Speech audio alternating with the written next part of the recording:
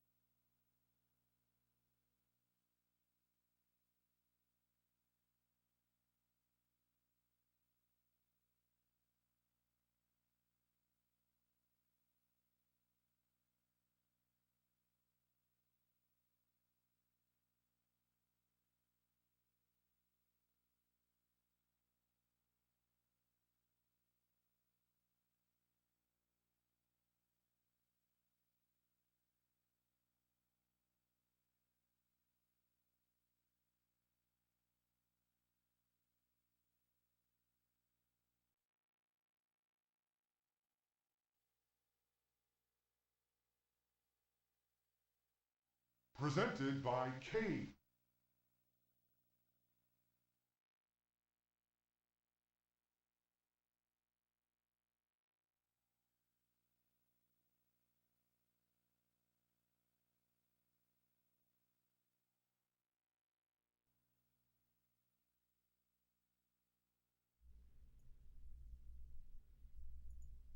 Alright guys, welcome to another stream. Today I wasn't really sure what to do. I was actually originally planning some kind of variety stream with a specific console, but I went out to my local game store today and they had DoDonPachi Dai-Ou-Joh, which is a cave bullet hell from, I'm guessing, I think the PS2 version was like around 2002 or something like that. And I've played most of the DoDonPachi games except this one.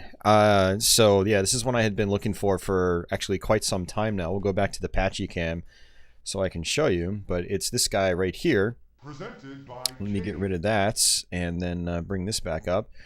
So yeah, physical copy of Dai-Ou-Joh. It actually comes with a Super Play DVD, which is really cool. Espgaluda does the exact same thing, which is awesome. So I'm sure I can find some really good super plays online, but you know, I'll probably pop this in on my old CRT and check it out some night. But yeah, really stoked to have this. So we're gonna actually start off with this game. For those of you guys that have you know, been to this stream before and you've seen my SHMUPS streams, or I'm going to be doing a lot of the same stuff I've done previously. This is going to be the only unique one. I'm pretty sure I've covered every other shmup in my PS1 and PS2 collection at some point in time or another. But yeah, we're going to be starting off with Dai-Ou-Joh, and I have never played this before, and so I'm going to be probably extremely rough at it. So, you know, don't, if you're a high-skilled player and you're looking for really high-skilled content, this is not it. I might be able to do okay on like the first couple levels, but yeah, don't expect like some crazy super play content here or anything like that. So yeah, we're gonna just kind of chill out with some PS1 and PS2 shoot-'em-ups. I am on a Japanese PlayStation 2 system. We're running into a Framemeister upscaler for anybody wondering with component video. And so the Japanese PS2 lets me do, you know, both PS1 and PS2 games of the Japanese nature. And so, you know, I've got about 4 or 5 PS2 shmups here. I've got about 4 or 5 PS1 shmups. And, you know, we might not get to all of them, but we will just kind of dabble with them and see. I'm not going to be taking requests tonight. You know, I don't want this to be like a 9-hour long stream. So I kind of picked out some games that I personally want to play. So there might be some titles that you really want to see, but they're not going to be focused on or featured here just because I just don't really feel like playing them tonight. Part of it is also that I don't really feel like switching over to a US console, and so I'm just going to keep it nice and simple here tonight. Just going to be focusing on some of my Japanese library on my Japanese PlayStation 2, and yeah, we'll have some fun here, hopefully. Not hopefully, definitely. We will definitely have some fun here. So, but thanks everyone for popping into the stream. I do appreciate it. This was an unannounced, unscheduled stream, and that's kind of what I've been doing lately. I actually kind of wanted to stream last night, but I had some things going on, and I want to stream tomorrow night, but I also have some things going on which might make it a little less likely than I would prefer. So yeah, we're gonna be streaming tonight. Maybe it'll be like a 3 to 4 to 5 hour long stream. We'll kind of see how it goes. But I do have to be up kind of early tomorrow, so we're probably not going to do a 9-hour stream. And we're starting kind of late too. It's like 7:30 my time. So, but yeah, it should be a good time. I am actually using a. I'll actually kind of go back over to my camera real quick. I am using a Hori RAP2, Real Arcade Pro 2 for PlayStation 2. I got a really good deal on it a couple of years ago. It is smoke faded on the outside, but other than that, it works flawlessly. And when it comes to arcade sticks, you know, how good the shell look doesn't really how good the shell looks doesn't really matter all that much. It's all about that functionality. And these Hori old Real Arcade Pro 2 sticks actually came with some really solid parts. It feels really good. And so yeah, we're going to be using that for all the games tonight, unless for some reason the game doesn't use the digital controls, but pretty sure everything I've got here should support that. So, but let's go ahead and hit start. I haven't actually gone through the options menu yet. I'm not sure if this supports 240p Tate like Espgaluda does, but that's something I'll have to experiment with sometime down the road. Oops, I hit the wrong button there. I was actually meant to go to the options, system option. There we go. So what I want to do is, yeah, there's Yoko, and this should probably put it into Tate. Yeah, that is definitely Tate. It's hard to tell if it's 240p, but we'll go ahead and just rotate it back. Yeah, I love that these games actually support that. Oh, it even supports 16:9 monitors. Interesting. Yeah, very cool. Okay, wallpaper off. We will actually let's actually turn the wallpaper on, because I've got the game cropped for just the you know, the vertical screen space. This is a vertically scrolling shmup, but I will go ahead and enable that just so there's more for you guys to look at on there. Let's see what our other wallpapers are like. Yeah, this is my first time ever firing up this game. I think I've watched just a couple of gameplay clips from, you know, higher skilled arcade players, but I've never actually seen the PS2 version in action. So trying to think what would be easiest on the encoder, and I feel like that one would probably be good. There's no, yeah, the red ones, red and pink, aren't that great. YouTube does not like red in particular. Map display, that's like, I think Espgaluda has the same thing. Kind of shows you where you are in the map. Oh, nice. So there's an arranged soundtrack mode. That's really cool. Okay, so let's change this. One player shot. Shot, bomb, rapid. We will do that. Okay. And I think it's actually set to auto-save. Oh no, autosave is not on. Let's go ahead and turn it on. Go ahead and save it. Start a new save file on my... I've got a memory card dedicated to just PS2 shmups. So I'll start a rolling save file here. There we go. Looks like we're done. And I did notice that some of the menu options are in Japanese. Not just the menu options here, but like some of your HUD options when you're in the game itself are in Japanese, unlike Espgaluda. So looks like there's a death label mode. That's kind of like Black Label with other cave shmups. It's basically like another mode that alternates the rules and stuff like that. There might be more bullets, maybe enemy rearrangements and things like that. Simulation mode, I'm not sure what that is, but we'll have to dabble with that later. But let's go ahead and just go to arcade mode. And there's a no bullet mode apparently, which is kind of interesting. I don't know if I've seen that in any other cave shmups, but that's cool. So normal's the default. We'll go ahead and just stick with that. Game starts, and there we go. So it looks like you get just 2 ships to pick from, really. Doesn't really tell me the difference between the ships, but we'll just kind of figure them out.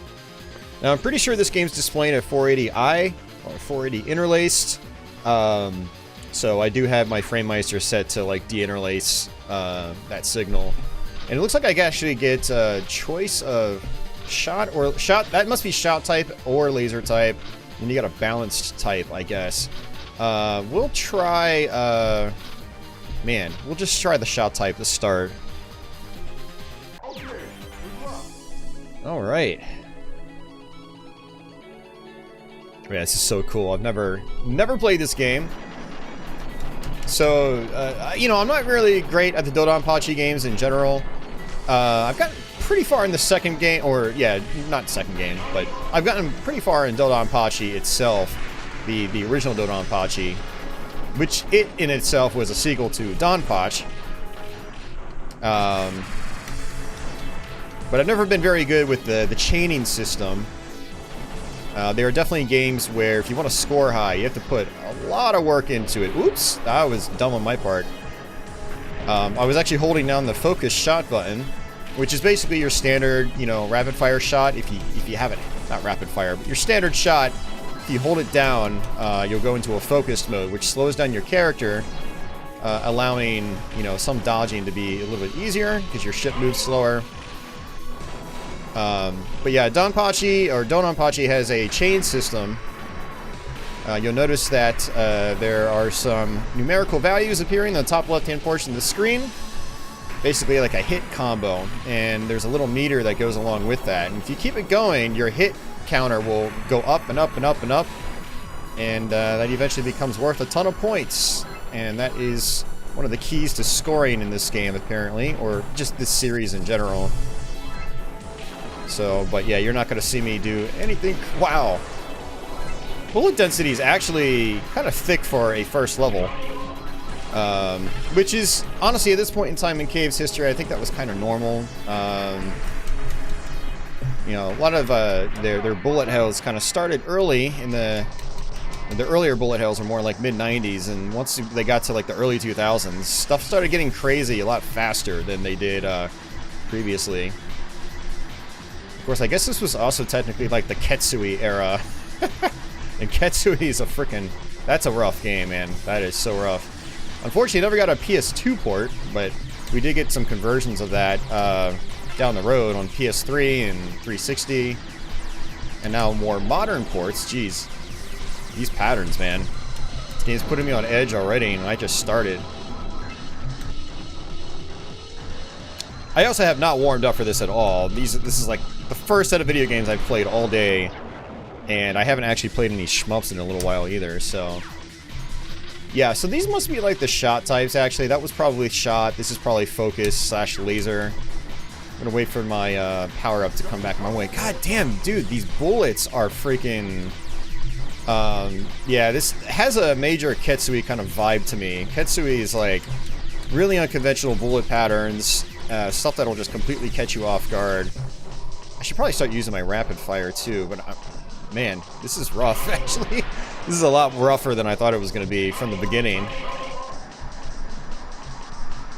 Oh, and again. Man, this is embarrassing. I didn't think I'd have to credit feed the first level, but okay, whatever. I'll have to try it again in a little bit, and we'll see if I've learned the patterns at all. Man. Yeah, pretty cool so far. I mean, I had faith that this would be really solid because I love cave bullet hells. Whoops. I gotta get used to using this joystick too, because the stick itself does feel really loose, actually. Now, I don't know how many credits I have to start. I mean, it says it's on free play. It might not actually limit my credits at all.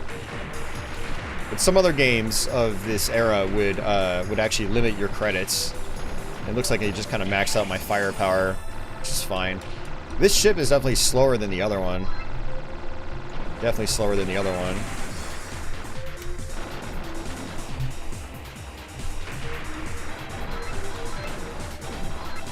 Even the music's a little bit like Ketsui. I wonder if it's done by the same guy. Cave games, Games by Cave would share a lot of the same musicians throughout their, their games. And it's not like they had the same guy doing every game, but they definitely had quite a few like repeat composers.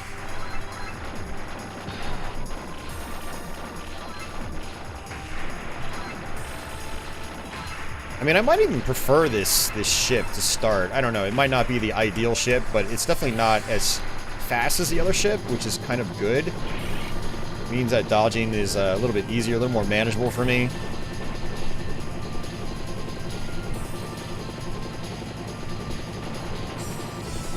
We are gonna... Oh, you gotta be kidding me. That was my fault. We are gonna play Espgaluda later, and that's a considerably easier bullet hell by Cave.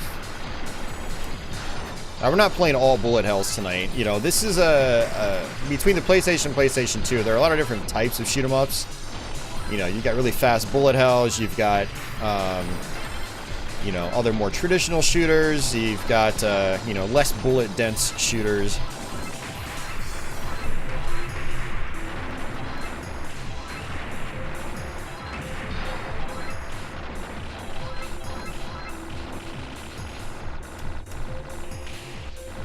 We got a bomb. Hey, first in frame rates. Welcome. Yeah, cool. Glad to know you like the SHMUPS. Water Kirby says, speaking of SHMUPS, Gradius was his favorite. Yeah, Gradius is quality. That series is awesome. That's one of my favorite SHMUP franchises as well.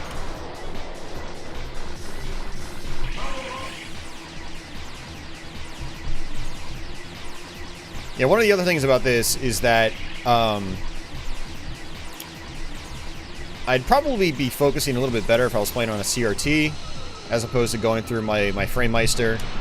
And also, I would be able to focus a little bit better if... Let me go back to this other one just to check the speed.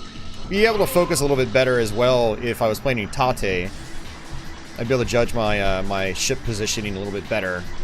Whoops. Oh, jeez. For some reason, I thought the screen was going to scroll over more. Man, yeah, the patterns are super dense. Hey, Blankface, and Adrian, and Aaron, and Michael. And Gotcham.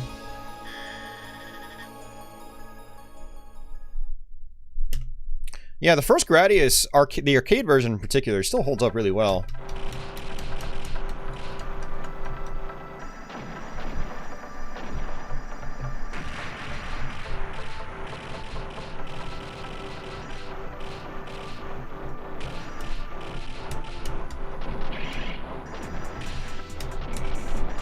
Yeah, you've also got these bees that you can uncover. That was a DonPachi and DoDonPachi series thing. It's all about the bees, and there's one we just missed. Whoa there.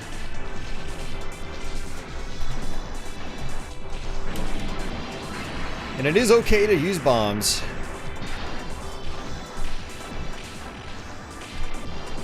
Now, I'm not sure if there's like a punishment for bombs in this in terms of like scoring. I have no idea what the scoring system is outside of the just like the combo system, getting your hit meter up high.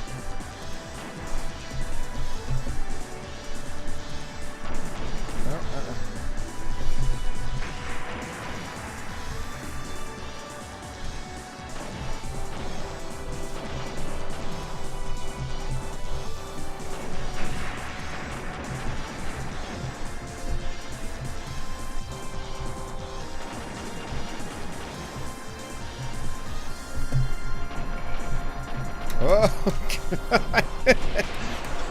Jeez, man, he had a ton of health. I still didn't kill him. Yeah, I definitely lost my endurance on that, trying to track all those bullets and, yeah, stay between all of them. Ugh. Alright, we'll switch back over. Let's go back to shot type. This is kind of me just like experimenting, you know? Trying to get used to how shot types work and things like that. Yeah, I might even prefer the green ship because it's got a wider shot.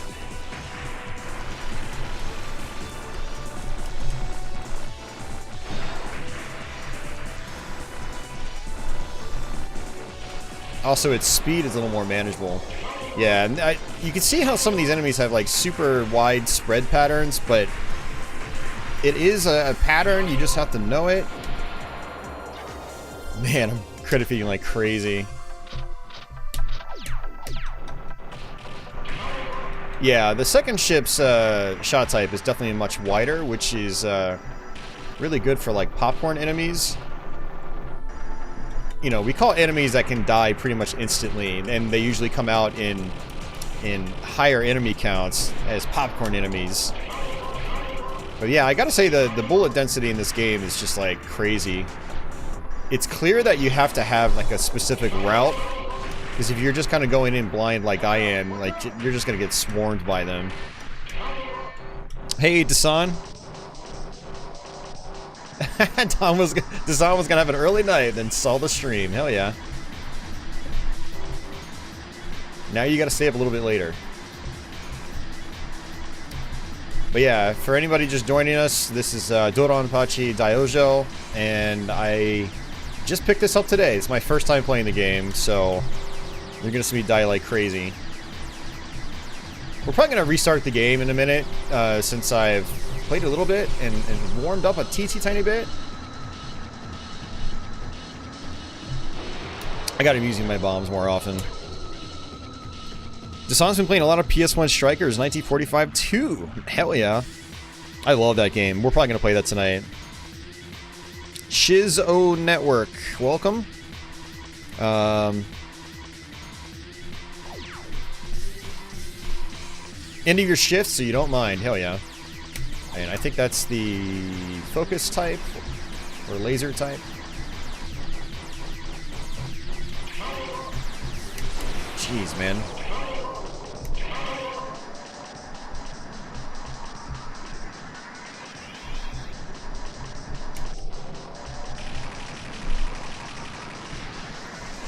I shouldn't be surprised that the bullet density is the way it is.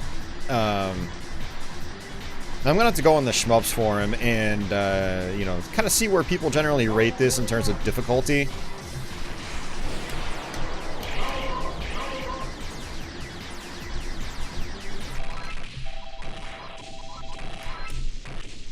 I mean, just based on what I'm seeing, it wouldn't surprise me if this is considered, like, one of the tougher cave bullet hells.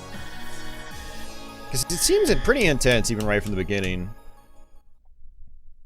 It seems like, you know, it really requires you to memorize the routes of each level. And even then, like, it would still be kind of shisty.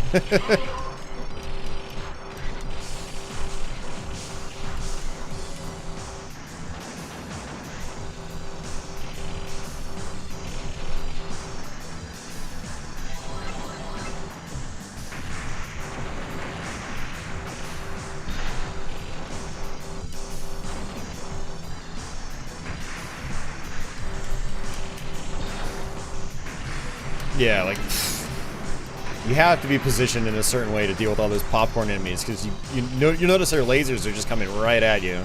They're targeting wherever you are on the screen. So you have to know how to deal with that. Squeeze your way through these other bullets.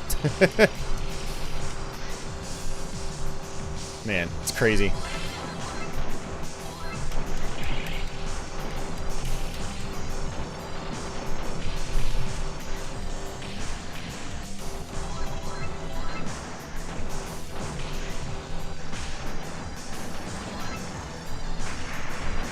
Ah.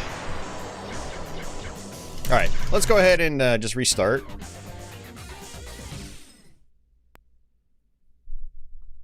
Oh man, that's tough. That's so tough. Right, we'll see if we do a little bit better this time. I'll start a new game. Oops. Yeah, we're playing a Japanese game. Japanese games are usually circle makes you go forward. Let's start again. I'm going to do type B, and I'm going to try to do this balanced type. I assume it's balanced. Animation's great. It's one thing I love about cave games of this era is they look so nice. Those of you guys that haven't seen Espgaluda, you'll see it in a little bit, and you'll see what I mean. Like, it's just a beautiful looking game. The animations are fantastic.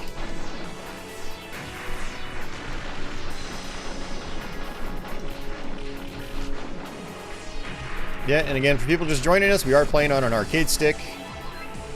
My preferred way of playing shooters.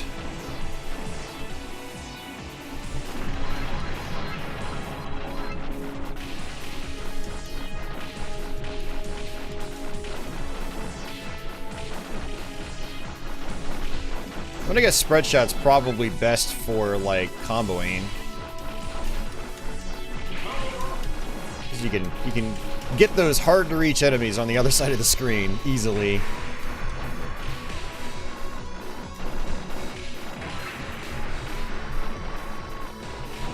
I think the blue ship in the original DoDonPachi might be the best for that reason.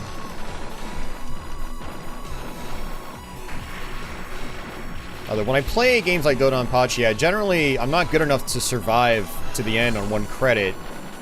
And so my goal is always getting a 1cc as opposed to scoring high. But scoring high is kind of like the next step that you kind of go for. You try to go for after a 1 credit clear.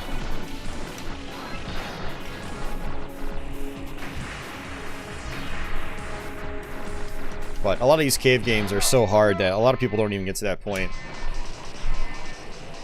Or they might learn the scoring system, but they never get a 1cc.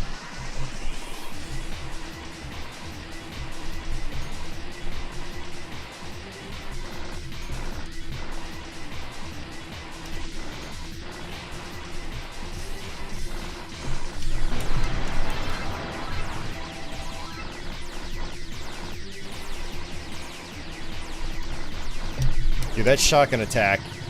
Like, the bullet pattern itself isn't too bad, but it's the freaking shotgun that just gets you. My God. Jesus Christ, this is so difficult, man.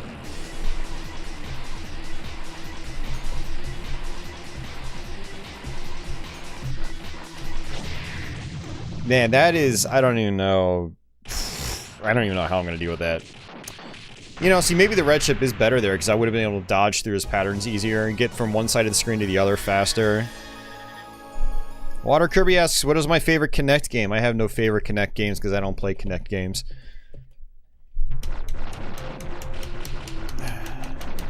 Do not, never have, probably never will.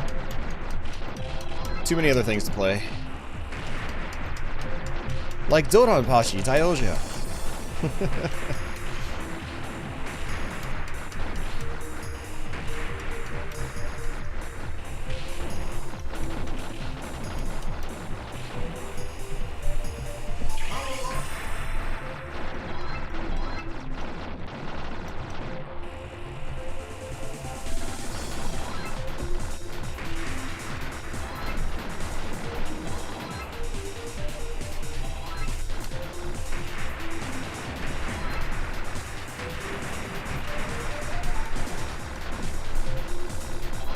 Man, this isn't good. That's fine.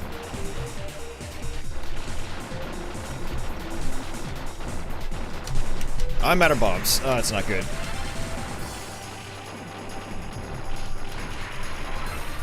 Oh, it's just hyper. Oh, there's a... Okay. I didn't realize this had a hyper system. Okay, that makes things a lot more manageable, actually, now I think about it. Yeah, this was carried over into later DoDonPachi games. Okay, that makes a lot more sense now. No wonder everything feels overpowered. You want to use your hyper.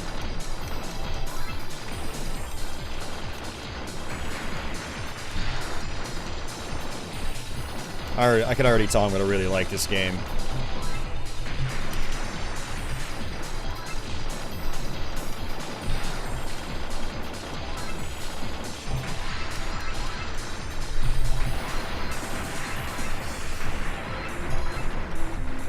Ah, jeez. Okay, super lucky.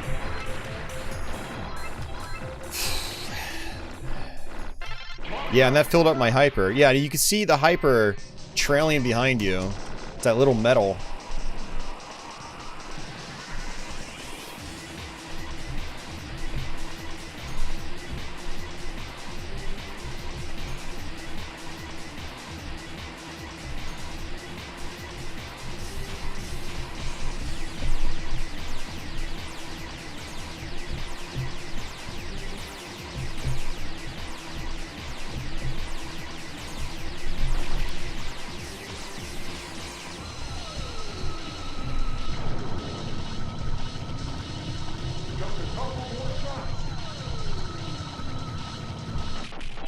Nice. Okay, sweet. Yo, Adam. I hope you saw my tag on Discord. Monsters is playing Tiger Heli. Hell yeah. And with the NES Advantage. This came out on, what was originally an arcade game, but then PS2. I don't know if it got a Japanese 360 port later on. I want to say it was just the only home console that got it, I want to say the only home console that got it was the PlayStation 2. Yeah, that hyper seems to last a long time, and it's way more powerful than your regular shots.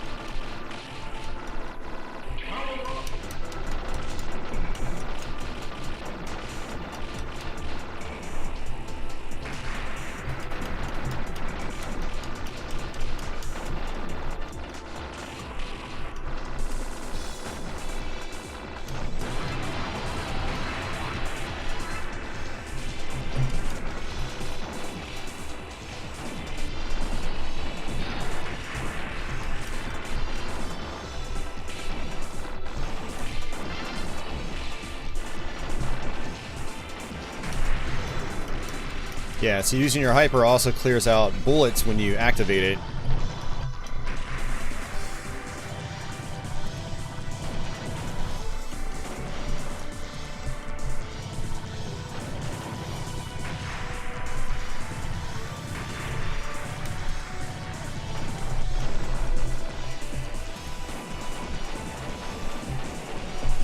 Oh, is that game over?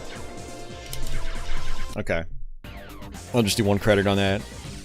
Oh, so Adam says there is a 360 version. Yeah, that's what I figured. I thought there was like some of these games came out on 360 later on. I know like the first Mushihime-sama, which originally was ported to PS2, that was brought out to 360 in Japan. But yeah, region locked, unfortunately. Dasan says the map. Map of the level on the side is cool. The recent M2 Tiger Heli collection does that. Nice. Yeah, I need to pick that up. I think I can just do that. I don't read Japanese, but, you know, I've played enough Japanese games to be able to figure out saving, at least. Yeah, no, this is not a re-release. This is the original PlayStation 2 version. Unfortunately, Patchy, well, she sort of left us. She's actually right here. What are you doing down there, girl? What are you doing down there? You need some help? You need some help, babe? No. Okay. Okay. Okay. What you doing, girl? Here, you need some help? I gotcha.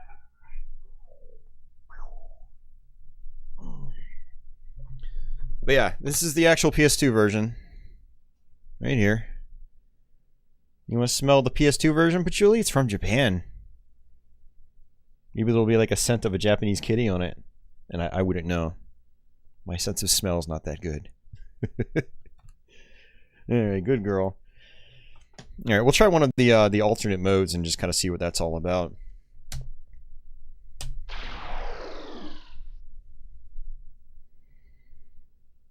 Oh geez, I don't even want to know what it's like being a UK 360 owner.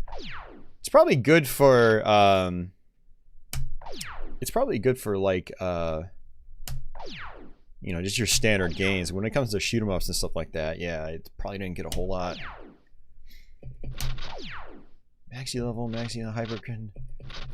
Okay, yeah, I don't know what simulation mode is, so we'll just go with the death label, which is probably going to be like ridiculously difficult.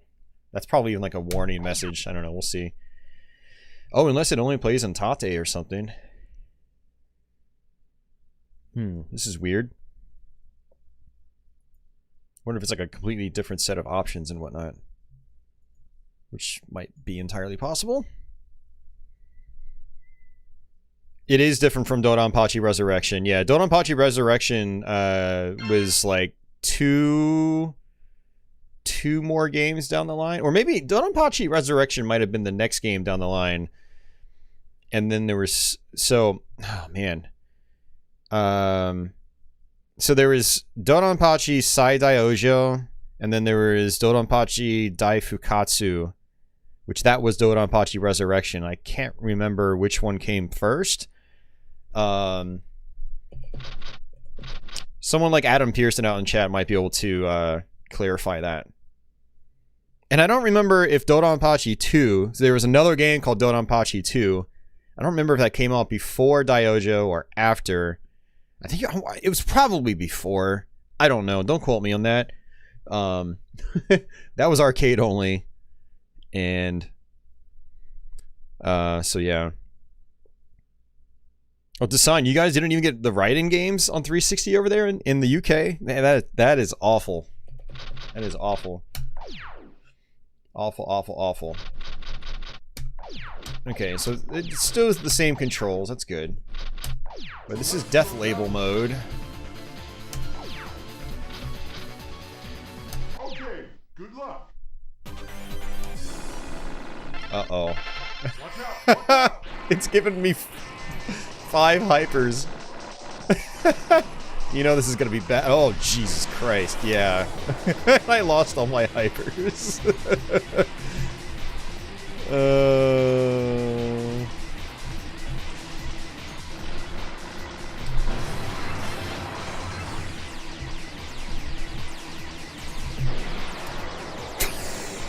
Yeah, I shouldn't even try this.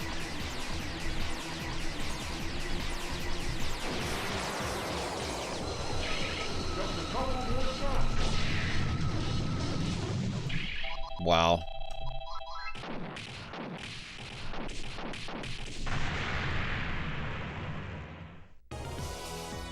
Wow. Just wow.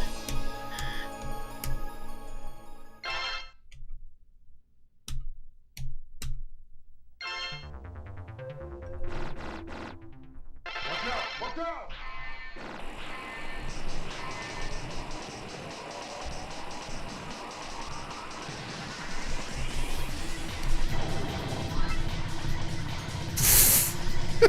Okay.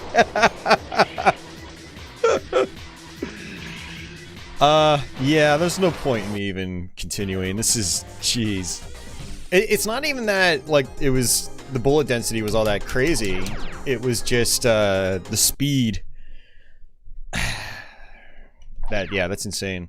So that's Death Label. Good to know that's on here. Still don't know what simulation mode does. Yeah, let's go ahead and just save the data here, and I'll switch over to another game. Yeah, let me actually turn this back on. There we go. Hey, Patchouli? You're on the internet.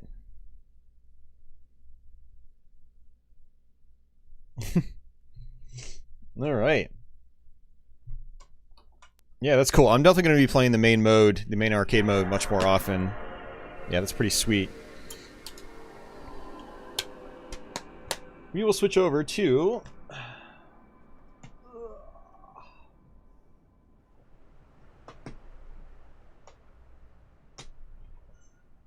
Oh, shit. This game's the US version. Whoops. I picked a game that it's US. My bad.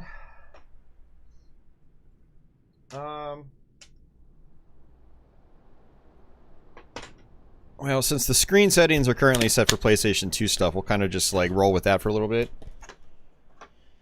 And we will do Espgaluda, which is my favorite shooter on the system. Next to Gradius 5, of course. But yeah, this is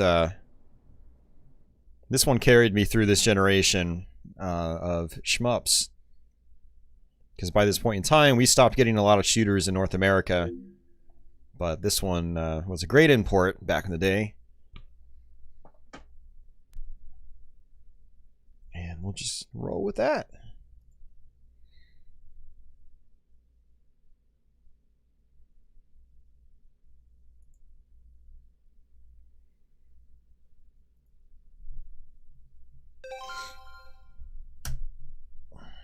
Hey, Mike, and Jeff Metal, and Venom.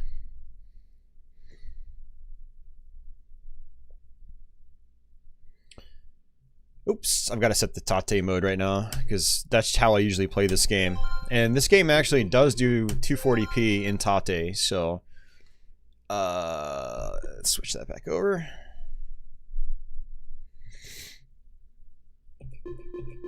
Okay. Go ahead and turn the wallpaper on.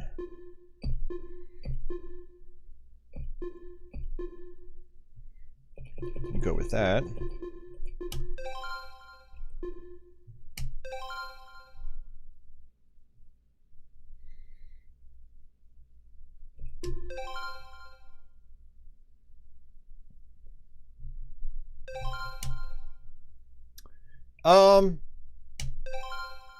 Alright, forgot about button config. I just want to make sure this is the same.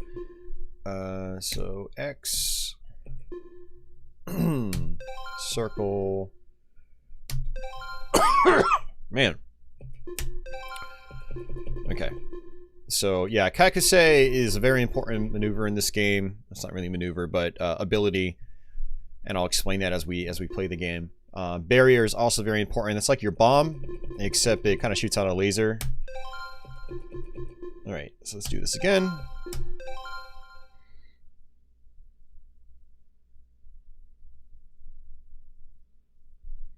Do I have all the Gradius arcade archives? I think I do, yeah. All the ones that are available. Gradius 1, 2, 3. I don't know if they ever made Gradius 4 available. But yes. Alrighty. So I think that's pretty much it. Arrange mode in this game is insanely difficult, and this is actually one reason to own this version of the game. Like, you can emulate it on MAME, and it's, you know, it's fine in MAME, but you don't get the arrange mode on the arcade version. There never was an arrange mode on the arcade version of Espgaluda, so really good reason to own the PlayStation 2 version. Here we go. Game options, everything's on default. So let's go for this.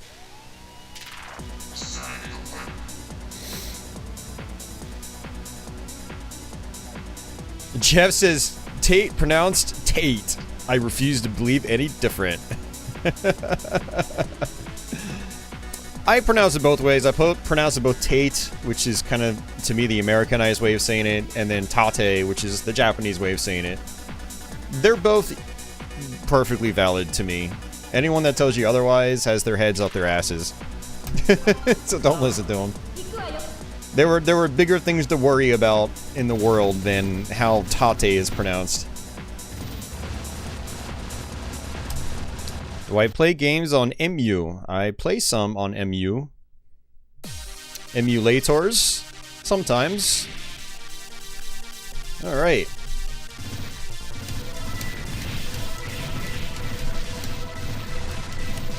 Alright, so a lot of enemies in this game, they give you green gems.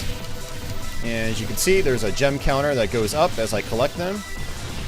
And that's how you utilize your Kakusei mode, which is the second button. It slows down the bullets on the screen, but also makes more bullets appear. And when you kill enemies, when those pink bullets are on the screen, they get converted into these gold bars. And those gold bars have various properties in terms of scoring. So ideally, I think you want to get those maxed out as fast as possible.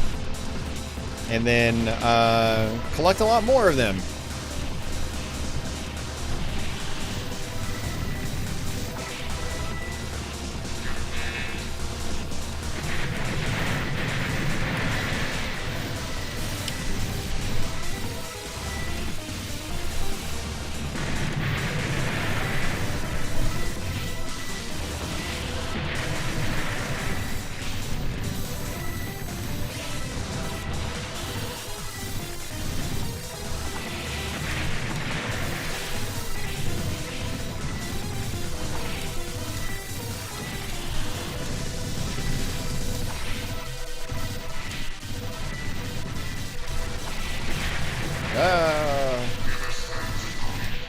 Yeah, when you run out of green gems, when you're in Kakusei mode, bullets come down a lot faster.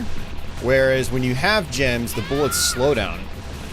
So the Kakusei mode can actually make getting through certain parts easier.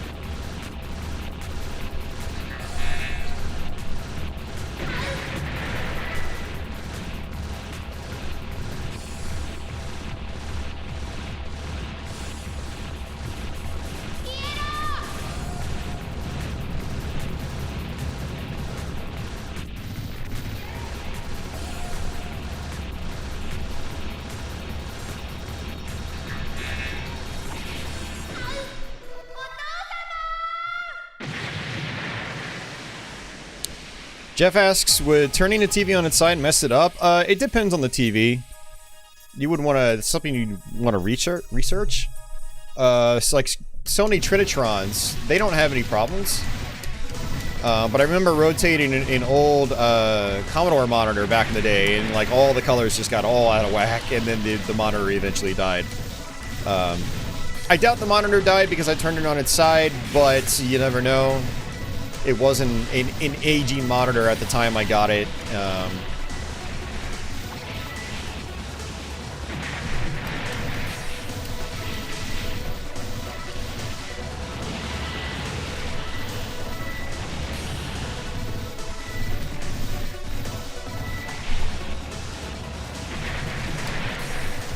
Look at all those gold nuggets. I love it.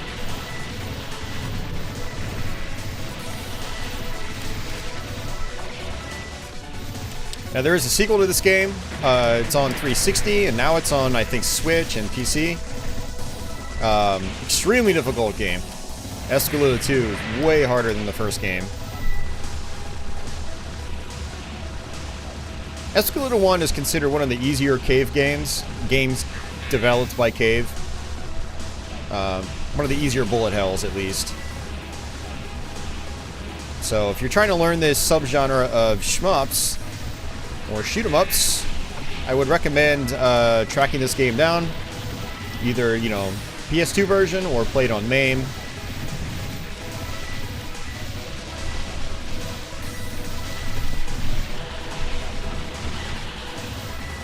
It's faster bullets.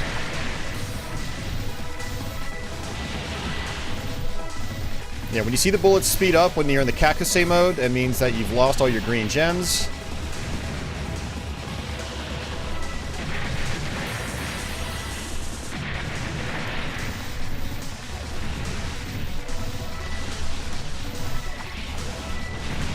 One of the other things about this game is I love the music. This actually, I bought this game at a time where like I was getting into trance music. Oops, I didn't mean to switch like that. That actually worked out. I was getting into trance music at the time. This was like 2005. And so it was kind of like perfect timing with this soundtrack.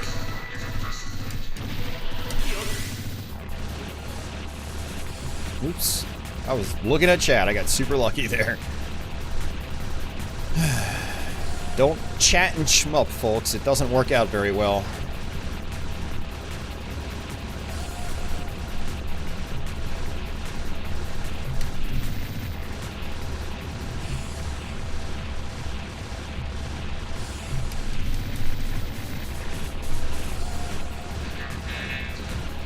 Oops, meant to switch a little bit earlier.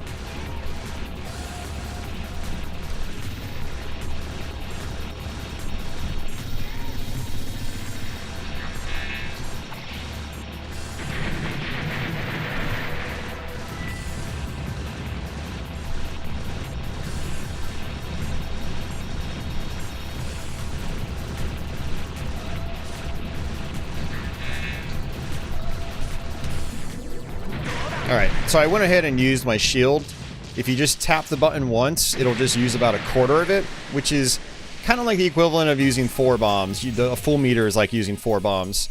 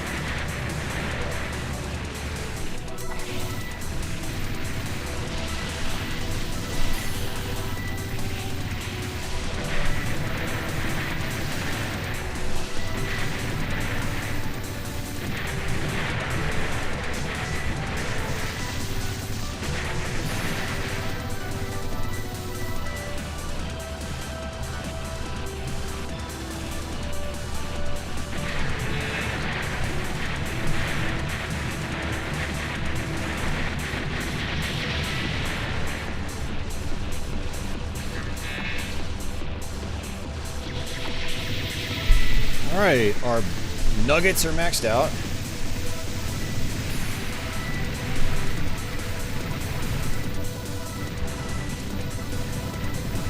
Whoa there.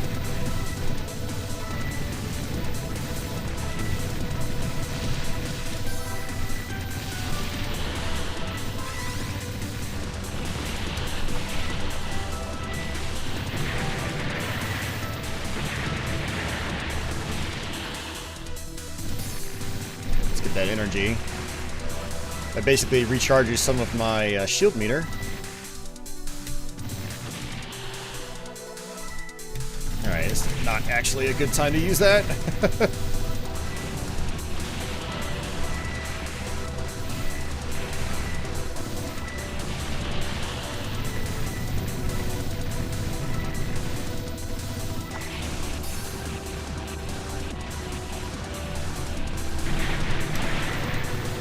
Alright, now there's a way to get an extra life up here. And I believe it requires you to go into your Kakuse mode. So I need to make sure I have some gems on hand.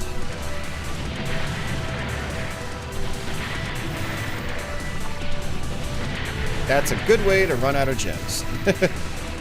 Every enemy you kill in Kakuse mode, you lose gems for it.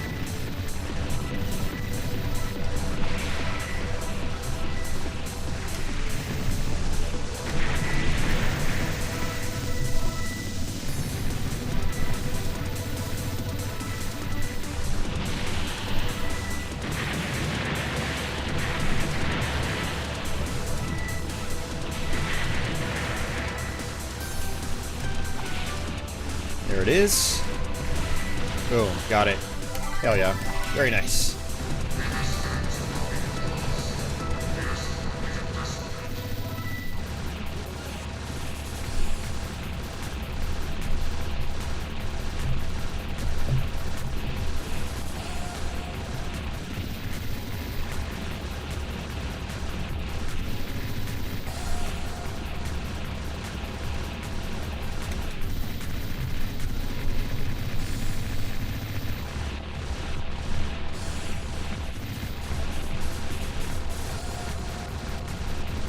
Oh, shit. That was horrible.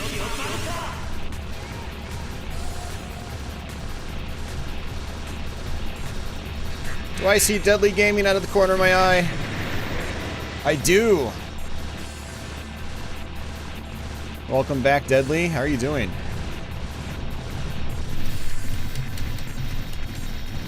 Yeah, unfortunately, when you die, you lose a lot of your nuggets.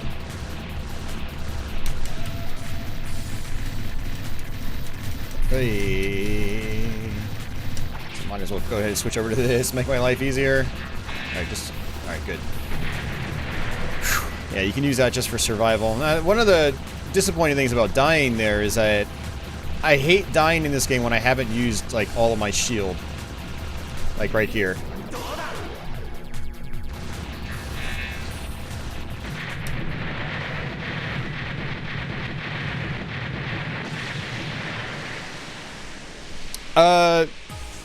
Jeff, yeah, this is a shmup made by Cave. Cave is a company.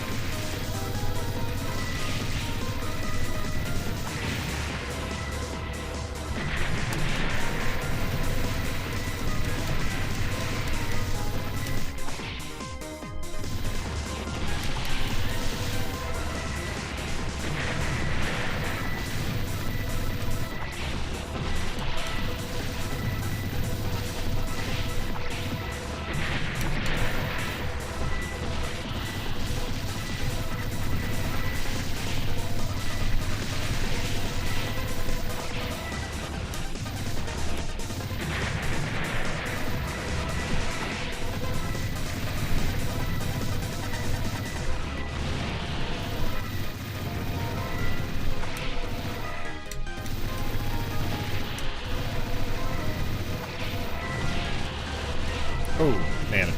Almost blanked out right there. Alright, I don't have many gems right now.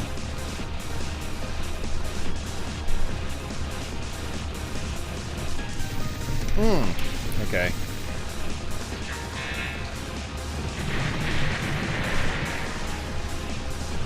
I don't like this pattern.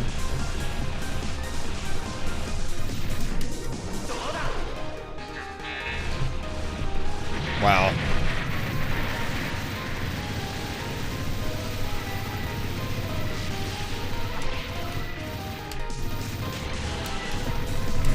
Oops, I took a hit. So when you're in your Cactusay mode, if you take a hit, it automatically uses your shield. The problem with that is that it uses half of your shield, so it actually, you get punished for taking a hit. It ends up using more shield than it normally would if you just tap the button lightly.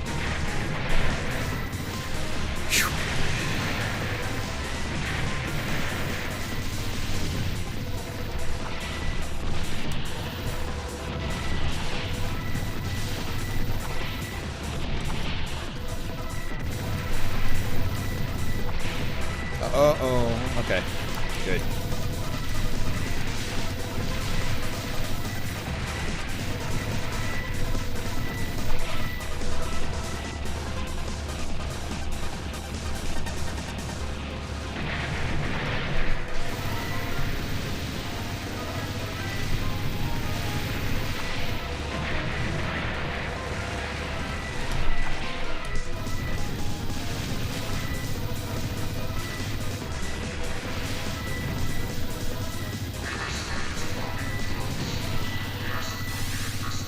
Hey, Zopmeister and Liberal Arts Guy and Scott and John Smith.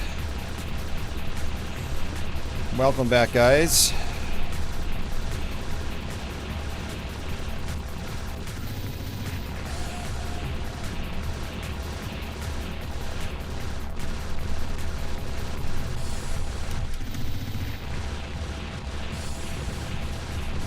Oh, that was close.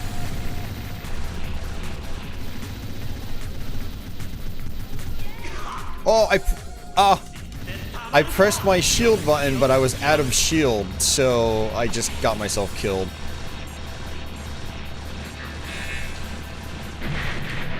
That sucks.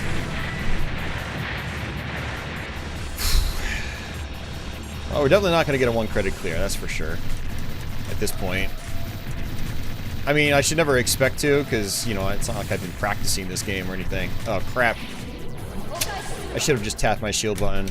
I just wasted 2 shield usages by doing that. Oh well. Like I mentioned at the top of the screen, I was gonna say screen. Top of the stream. Don't expect expert level play here.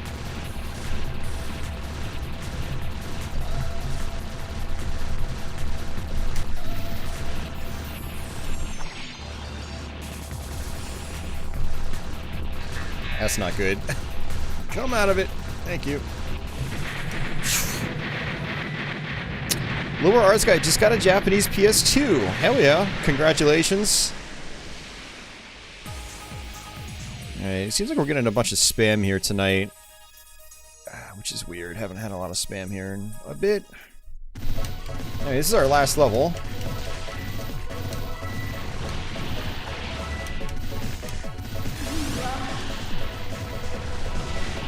It's probably not even spam, it's probably more like compromised accounts. Well, and I guess technically it is spam, but it's probably spam as the result of compromised accounts.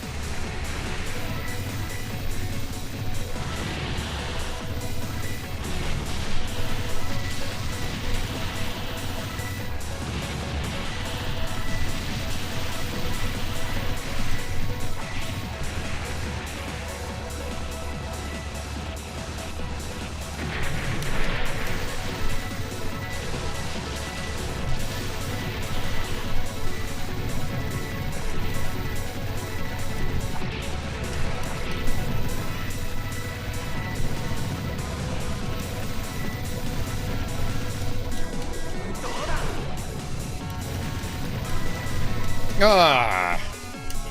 Should have used my shield. That sucks. That's like the very end of this first part of this main level.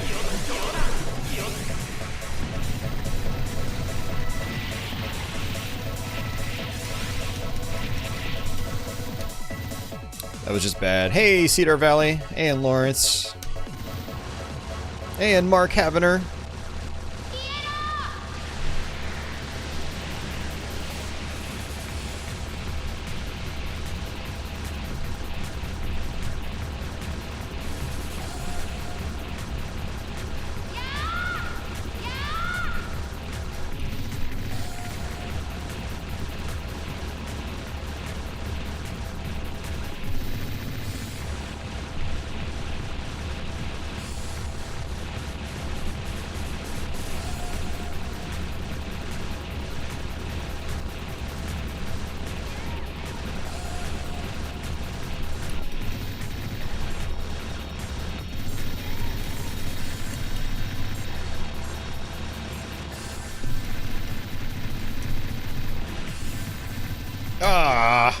That was just a really bad position to be in.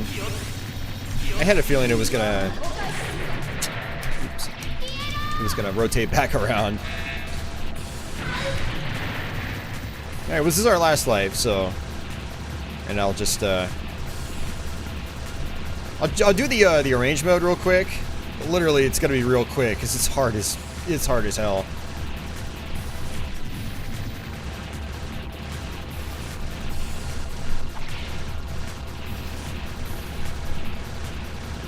I don't think I'm gonna have enough green gems for this, but we'll try to squeeze our way through. Yeah, not enough. Oh, look at that. Got an extend. I 消えてる。 don't know. 消えてる。 I 消えてる。 don't know.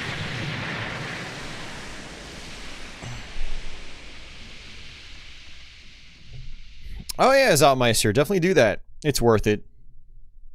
It's very much worth it.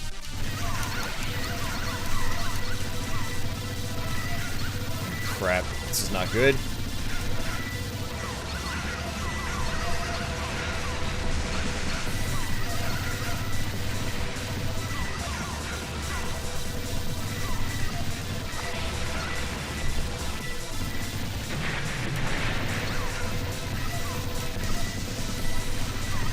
Yeah, my Kakusei usage has not been very good in terms of scoring, but, you know, I haven't really been practicing this game anytime recently, so that's my excuse. But there's some really clever ways of using it to maximize your points.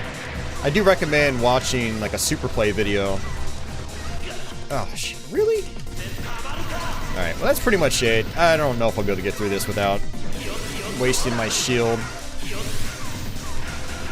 I just kind of set this up completely poorly.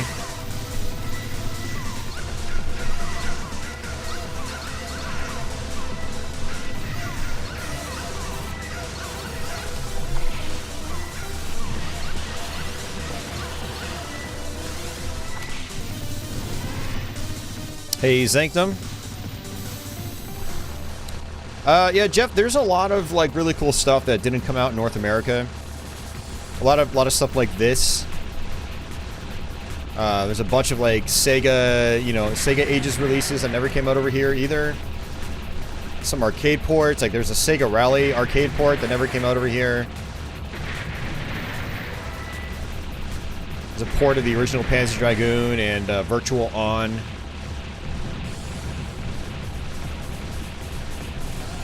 And then there are other games that did come out over here, but they're a lot cheaper in Japan. Like the Japanese version of Rez is a little bit cheaper than the North American one. You know, things like that. So much like the Saturn, it's you know, it's a good way to affordably get some of those US games even cheaper. Thank you, slow down. You're saving my butt right now.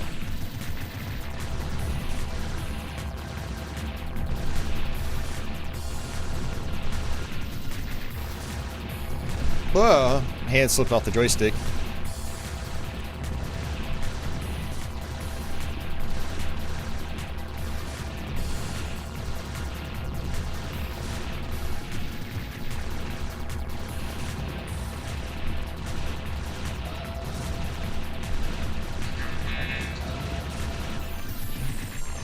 Oh, that's game over.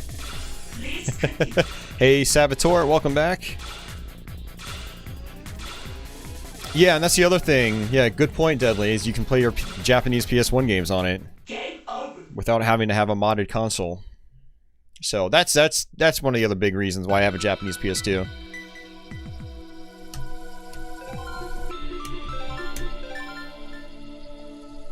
Oh, man.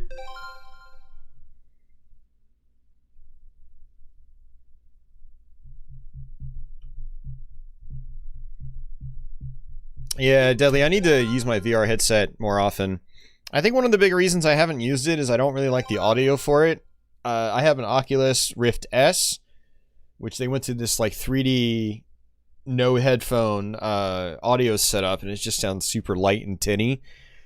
So I ordered a set of headphones for it that are pretty much the same headphones that were used on the first Oculus Rift, with a special kit that'll just attach them to it, just like the original Oculus Rift. So I think once I get those in the mail, I think I'll be more stoked to actually use my headset.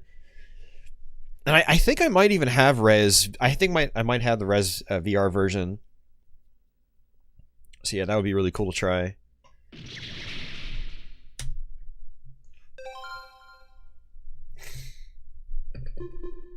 Alright, we're going to try some arrange mode. This is insanely difficult, so we're not going to get very far.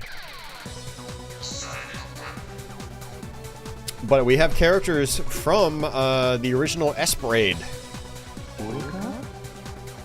with similar attack types, which is pretty cool. Oh yeah, Jeff, you should definitely try a new VR setup. The only thing is the controls are a little bit different. We have a heavy shot now, Is that my bomb? That is my bomb. Yeah, my bomb has changed to a different button.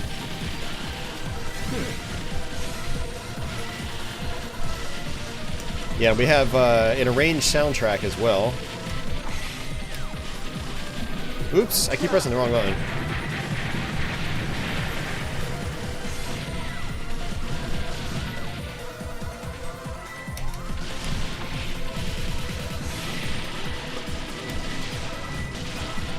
Yeah, so the original Espgaluda, which Espgaluda was like a loose sequel to, had a weak and a heavy attack. So this arrange mode kind of goes back to that style.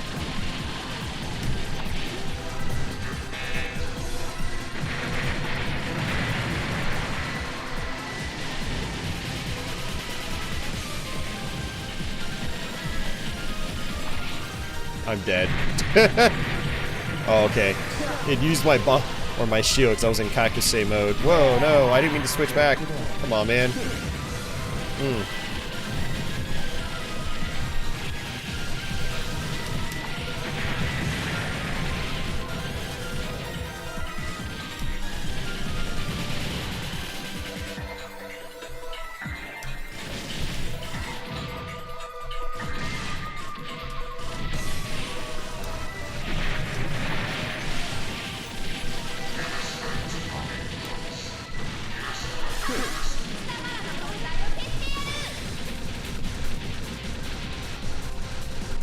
Ugh, I got pins. I couldn't do anything about that.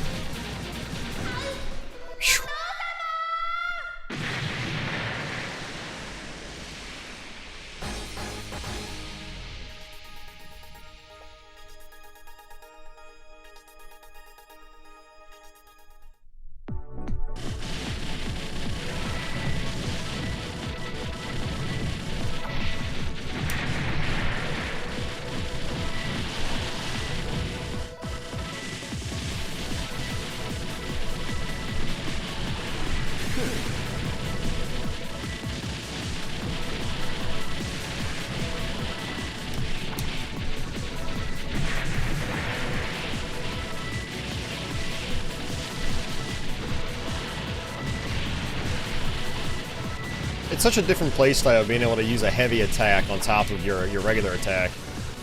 Because it's super powerful too. Actually makes this mode a lot more doable.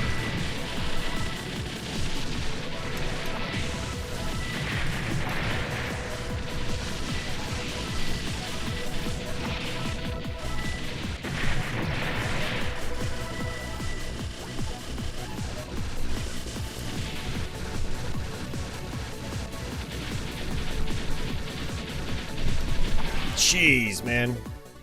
Oh, yeah, that's right. No continues on arrange mode. I forgot about that. Oh, man. Alright, now that I've got a little more control, I'm going to play the other character real quick, and then we'll switch to a different game.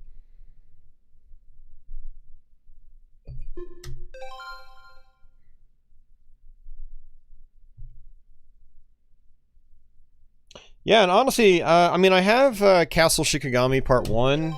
That aside, I don't think I actually have any other bullet hells on my list tonight, so for those of you guys more down with more traditional shmups, I have several of those we will play. Yeah, I do want to try that again, but with the other character. Jeff said, game said, GTFO. Pretty much. Although my skill had a lot to do with that too. Or my lack of skill.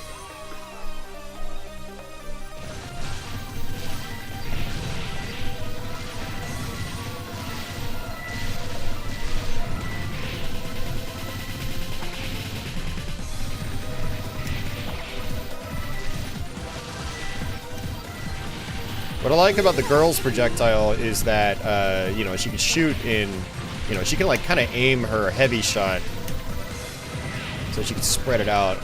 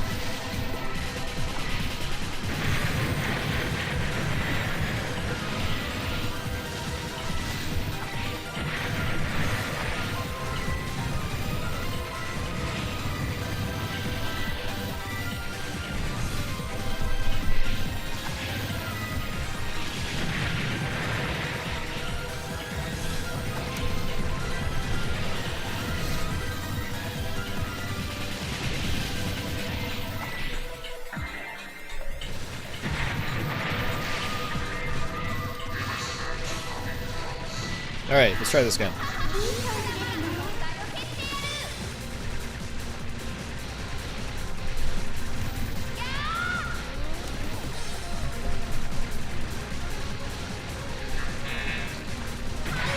Oops.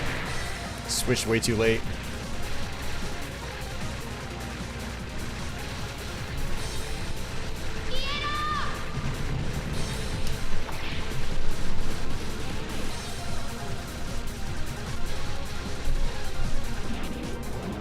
Used up. Oh my god, it uses all your shield. If you get hit in Kakase mode, it uses all your shield.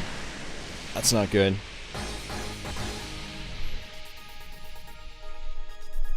Mario, this is Espgaluda. Espgaluda.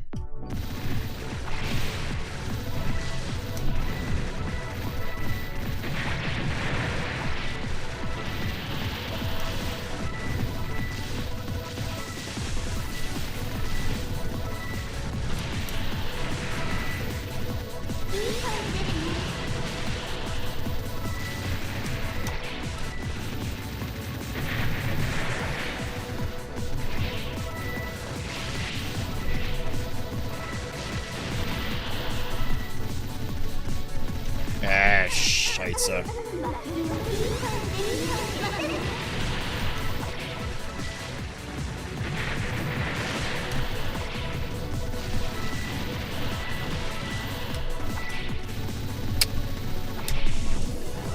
And one of my big problems is that the buttons are arranged differently, so that's still screwing with me.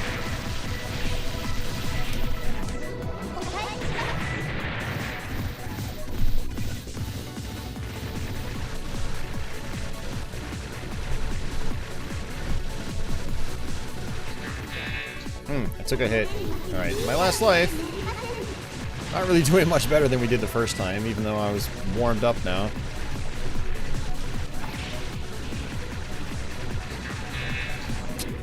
Damn it, used all my shield.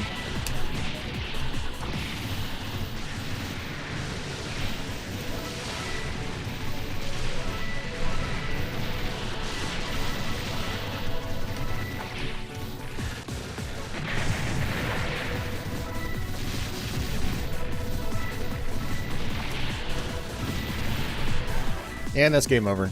Game over. Alright, I'm gonna go ahead and save this. And I am going to use the bathroom real quick. So don't go anywhere. We will actually switch games. Presented by K. Let's see.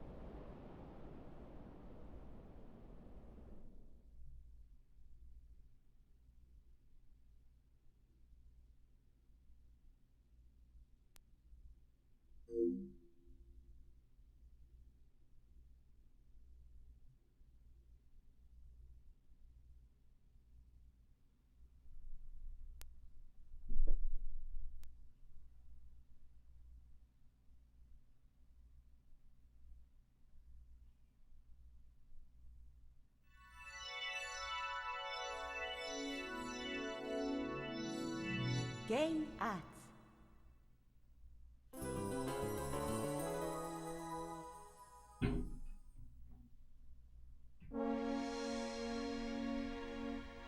More than 5 centuries had passed since mankind first ventured into space.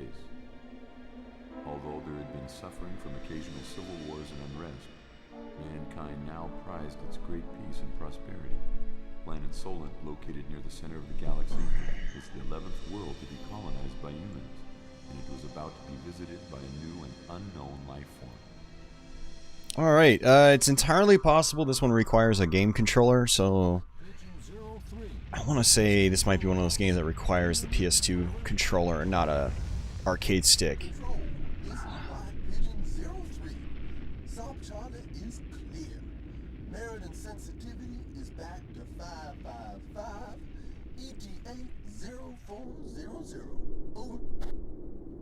Pigeon 03, this is Control. Roger that. Keep up the good work. Over. I have them on the optical. This is 30000. Negative readings on my G-Radar. My computer tells me those rocks got some kind of weird ore. Report target's condition. Over. Target? What target? That's just rocks, not enemy. This is Silpheed for PS2.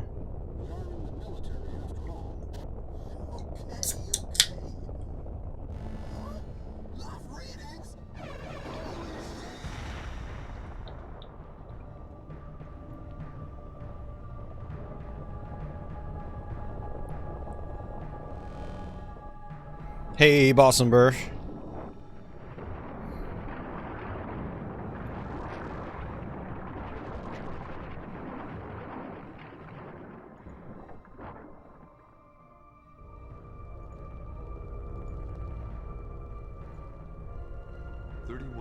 After the Zakarite Civil War, mankind is about to confront a new threat.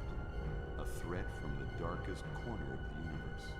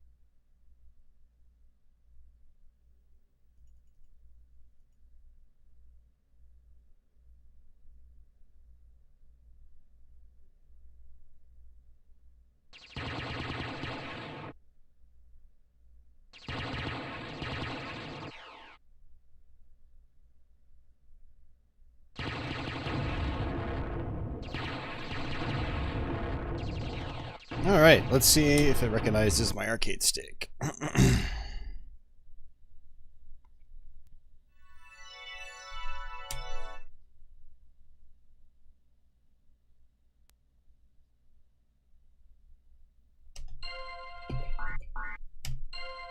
Yeah, it looks like it's fine.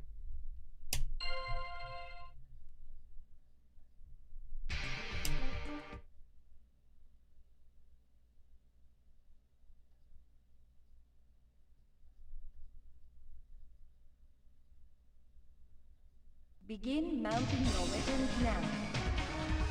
Alright, I'm gonna reactivate my capture card real quick. Alright.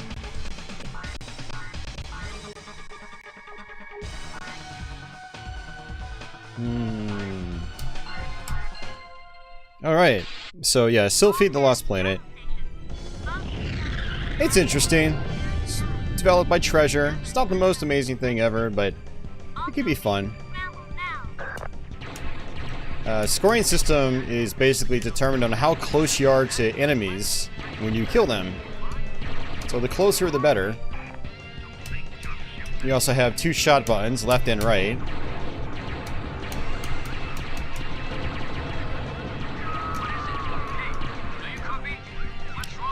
Now, I don't think I've actually played this since my last PS2 SHMUPS stream. That was a while ago. I'm actually not sure. I think I might have played it earlier this year. I went through a binge period where I was just playing PS2 SHMUPS on a CRT.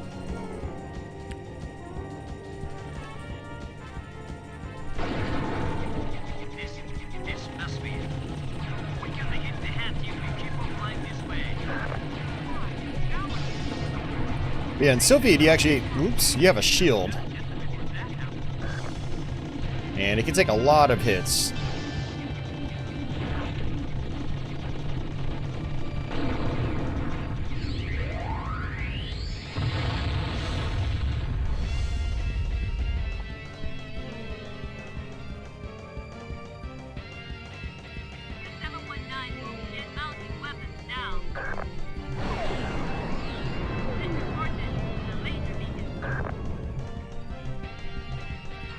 Alright, I'm gonna go back with my... No, I'm gonna stick with that. So we got our shield back.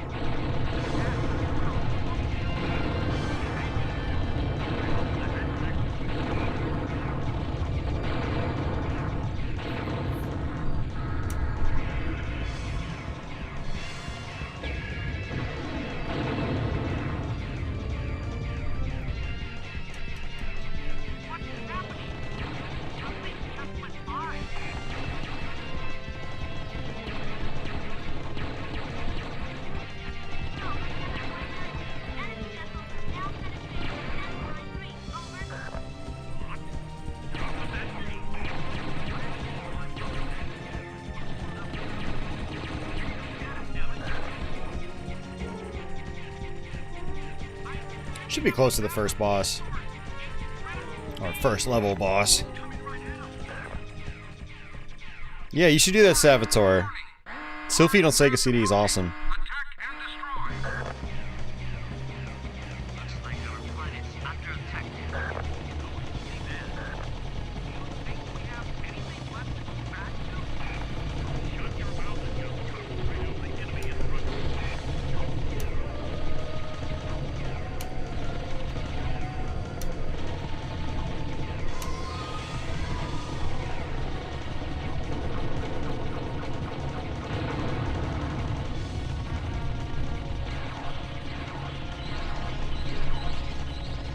Yeah, one thing that is kind of cool about this, for those of you guys that have played Silpheed on Sega CD, there's some returning music.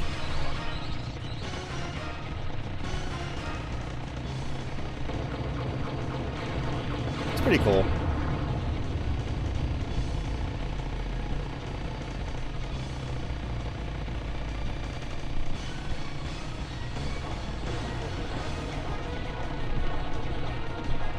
Man, it is hard to like read the bullet patterns though. You know, very good looking game for when it came out. Like this was 2000, but you know, some of the bullet effects are done in such a way where it's hard to see. It's hard to see them. Hey, Brandon, what's going on, man?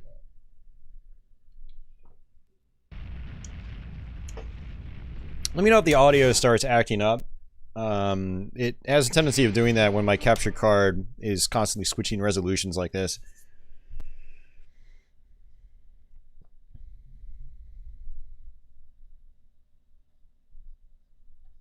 Begin mounting your weapons now. Napalm Bomb is really powerful, but kind of hard to use if I remember right.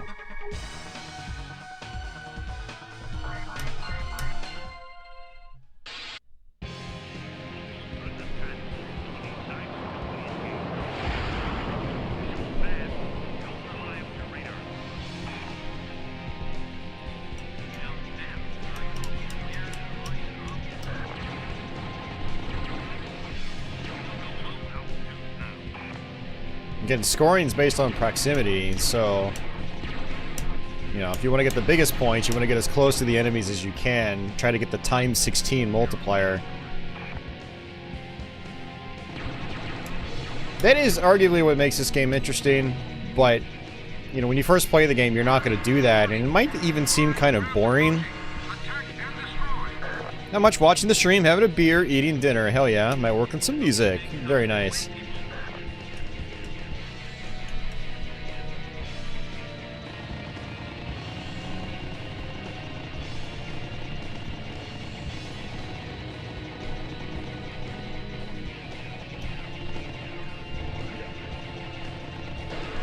Oops.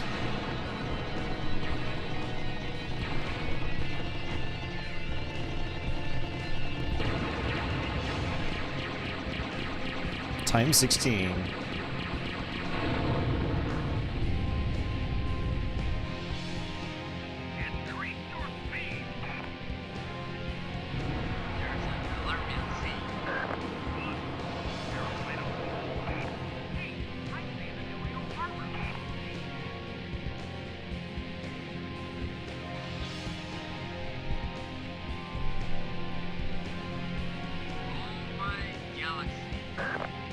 He goes, oh my galaxy. Oh, jeez. I keep running into bullets that I don't mean to.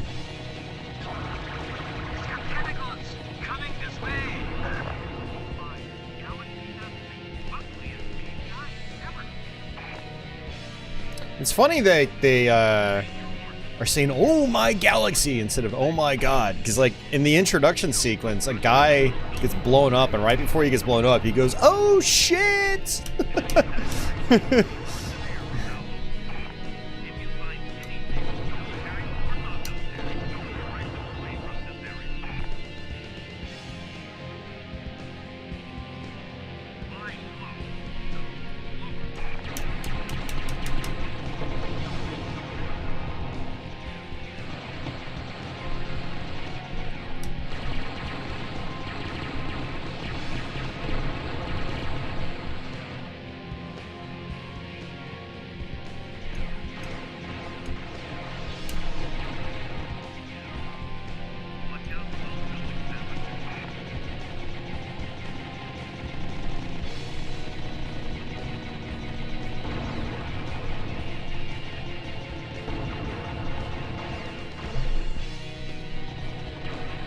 Times 16.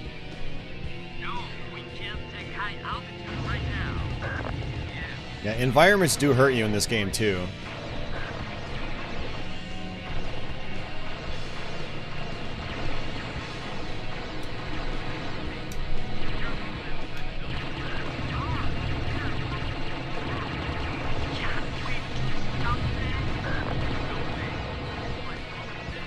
Okay, now that's just cheap.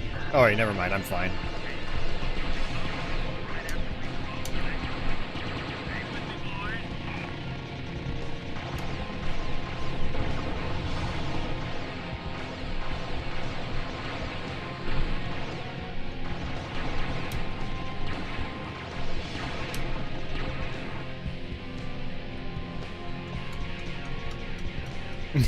Jeff says, oh no, tentacles in a Japanese game. I know where this is going.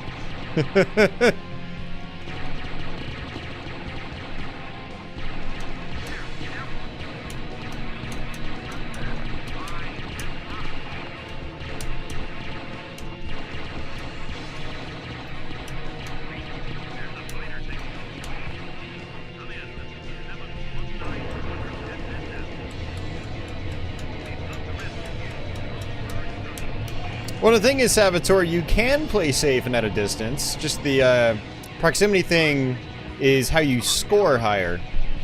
That's the scoring system. But nothing's forcing you to score high, or even attempt to.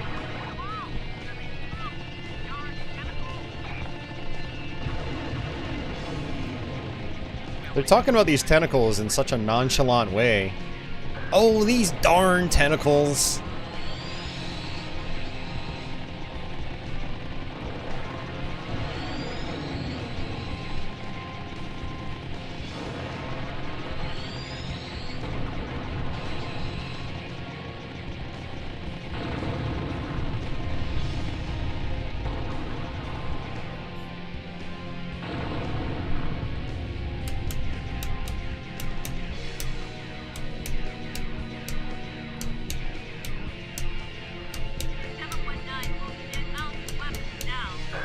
wonder how much shield this is going to give me back. Like we outran them. Nice. So it looks like you actually have 2 shield bars. I'm gonna actually go with the napalm bomb. Jeez, I can't talk tonight. These are short range, but like I said, they're really powerful.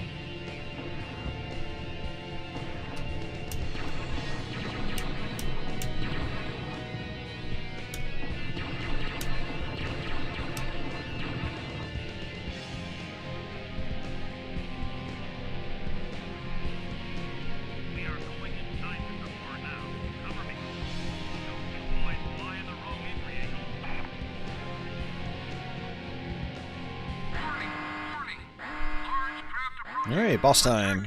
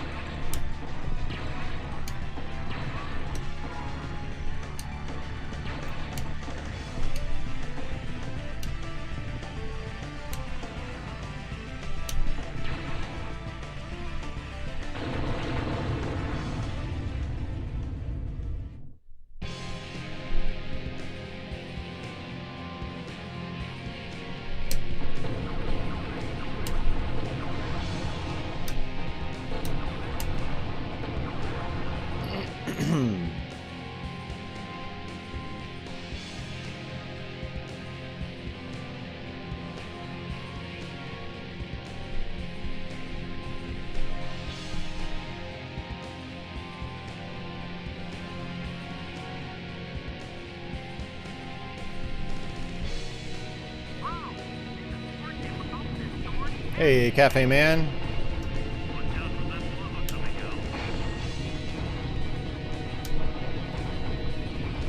Yeah, this doesn't seem like the best weapon for this part.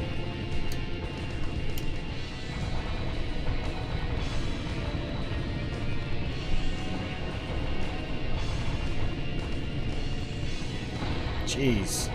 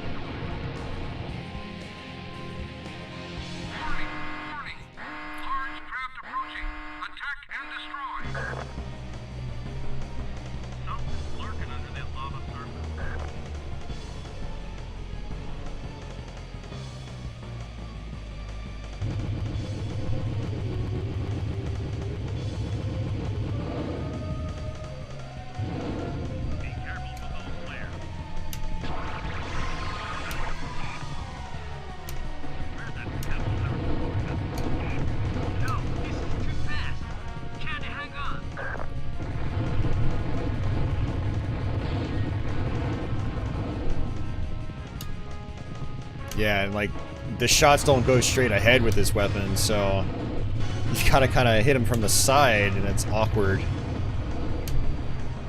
It doesn't look like I can really get up in point blank with it either. Oh yeah, the camera angle's changing too, which is changing like how I have to dodge.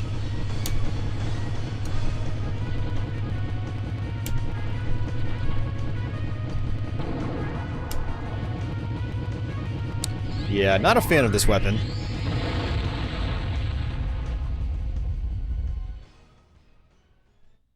Deadly's having some Captain Morgan and Dr. Pepper. Nice. Dr. Morgan.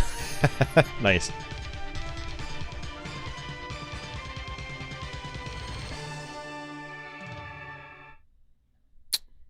Saboteur is because I think it's completely unrelated to the Silpheed franchise. All Silpheeds, evacuate open access to clear runway.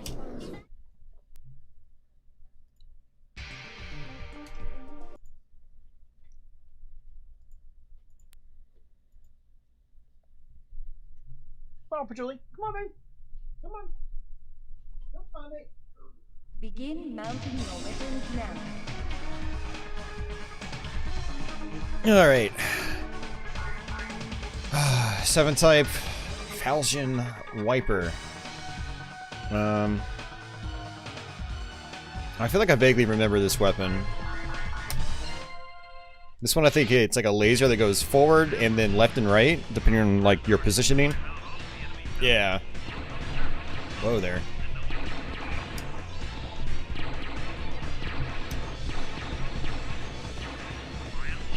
Yeah, that's one of the things about this game is the weapons are kind of awkward. To put it nicely.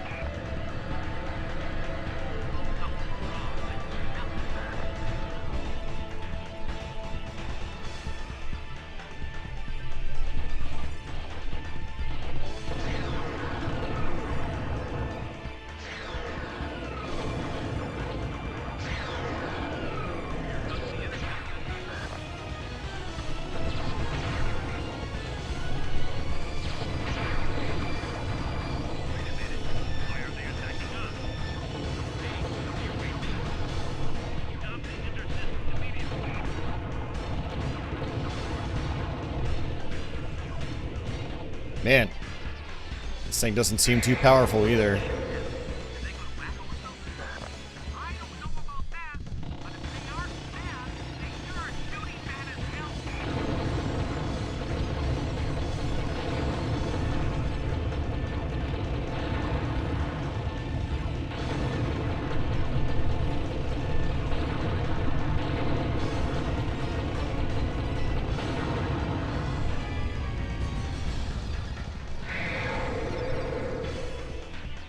Sans is quite a cheap game, just checking prices. Nice. I wonder what it's going for these days in North America. I know it's still a fairly common game.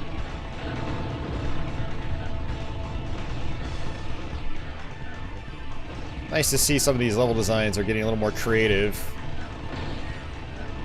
In the treasure sort of way I expect.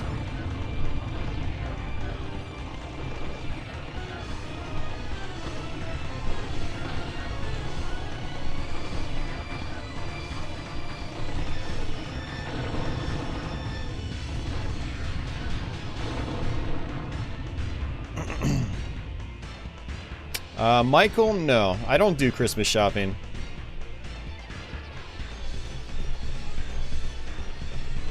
I might get family members a couple gift cards, that's it. I don't buy crap for people. Scott, the original, well, actually, technically the original Silpheed was on PC. Then there was sort of a reboot on Sega CD, and then this is like the follow-up to that.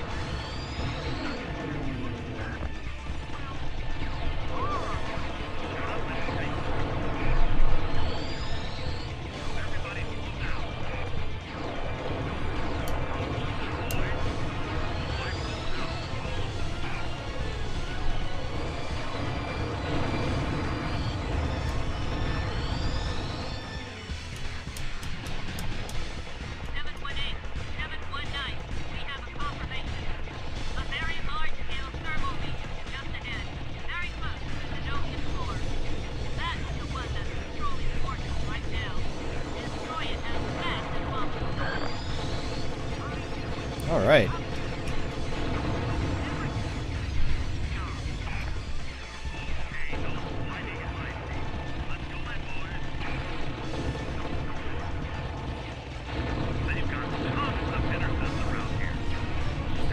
Yeah, you know, speaking of that, Jeff, this game actually really disappointed me when I first played it back in the day. You know, I bought it in that first year it was out, and You know, Treasure has a lot of clout with me personally because of stuff like Radiant Silvergun, Ikaruga, Guardian Heroes, Gunstar Heroes, all that stuff.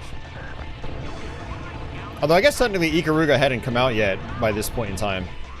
But still, I viewed Treasure very highly, and this game was just a big disappointment to me back then. But I've kind of warmed up to it in recent years.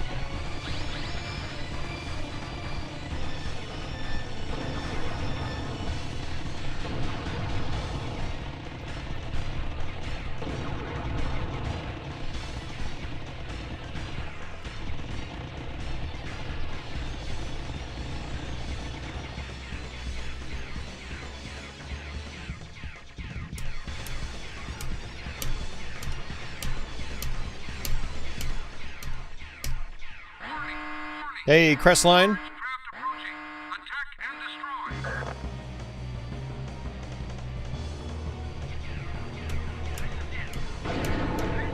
Oh yeah, this boss is kind of weird.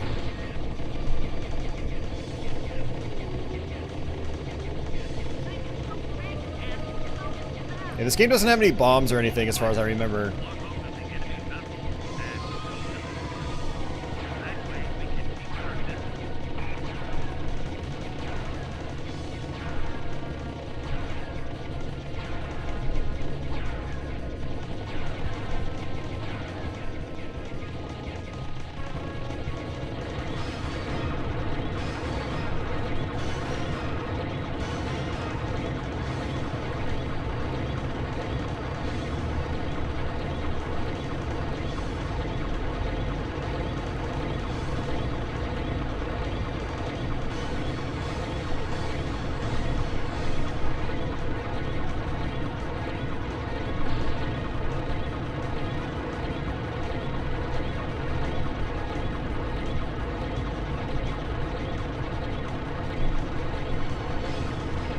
Look at these little legs moving. It's basically a hamster wheel boss with an alien hamster wheel. Oh crap.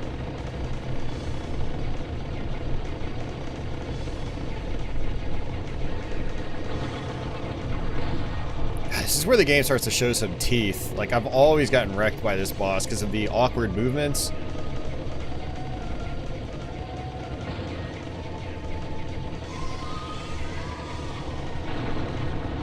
I think that's it.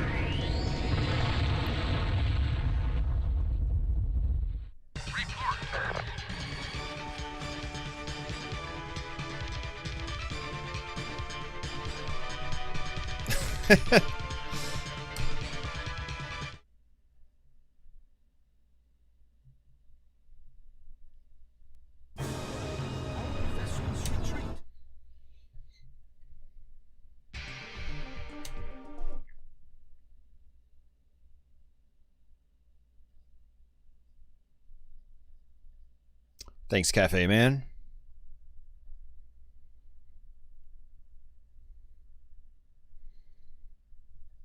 Begin mounting your weapons now. I don't trust these weapons. We're gonna try them anyway.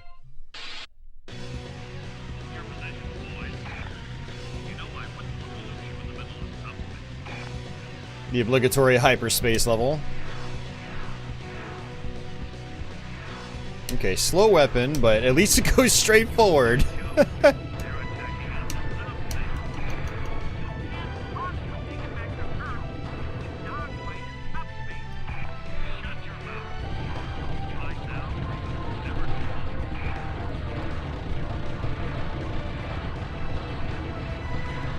Although it seems unbelievably weak.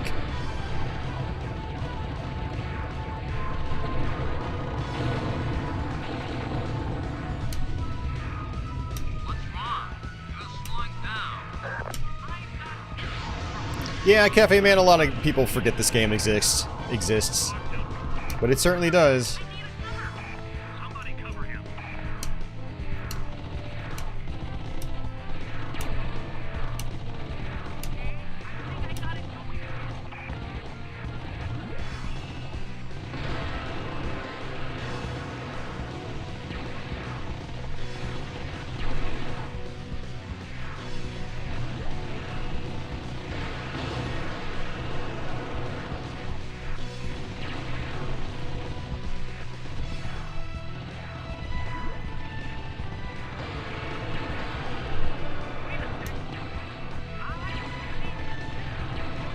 Don't know if I like this weapon either.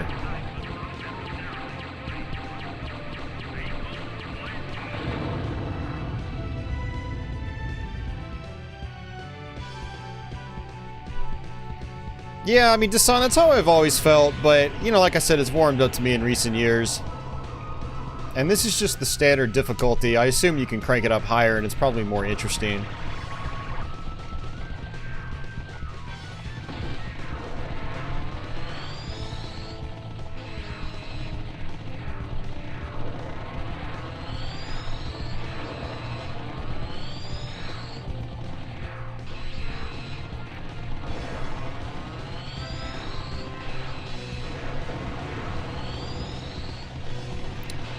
Yeah, we're probably going to play one more PS2 game after this, and then I'll switch over to the PS1 shmups I've got here.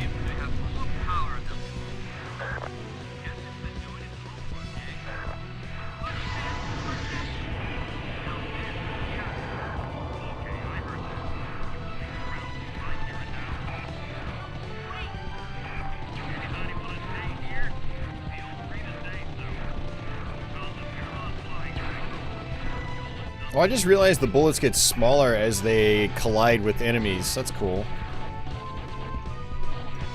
Like, they'll stay on the enemies. Sort of.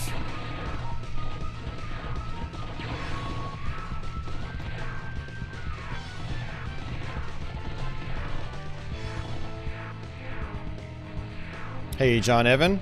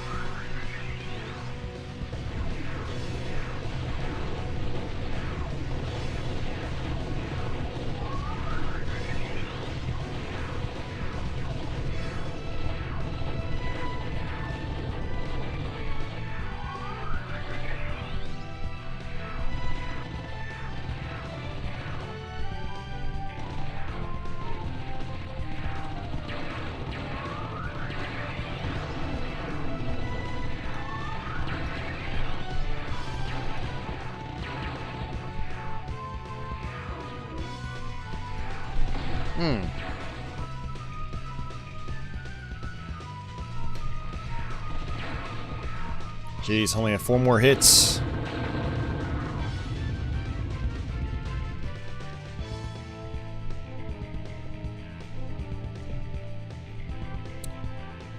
John, this is Silpheed, the Lost Planet for PS2.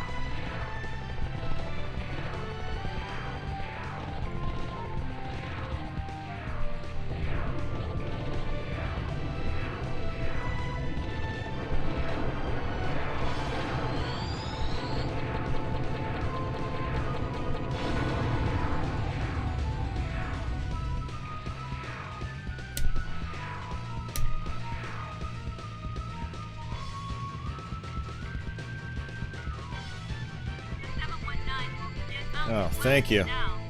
Give me some health back. Let me switch off this weapon.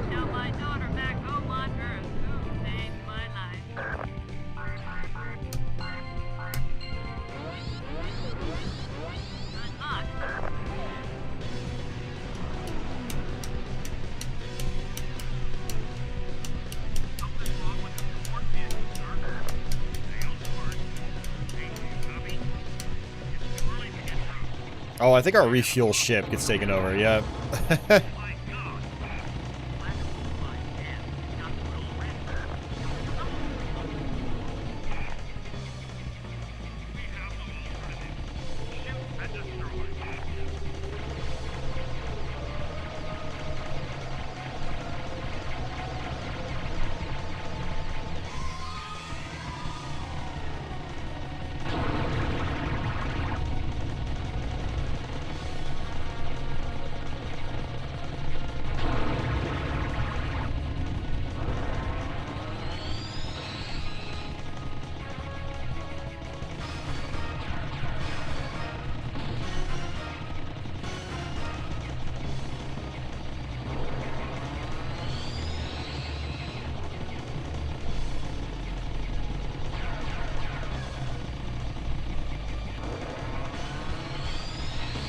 Oh, was not expecting it to wave over like that.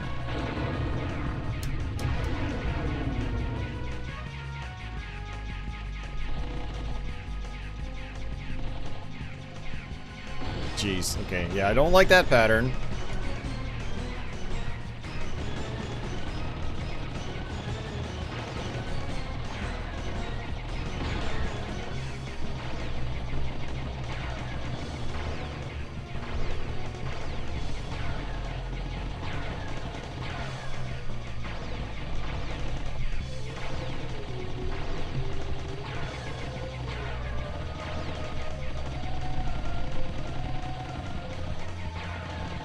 Whoa! Okay, what was that? What did I run into?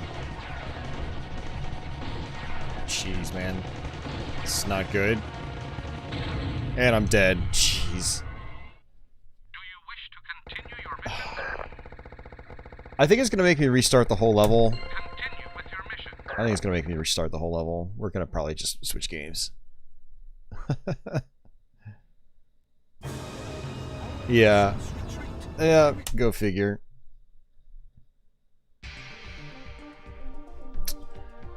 Let me actually see what one of these other weapons is like first before I quit out.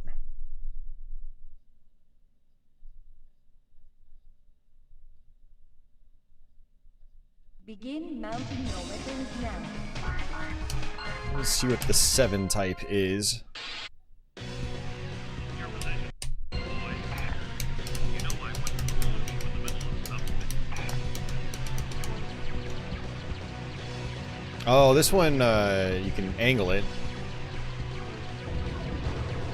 Right, Joe. They're attacking us themselves,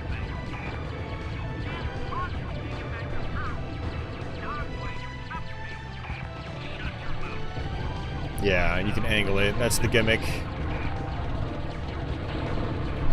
Man, it's way more powerful than that pink ball weapon, the plasma shot. Jeez.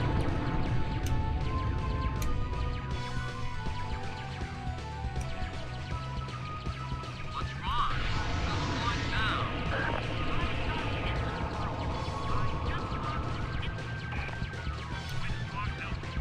Cover me! I need a cover! Somebody cover him!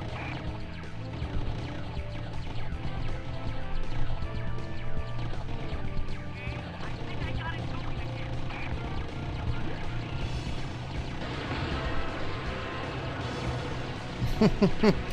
Alright, well that's enough of this game. Let's switch over to Patchy for a second. Sleepy Patchy.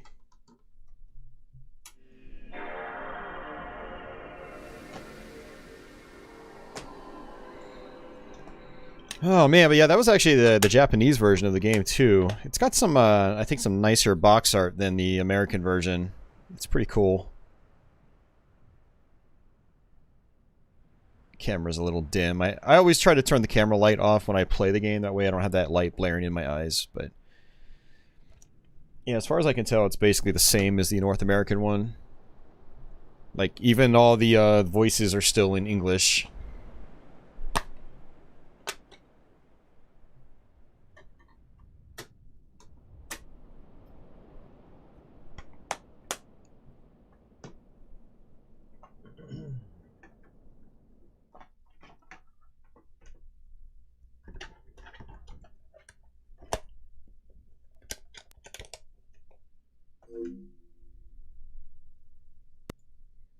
That game was, again, Silpheed, The Lost Planet for PS2.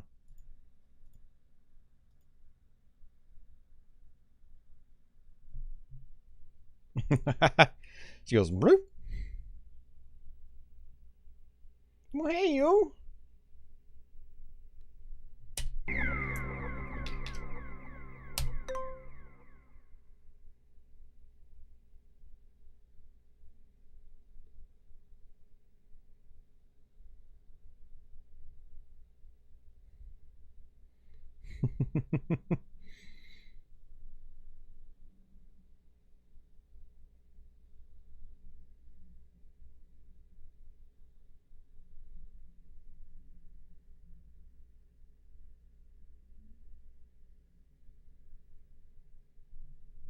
Alright, good girl, Patchouli. I'm gonna play some more games. Okay. So this is Shikigami No Shiro. And you can do Tate mode if you want. And let's do key assign. X bomb auto. That's what I figured. Yeah, okay. And that's that. Wait, that's odd. Oh, there we go. Another one I'm not particularly great at, but I like to fire it up every now and then. Oh, this is interesting. Huh. That must have stood for Tate. Yeah, okay. Hey, Savvy, welcome back. Alright. This was also an arcade game. Brought it to PS2. And the original Xbox, actually. Original Xbox One was Japanese only. This one got a North American conversion. Not really conversion, there wasn't much actually converted. As Mobile Light Force 2.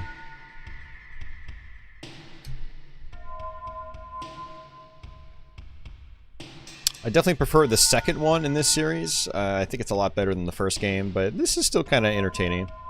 Entertaining enough. I think it's one of the cheaper Japanese, you know, like shmup titles. I don't think it costs very much money. Maybe like 20 or 30 bucks. Of course, the last time I checked was a few years ago. I'll have to double check it. Okay.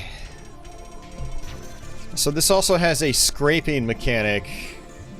Or buzzing, if it's something like a side barrier. I think that's what they called it in that game. Where the closer you get to bullets, the more powerful your shots become. And I want to go with this guy to start. Because he's got... Every character has a Shikigami. And you can activate it by, I think, yeah, just holding on the fire button like it just showed you right there. Then you also have bombs with the secondary button.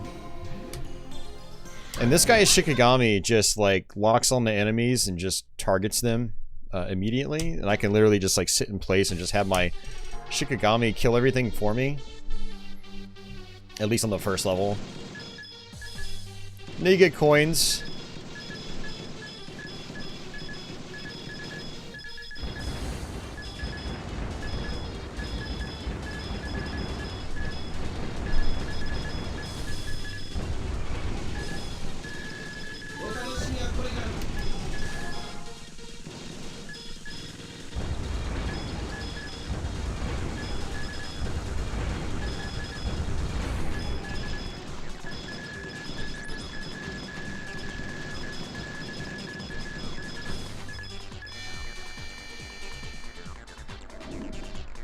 Yeah, it is, Jeff. A graze type mechanic. Yep.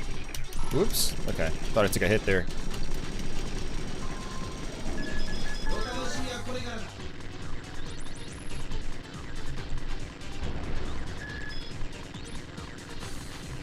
Yeah, you can see your character light up when you get close to bullets.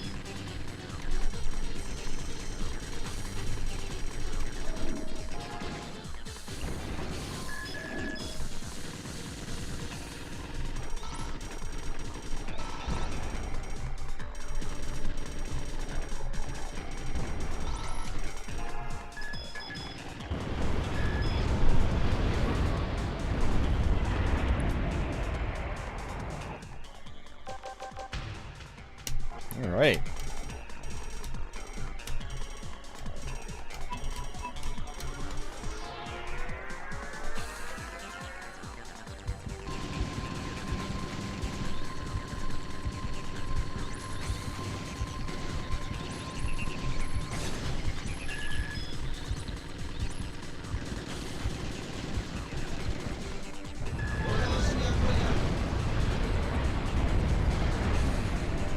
What is the hardest, most difficult shmup, in my opinion? I mean, there's too many to name. There's so many that I've never finished, so I don't really have an answer for you on that one.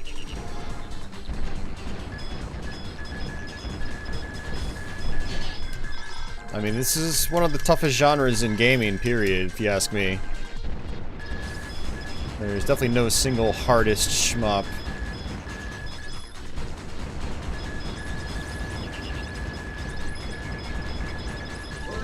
Uh-oh.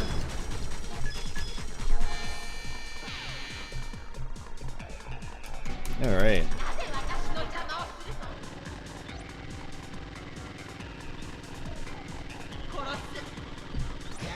Oops. Anyone that wants to see a really hard shmup, just on the archive at least, go to the beginning of the stream. that first game we played is pretty rough.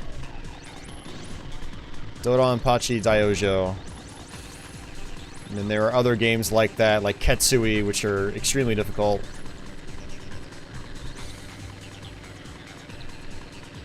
That's not even taking into consideration their second loops. Just realized I've died twice. Almost a third time.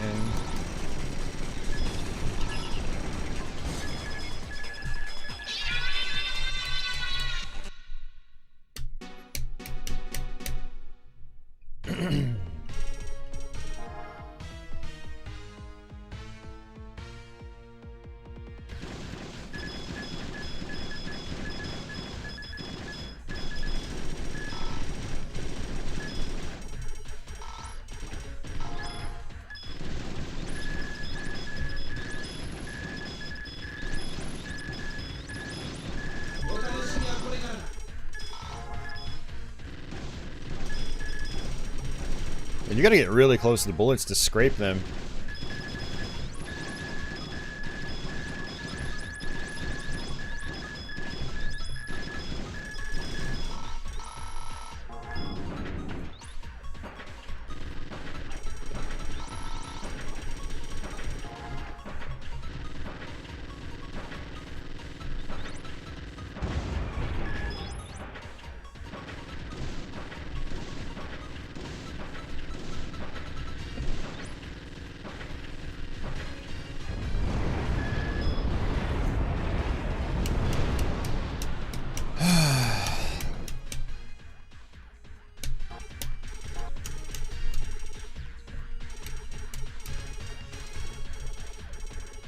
Yeah, I actually haven't used a bomb once, and I need to because I only have one life left.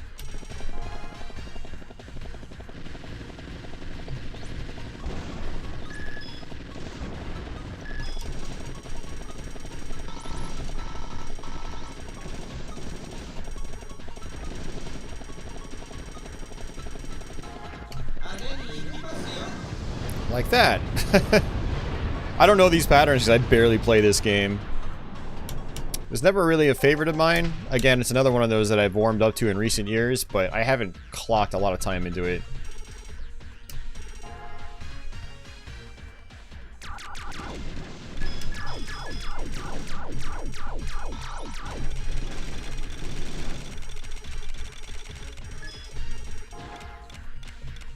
Oh, you gotta be kidding me. He came in from the side and ran right into me. Alright, I'll continue once. Just once, so you guys can see a little bit farther into the game. Yeah, this is totally a memorization part, because I didn't know those guys were going to come from the side like that.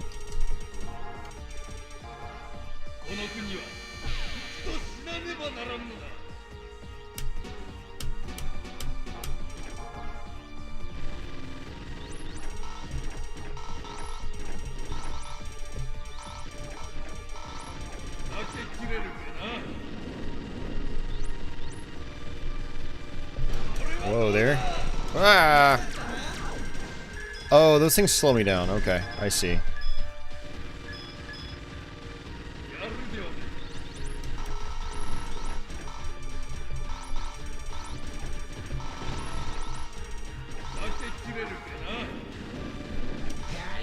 Man.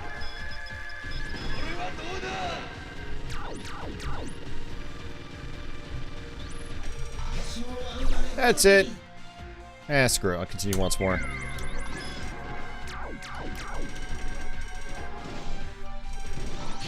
Jeez, man.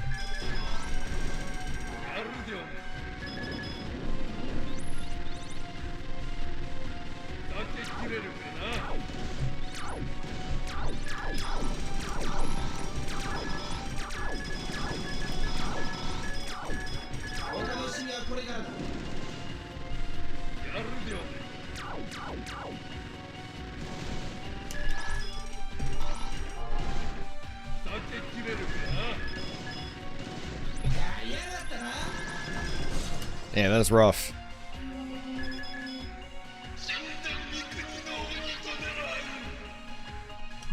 John Evan, there are games that are way harder than Gradius 2 Arcade. I mean, the question wasn't really posed as what's the hardest one to use. It's just kind of, it's like a catch-all for what is literally the hardest one. That's how I took it anyway. But everyone's got their own, ooh, this game is the hardest for me, but it's all relative based on like how good you actually are at said game. I mean, I know people that can rip right through Gradius 2. Hell, I almost beat it here. Almost got a 1cc on stream. Earlier this year, I think we did like an Arcade Archive stream, and I almost beat the game. On 1 credit.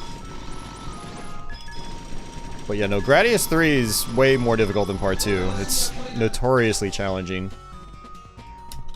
I mean, that's one of the toughest for me personally.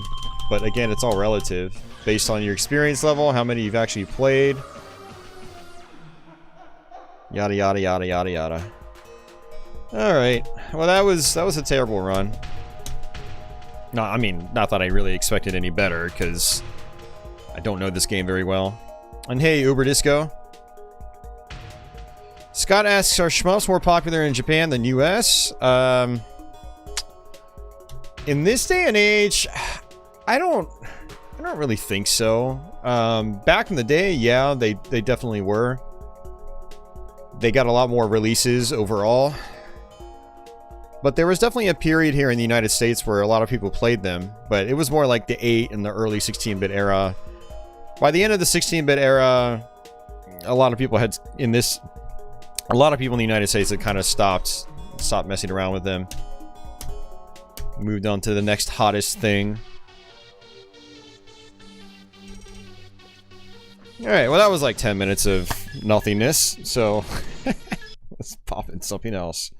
Oh man. Alright, so, whoa! I just flinged my disc across the room by accident. Alright, we are going to play some PS1 stuff now. Let me switch my Framemeister back over to the proper mode for 240p stuff.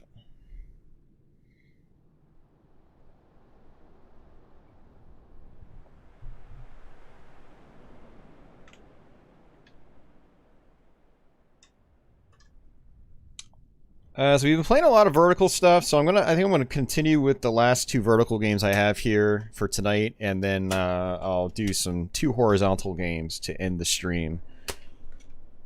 So we'll do some Raiden DX, which is like a almost like a Raiden 2 expansion, I would say.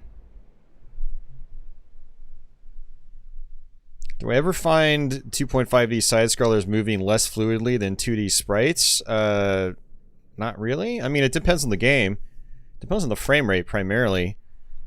You know, if the game updates at 60 FPS, and it, yeah, I mean, if it updates at 60 FPS, and it doesn't really frame skip or anything, it could be just as smooth as 2D stuff.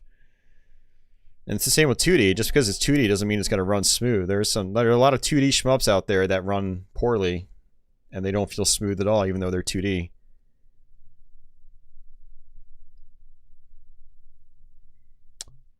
Yeah, Deadly. I mean, they were less shmups in the 32-bit era, but there were still a lot. I mean, just look at the Saturn shmup library. It's pretty big, and the Japanese, the PS1 shmup library is pretty big too. I mean, we're talking probably at least 40 shmups on each of those platforms.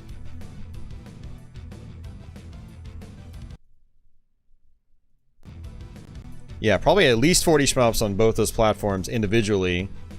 Probably more, actually. There's probably more than that, especially when you count, like, collections and stuff like that.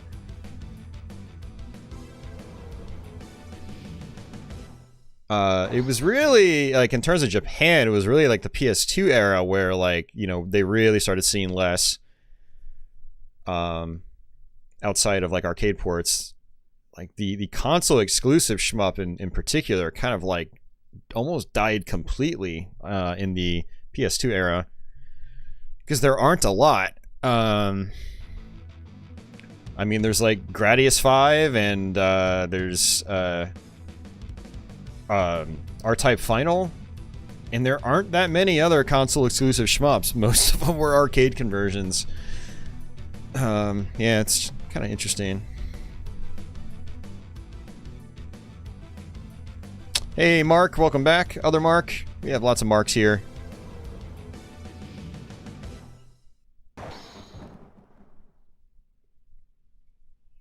John Evan asks, have I beaten the arcade version of Life Force? I have not. I also haven't really tried. Alright, so I don't have a memory card hooked up right now, so we're just going to go ahead and...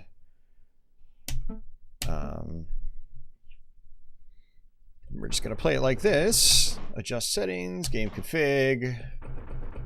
Let's see, screen config.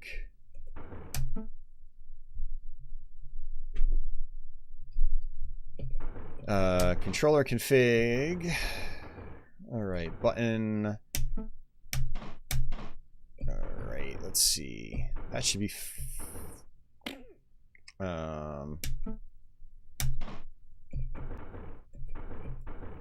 Oh, I see. Hold on a second, guys.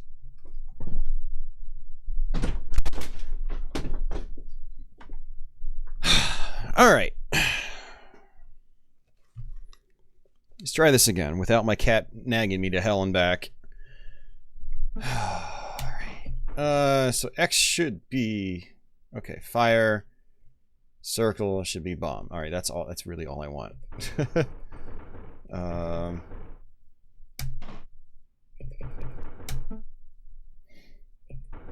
Alright, audio config.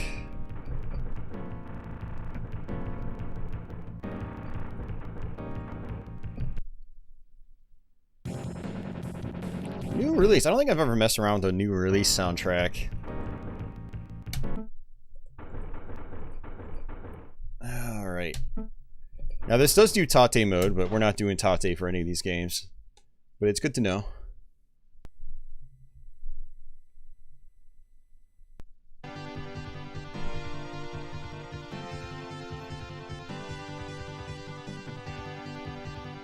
Okay, so we're gonna put it on expert. We're not, it doesn't really matter. We're not gonna get past like level 2 or 3. This game is just insanely difficult. And I should have actually switched over to the player 2 side, because you get to start with the yellow bombs on the player 2 side.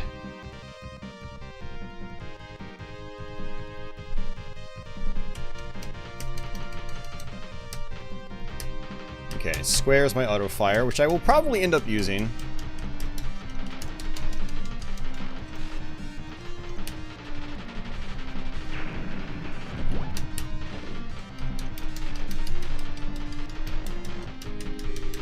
Yeah, for those of you guys that have played Raiden 2, this is, again, it's like an expanded version. Or more of like, yeah, more like an expansion pack. It's released in arcades. It's basically on the same engine as far as I can tell. And some of its scoring is a little bit different. It's also very, very difficult. Your medals in this game will flash for like a frame, and if you pick them up on that frame, you get a bunch of points.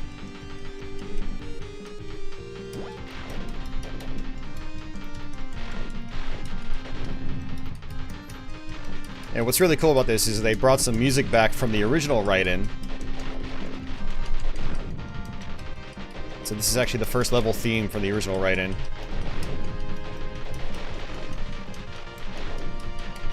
I love the sprites in this game. All the shrapnel and stuff like that.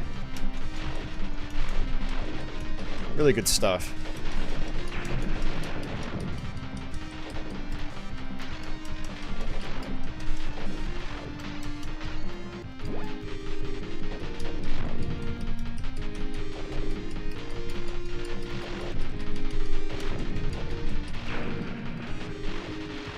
That's gonna be our ferry. Die in this, when you come back, the ferry will drop some power-ups for you so you can recover a little bit easier.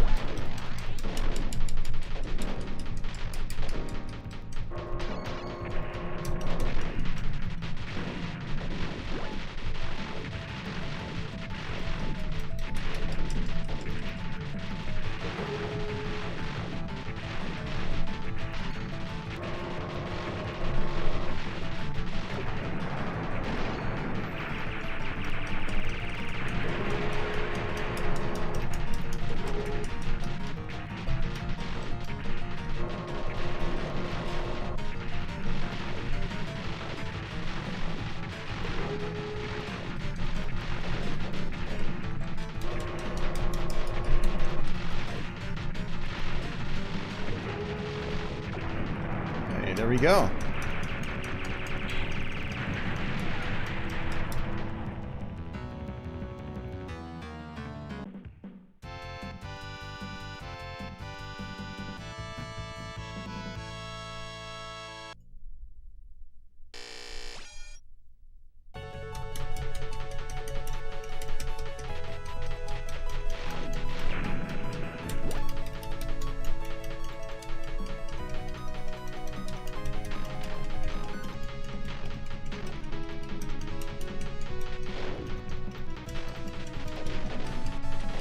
Yeah, I'm gonna be sticking with the spread shot.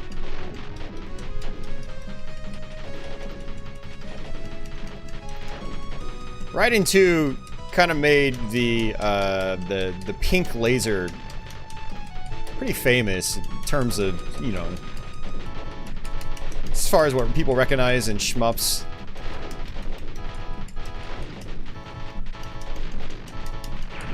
And it's quite useful, but pretty sure I was talking to one of the shmups guys, you know, like a year or two ago, and I think they recommended red shot for this game specifically.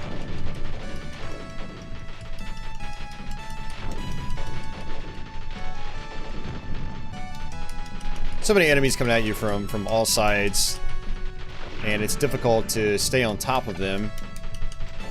So we ended up getting the yellow bombs. The reason you want the yellow bombs is that they come out instantly, like that. So they're a lot more for like panic scenario. They're a lot better for panic scenarios.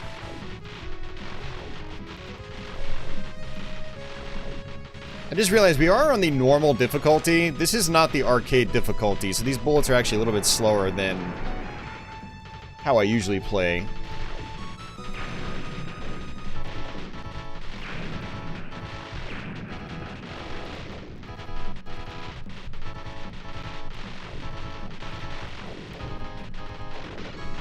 This is one of those games where I will also use auto fire, because it just wrecks the hands.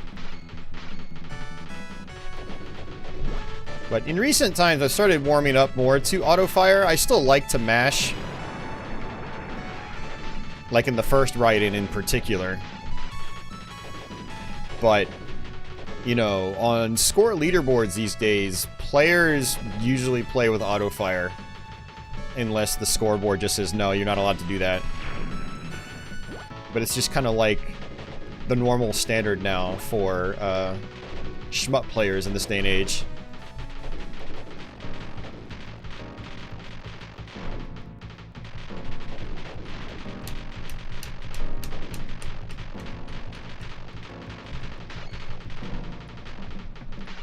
I was trying to pick those up on the correct frame, but I failed.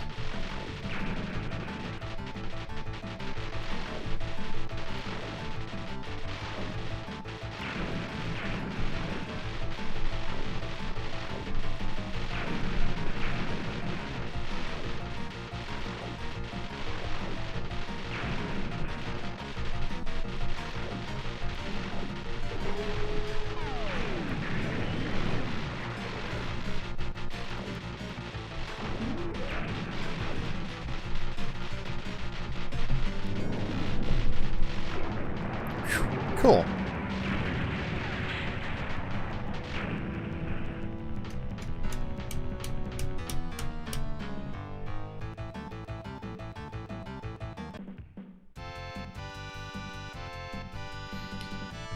Oh, man.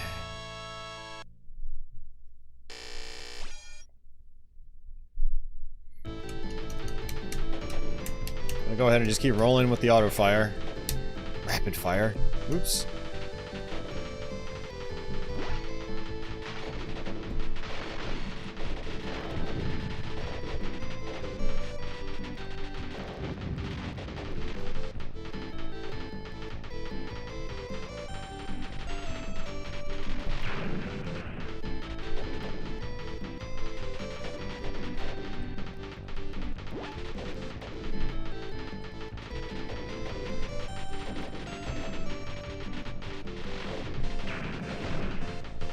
Alright, yellow. Oh!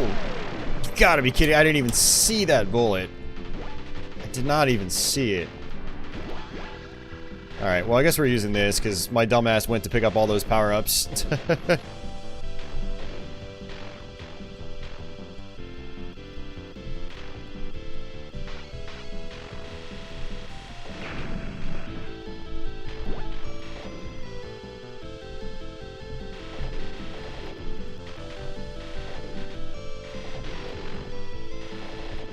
Now in Raiden 2, the pink laser was actually more powerful when it wasn't at its full state.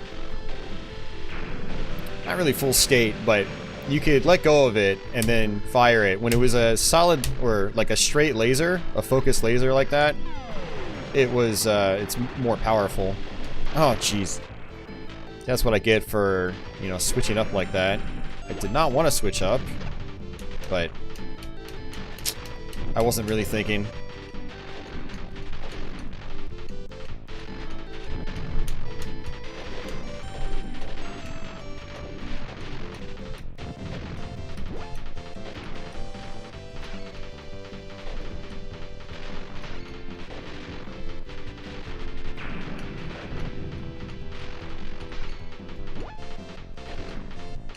There's the Miklas.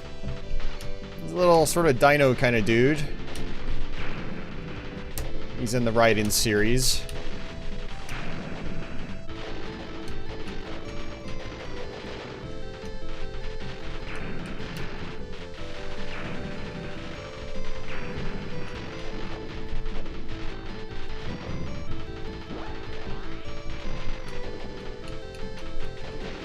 But yeah, this is another musical composition from the first Raiden.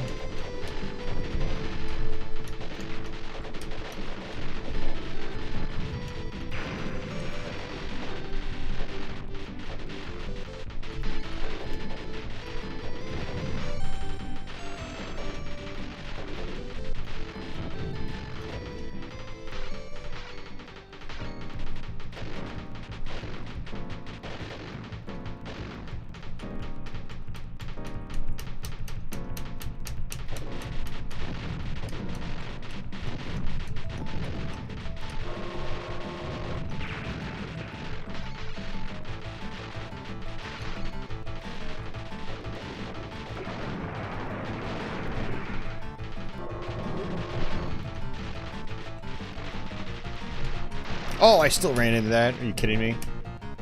Here, we'll go ahead and continue.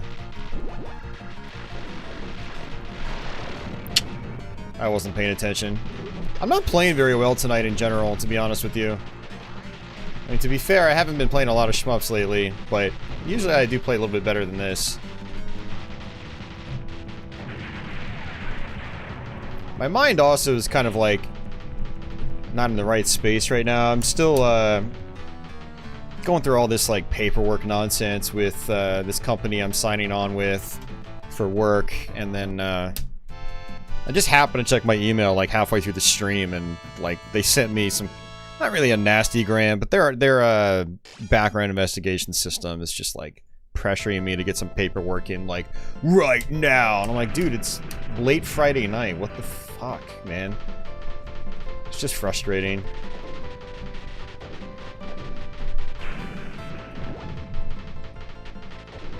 I'm sitting here thinking like how I'm gonna get the paperwork even scanned in for one, and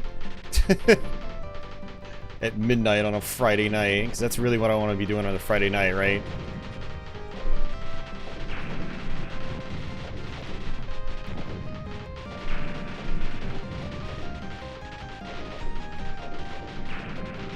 And I ran right into it.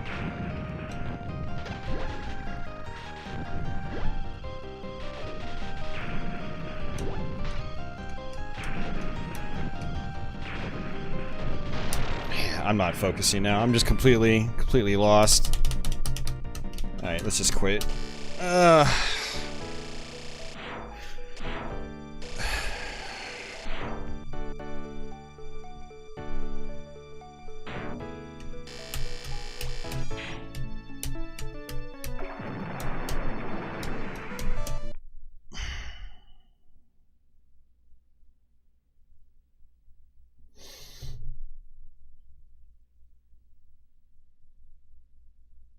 Oh, Cedar Valley, you've been the Galloping Ghost. Nice, nice. I'd love to go there someday. It's like the arcade mecca. I don't really think there's much else to show on this one. Let's try the other soundtrack.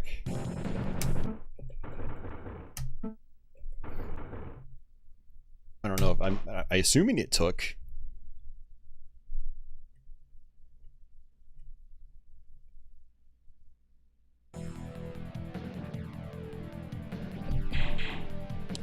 Cafe Man says, Notes app can scan docs on an iPhone. Really? I have a scanner, but it's not hooked up, so that means I have to like dig it out and hook it up and hope it works. What I've been doing is actually going over to my mom's house and scanning documents there, but they're going to be asleep by the time I'm done with the stream, so...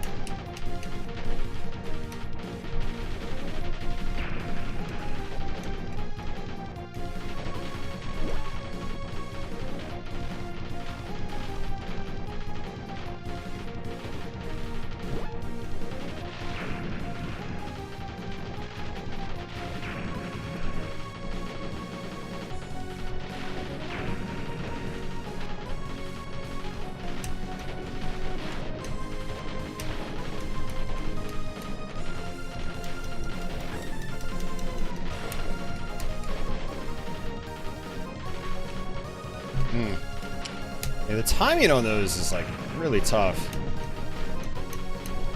What I like about Strikers 1945 is they have a similar mechanic, but it just constantly cycles, and so it's easier to time the pickup. Which you guys will actually see right after this game.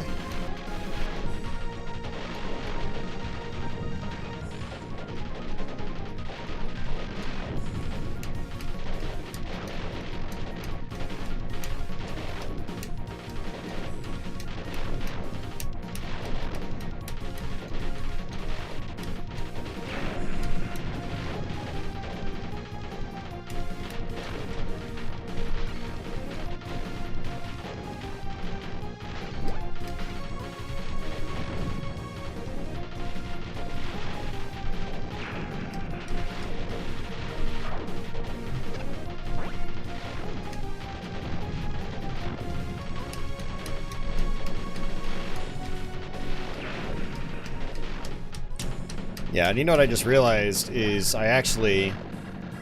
I'm starting with the yellow bombs. And I'm pretty sure there's a button you can press on like the select screen to start with yellow bombs. And I completely forgot about that.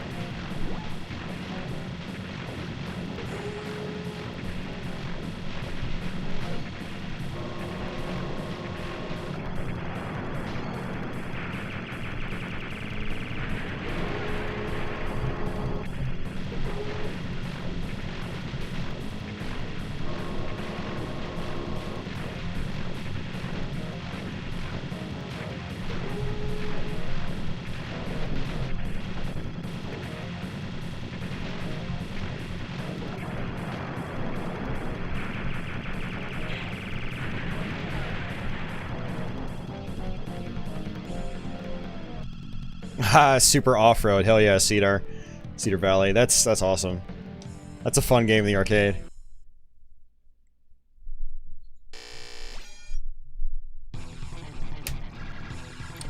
Yeah, Jeff, aren't you in Austin? They've got some stuff out there for sure.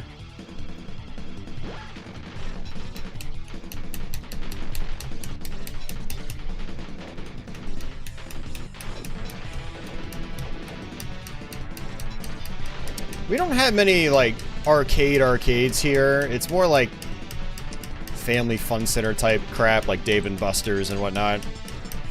But we do have quite a few pinball locations through breweries. One I play at a lot is Mustang Sally in Chantilly, Virginia, and another one is Ocelot Brewing. Both places have really good beer, too.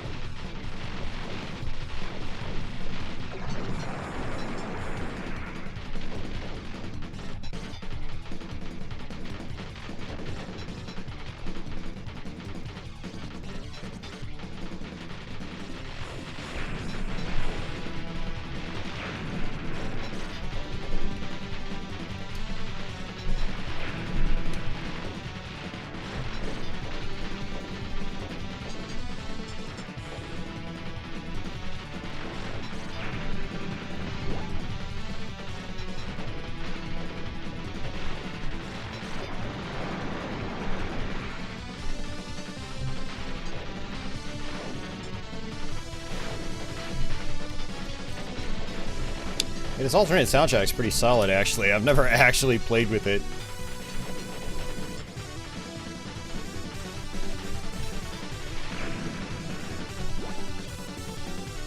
I'm assuming we're at the boss fight. Just about.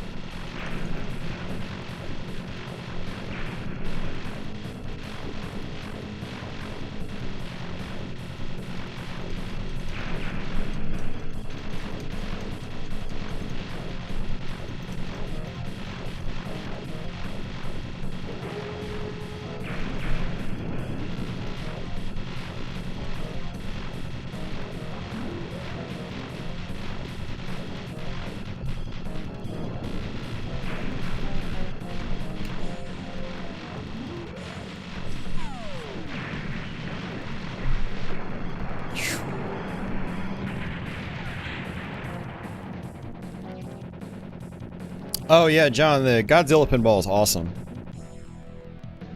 I've put close to 100 games on it since it came out a month and a half ago. It's really, really good. Actually, it's been out for almost 2 months now. I'm not gonna laugh, Scott. I own the Jaguar too. I like the Jag. And I like Raiden on it as well. It is slow though, I know what you mean. It only runs at 30 frames a second, so it feels a lot more sluggish than other shmups do. But it's still playable.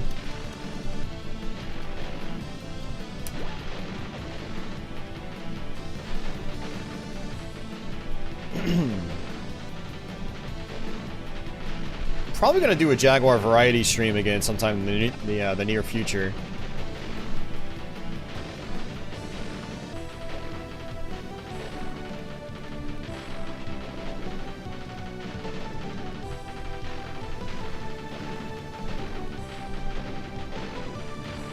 Yeah, I was originally going to do a 3DO stream tonight, but I went with SHMUPS because I bought DoDonPachi Dai-Ou-Joh. And I really wanted to play it. I didn't want to put it off. I didn't want to put off playing it. I was like, well, this is a good excuse for me to play some SHMUPS on stream. I haven't done that in a while. Some of you guys like the SHMUPS streams.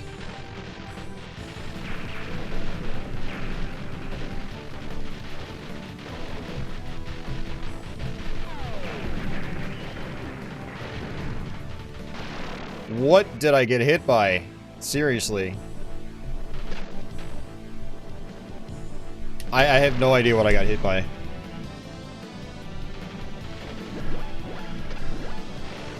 Well, that's the end of our run, basically.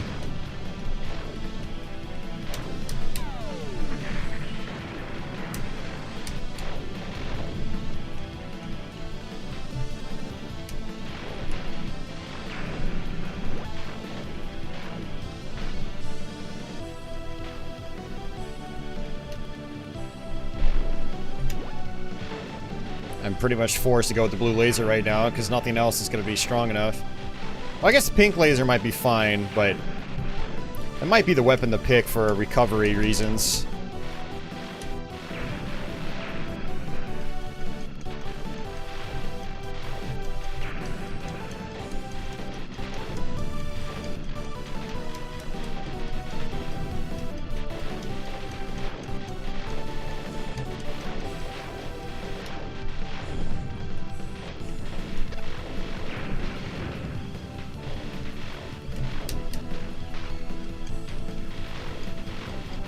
Oops, that was my fault. I was focused on the ship and not the bullets coming at me. Alright.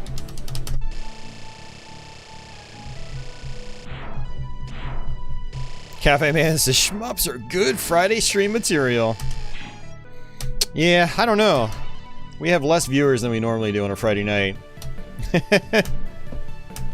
I'm not going to go down that route of thinking. Just want to keep playing. Just want to keep playing. What's going on, Andy? Hope you're doing well tonight. I know Andy likes his shmups.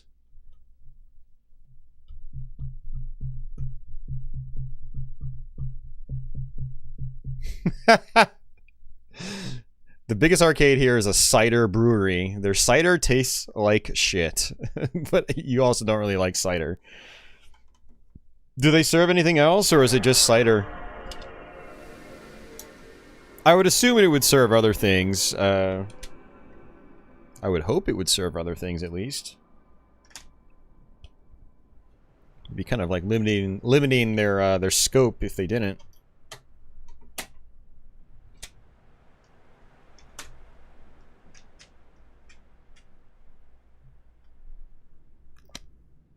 Andy didn't even know the stream was on. He does have notifications on. Maybe YouTube's notification system is borked. It would not be the first time. Probably will not be the last. Wow, it's only cider? Ugh. I mean, I like cider. I don't. It's definitely not a first pick, but I don't mind it. But yeah, I mean, if that's really all they serve and people don't like cider, then what else are what are they gonna do?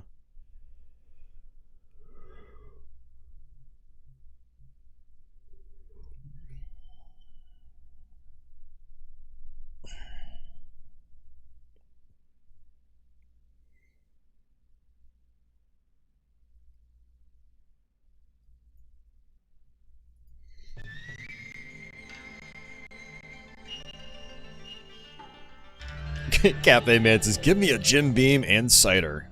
Hold the cider. Oh, man.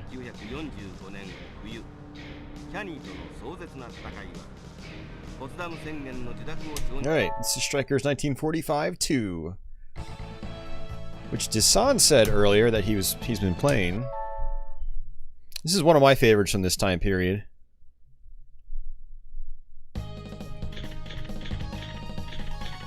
Alright, we will do this. Arcade mode is Tate. And original has this weird like screen scroll mechanic. So I'm just gonna go with original. Check out my options. Key config.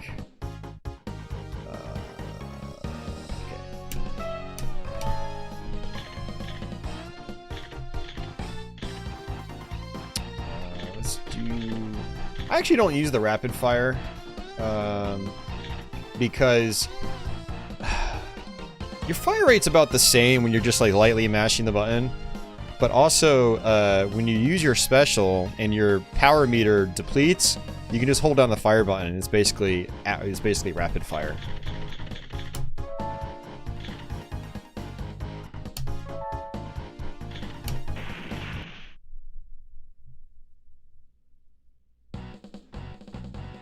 Alright, we'll go with the flying pancake. It's got this like targeting laser, which is kind of nice as its sub-weapon.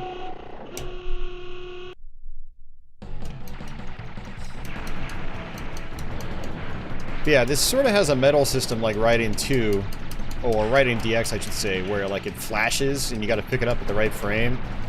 But it doesn't just do it once. So you can kind of sit next to it and then try to grab it when it's at its maximum.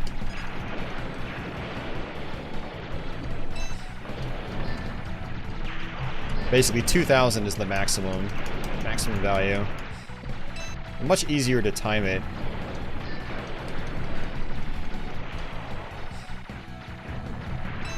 Whoops. Nope. Not gonna happen. You should see some super plays in this guy, or on this game. These guys just like manage to pick up both medals at once, like all the time, perfectly. It's crazy. No, mistimed that, but that's okay. If you hold down the fire button when your meter's charged up, you can unleash your secondary weapon,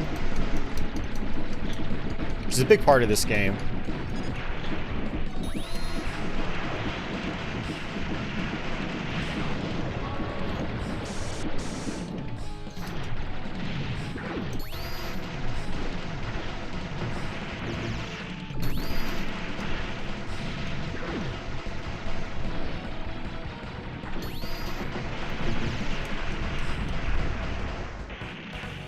Strikers 1945 2 Cafe Man.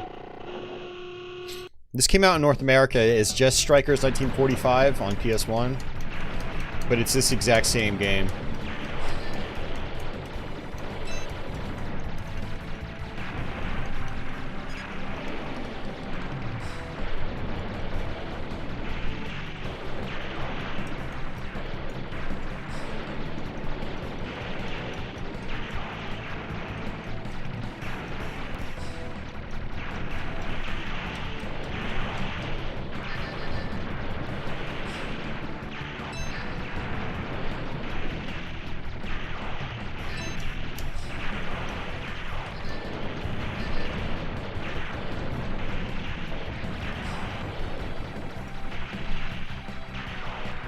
Yeah, they did release this on Steam in the last couple of years. Yeah, good point, Jeff.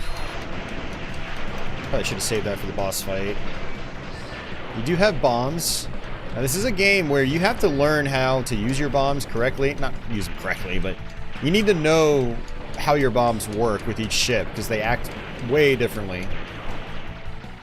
Like this guy, his helper planes come in from behind. You can still die if you run into something before they get ahead of you. So you need to know that when you're using the bombs.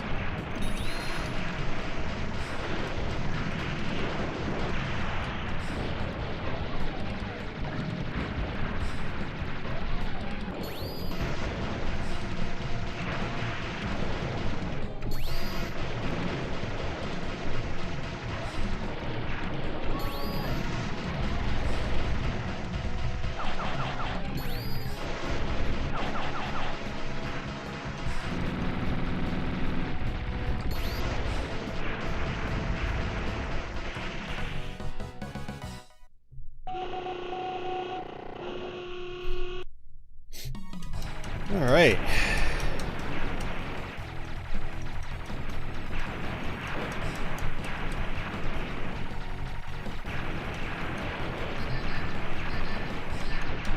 I'm not bothering trying to get like the big points in these medals. I'm more focused on staying alive.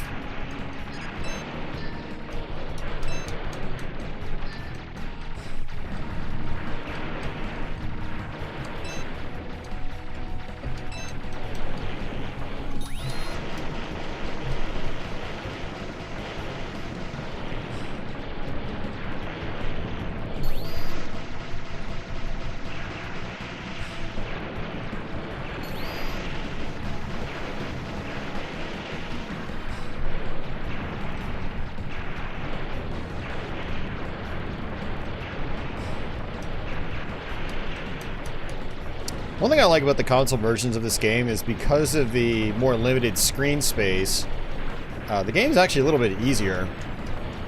You generally have less bullets coming out from bosses and some of the bigger enemies because they're cut off the top of the screen.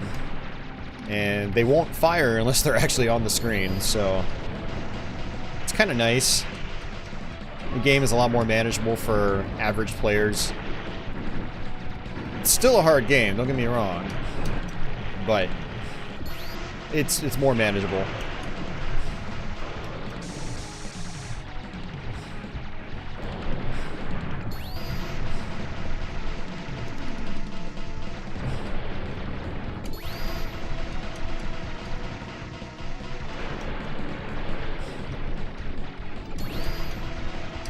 Ooh, that was close.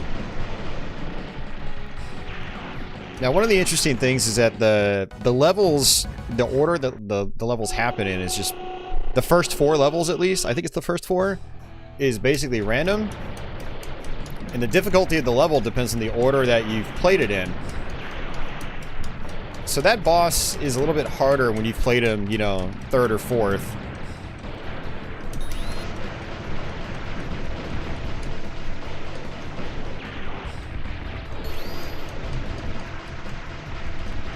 But his patterns are a lot easier when you're fighting him, like, on the first level.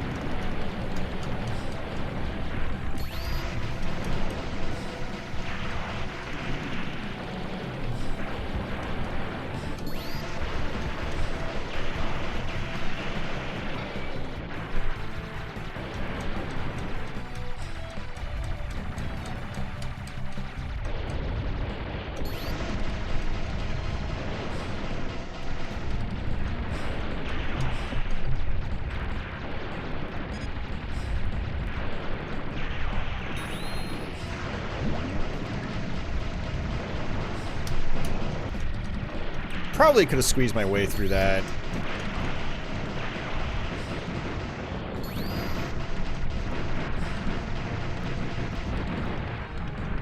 Nice.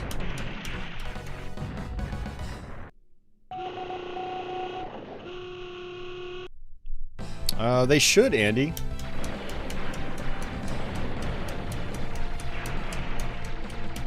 Andy was asking if the Psycho games on Steam have auto-fire, and I would assume they do. Ah. I had just pressed the bomb button, too.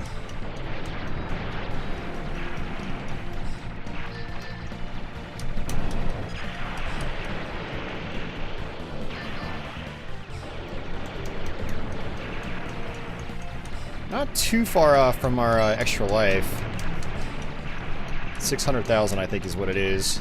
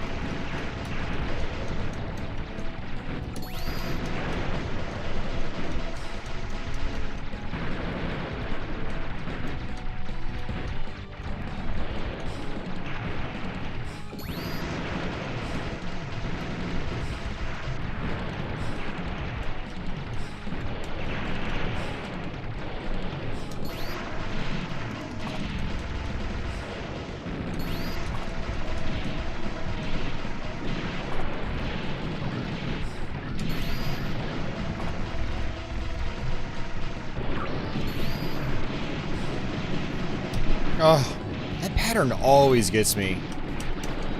I need to figure out how to avoid it. Alright, this is my last life. No more lives.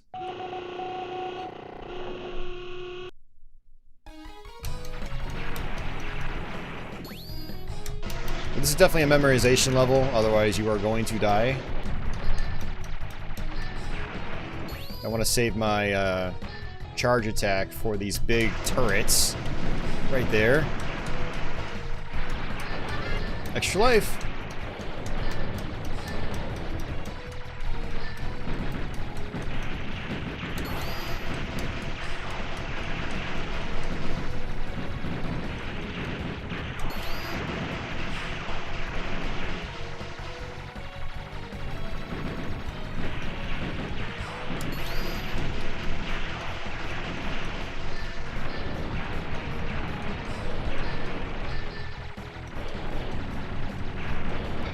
Extra bomb.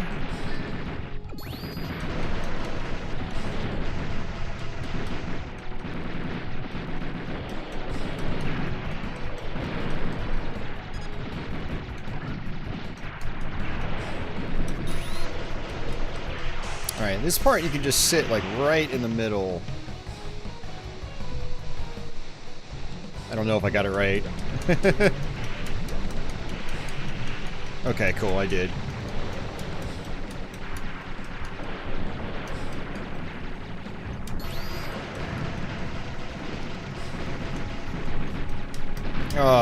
I went diagonally and I didn't mean to. It's because I was holding the stick down too hard.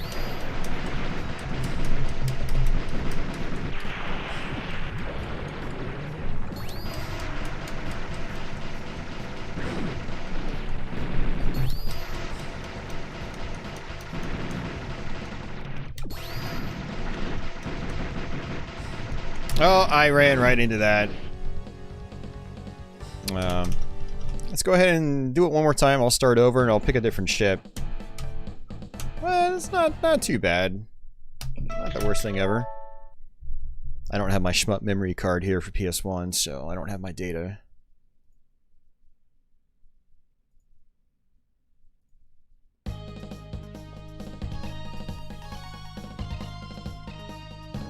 Alright, we'll do that again, but we will pick a different ship. Let's try one of the less conventional ones. Man, I don't know which one I want to do. We'll do that one. Crestline's heading out. All right, take care.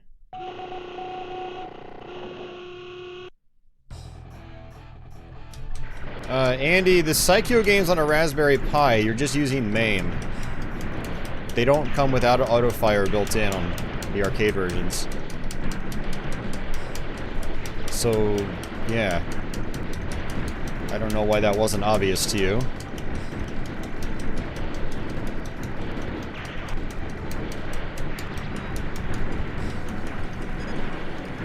Generally, actual home ports of games like those do have auto fire. Or in the case of, like, Saturn games, you can use a turbo controller.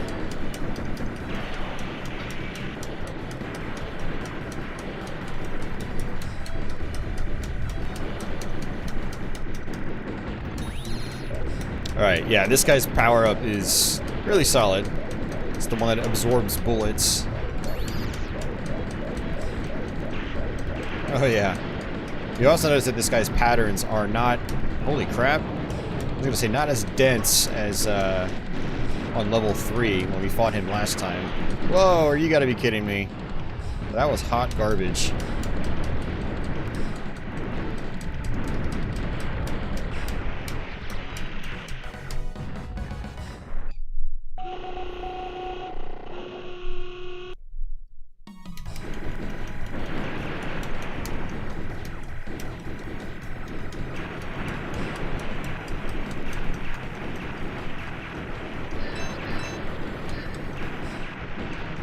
One thing I like about this guy's bomb is that it pretty much just comes out immediately, and you kind of do a loop-de-loop. You go off the you know, the main layer of gameplay, and so you're invincible.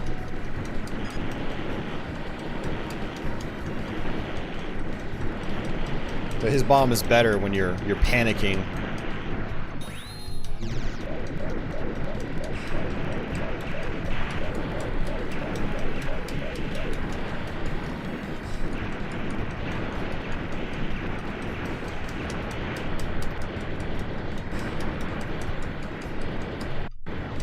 Whoa, just got a signal drop there, that was weird.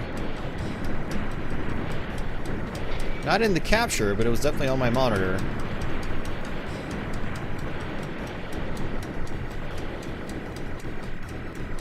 Alright, see ya, Cedar Valley.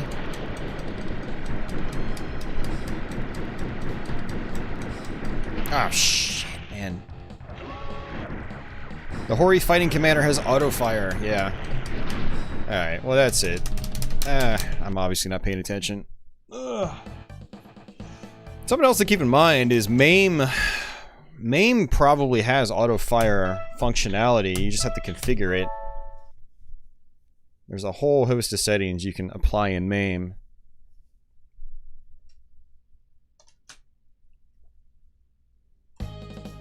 Alright,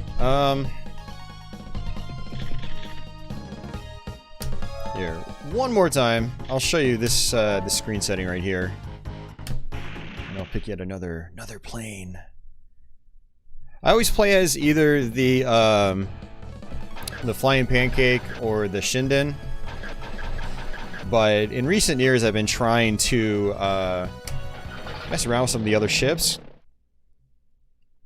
Like the Lightning is big and bulky, but it's really powerful.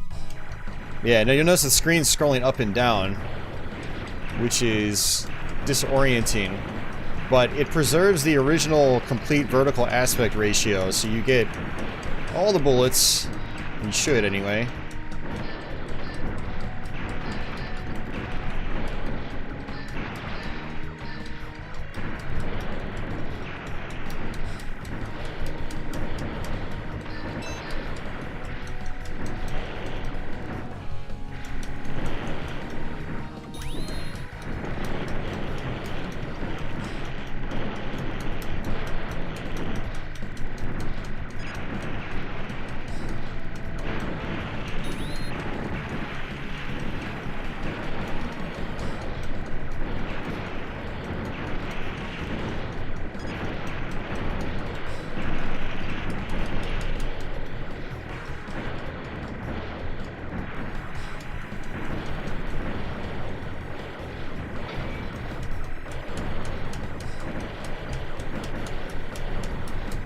Yeah, like I said, the next two shooters I'm going to play are horizontally oriented. Depending on how I feel, I might even grab a third one after that. We'll see.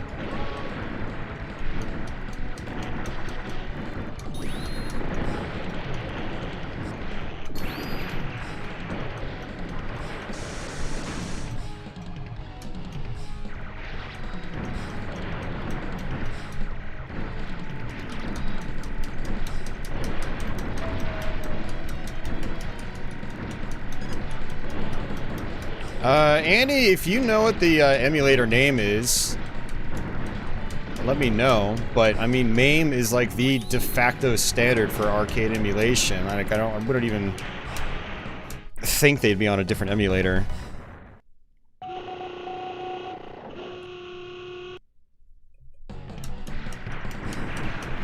Cafe Man asks, "What's the most craptacular shooter I've ever played?" I don't know, man. There's quite a few.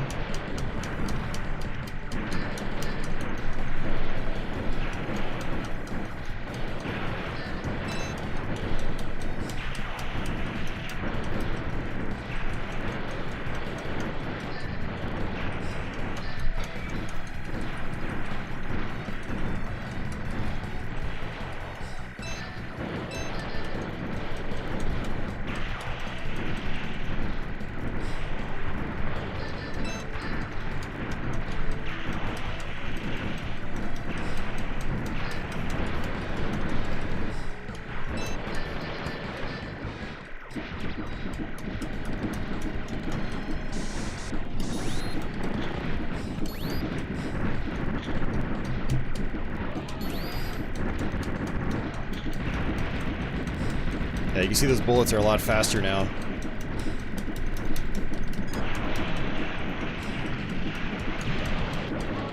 D-Force would definitely be up there as far as console shooters, for sure. Like, no joke. It's a pretty awful game.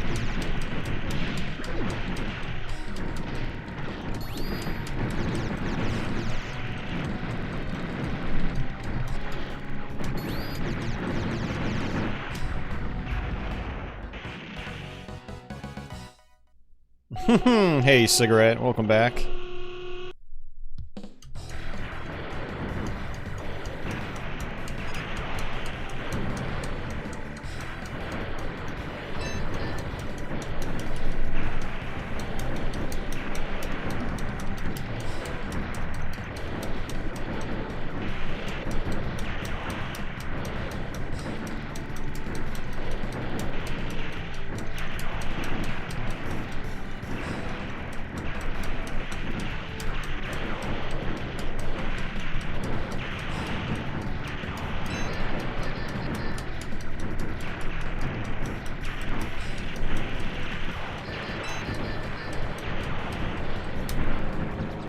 Nice, that's like an instant bomb too. It makes me invincible. Well, it makes me invincible for the first few frames.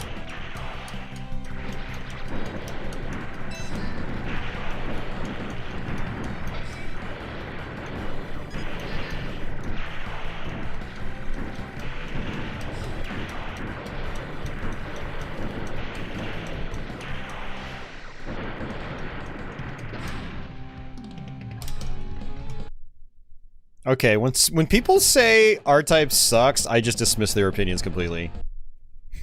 Just like I dismiss flat earthers.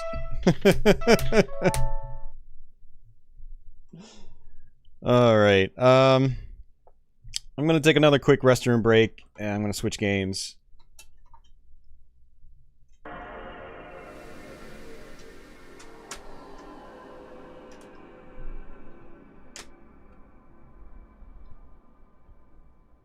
Hey, no problem, Cigarette Juice Man.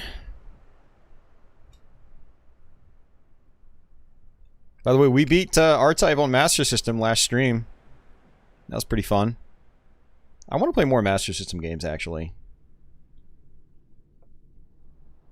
They're a little more relaxing than games like DoDonPachi Dai-Ou-Joh. Alright.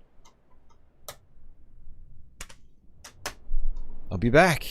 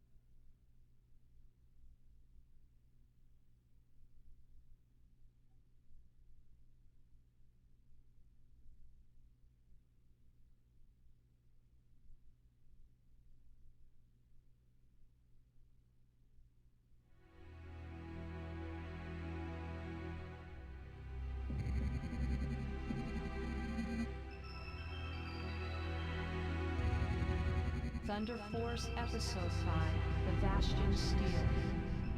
In 2106, a weapon made by alien intelligence was discovered orbiting the solar system beyond Pluto. Its name was Bastion Steel, or Bastille. In 2139, a large, unmanned artificial island called Babel, controlled by an artificial intelligence known as the Guardian, was constructed in the South Pacific Ocean as a facility for research into Bastille technology. Then, in 2150, the Guardian, which had gained independent self-consciousness, suddenly declared war on the entire human race for reasons unknown. In the first battle against the Guardian's armies, created with Bastille technology, humanity suffered a crushing defeat. Then the Special Flight Squadron, Thunder Force, formed for the sole purpose of destroying Babylon and the Guardian, commenced operation in a last desperate struggle for the survival of the human race.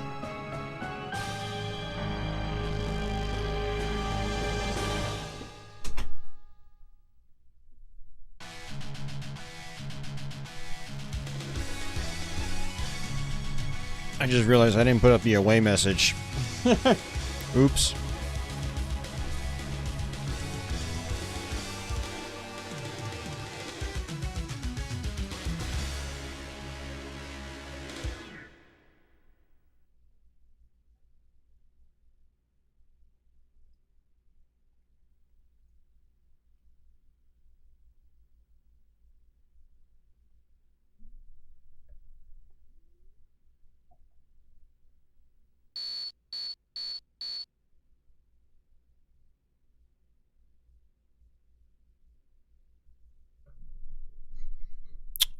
Scott, yeah, I mean, if you're playing Super R-Type, that's kind of a different beast altogether. Well, not really. It's checkpoints, yeah. It doesn't really have checkpoints, it just sends you back to the beginning of each stage. So for that, I recommend starting on easy mode. Build up your knowledge of each level slowly. And then when you beat it on easy, beat it on normal. I think it's worth it. I love Super R-Type. I love the visuals, I like the soundtrack a lot. And the gameplay is, it's really fun. The slowdown makes it so you don't have to, like, react super quickly. It's almost kind of like a good, like, learning shmup. It also teaches you how to recover, because when you die, you have to learn how to get through the level without being powered up. Which every level is perfectly doable, especially on easy and normal.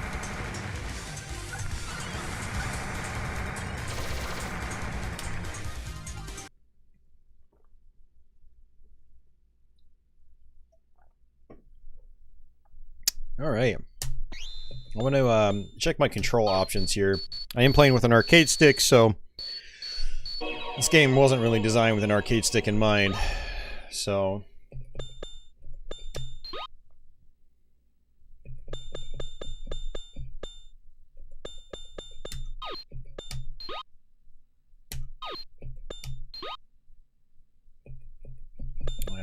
edit one.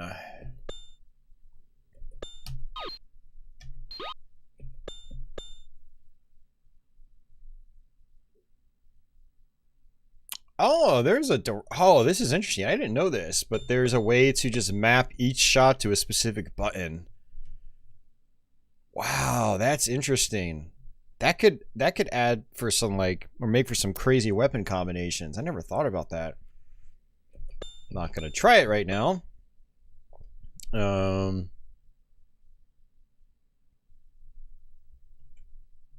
Man, I don't know. I think what I'm gonna do is, yeah, X. Oops, left, right.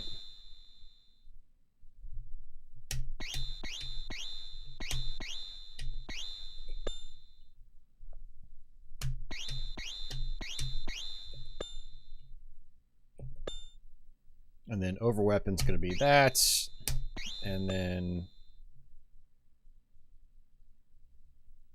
ship speed will be that. Window display will be that. Alright, so fire, over weapon, change left and right. Alright, should be fine. Oops.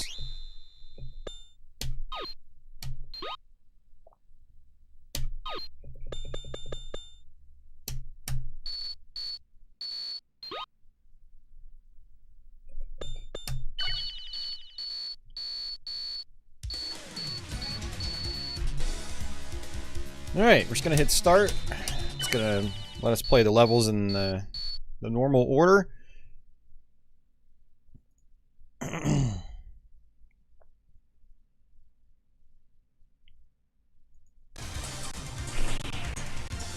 Alright. Good old Thunder Force 5. Did a Let's Play of this game last year, actually. But it's like classic Thunder Force. You have this thing called the over weapon, though, which lets you use a special on whatever weapon that you're currently using. It's pretty powerful.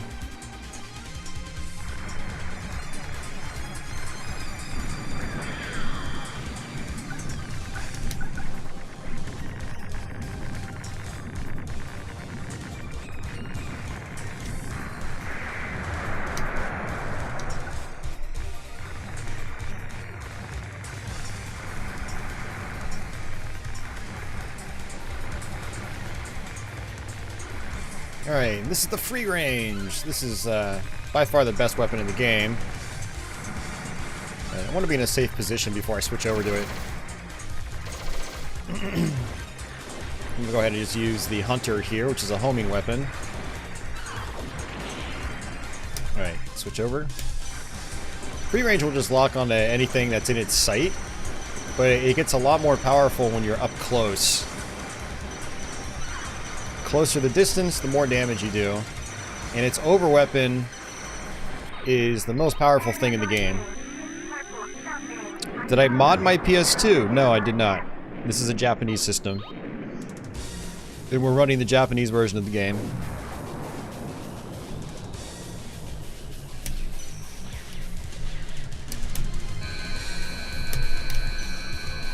Playing with an arcade stick is really awkward on this game because I've never really done it before.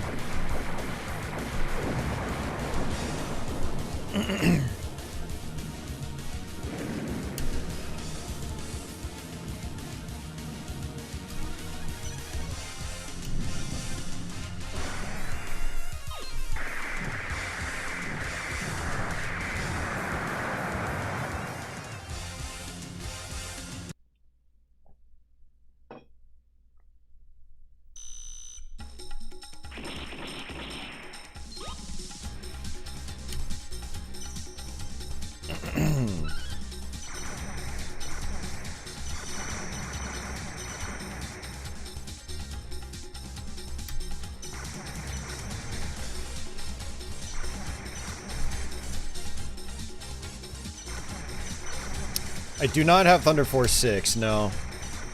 It's gotten kind of expensive.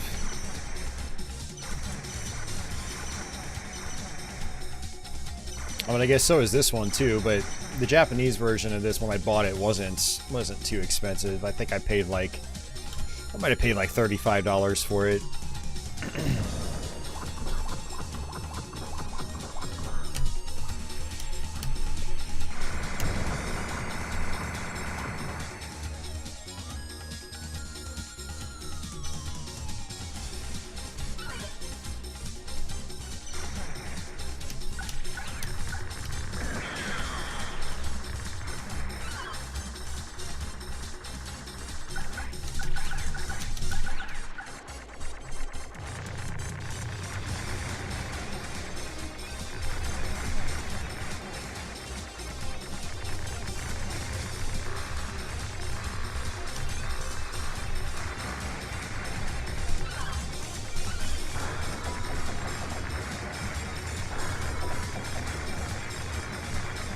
And when you're trying to score high, you kind of want to just use free range for most things, but I haven't played this in a while, so I'm just going to kind of play it safe. When you die, whatever weapon you have selected, you lose, so I'd rather not lose free range.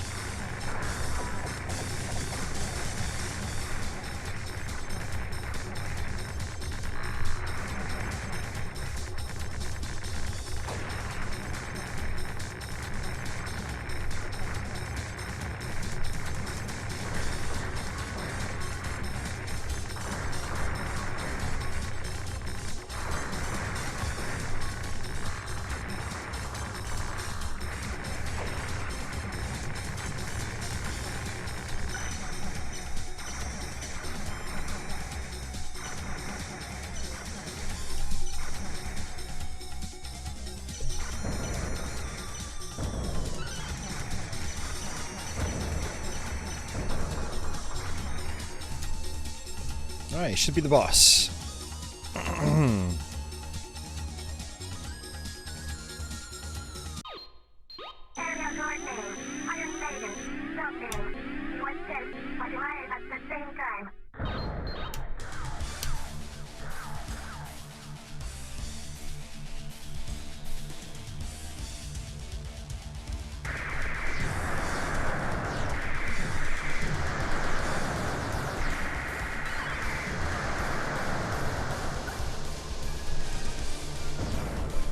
Yeah, you can quick kill most of the bosses in this game with the free range.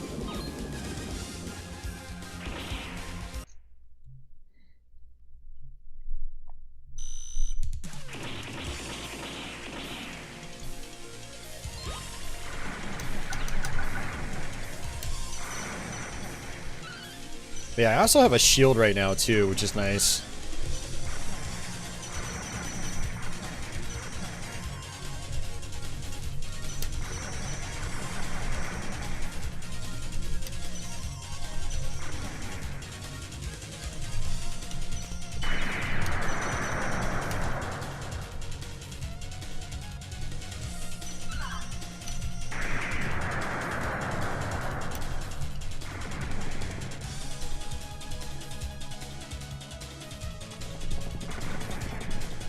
Alright, it's gonna be this bike.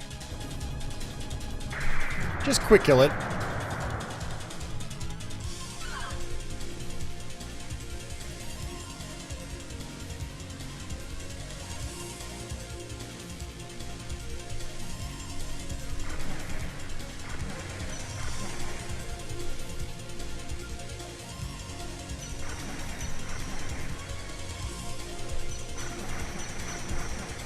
Cigar Juice Man asks, anyone else a fan of Prehistoric Isle on Neo Geo? It's one I haven't been able to play that much. I'd like to play it more. It seems kind of cool.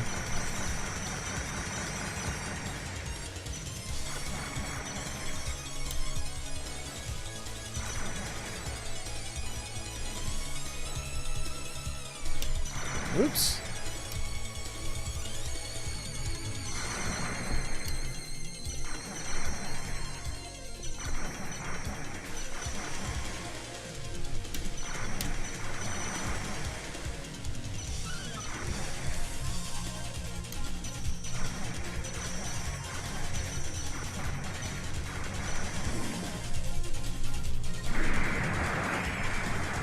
It's one of the bosses from Thunder Force 4. He just dies instantly here.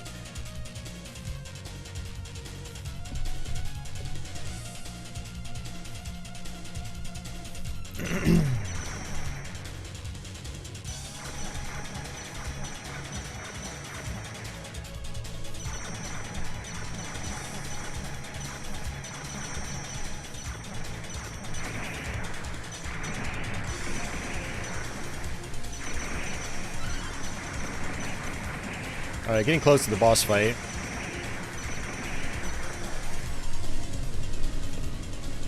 Oh, that's not good.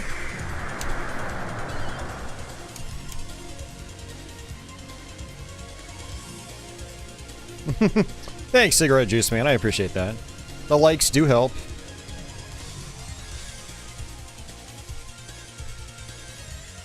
Yeah, the second one was on Neo Geo Deadly. Yep.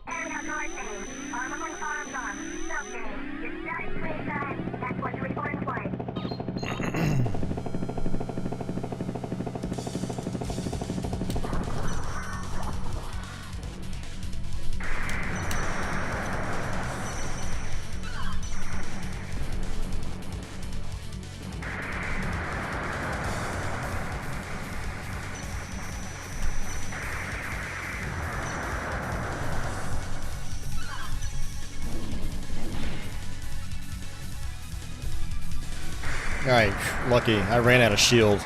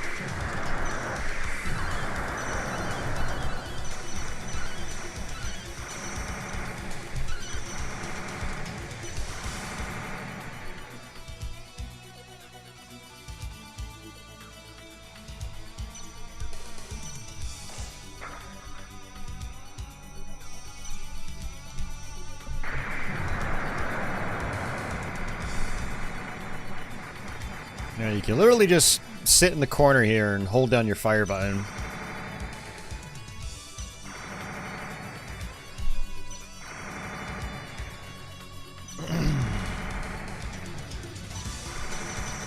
And actually, guys, I just realized my crop is wrong, so hold on a second. Let me fix that. Whoops. Yeah, it's cropped differently than it was for my other games. There we go. I thought something looked off.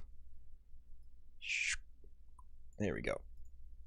Alright, much better. I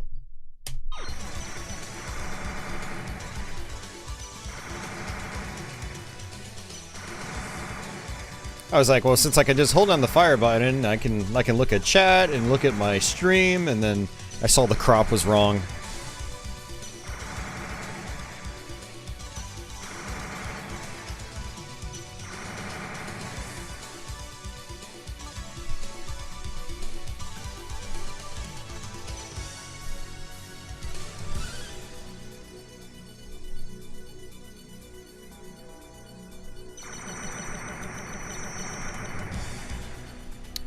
Yeah, cigarette. I mean, I pretty much am almost 100% in. I'm just going through the onboarding process right now.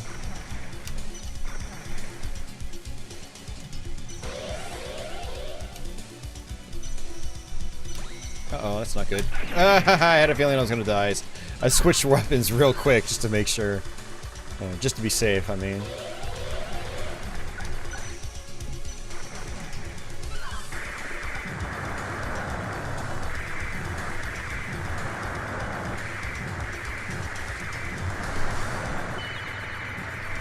Got an extra life.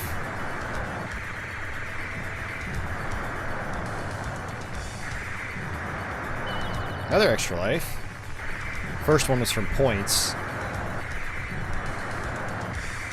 Whoops! I ran right into that object like an idiot. Like the idiot I am.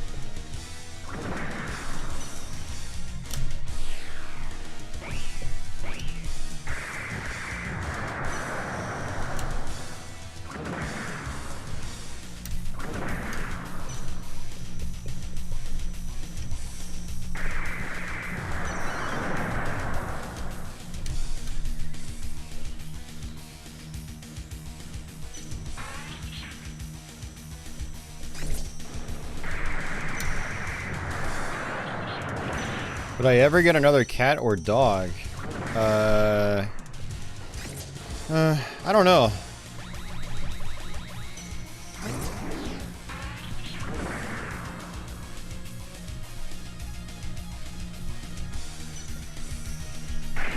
Shit. I didn't think he was gonna slam into me. I mean, I love my cat, but she is a handful, and I don't know. When the day comes that she passes, which it'll probably be a while, I don't know. Maybe I'd take a break for a little while. It just kind of depends on my living situation and if I'm still single and living alone and that sort of thing. I don't know. Hey, Ronan, welcome back. Definitely not a dog, because a dog would just be way too much work for someone like me. I'd have to have like a family that can help take care of it. I don't know. We'll see.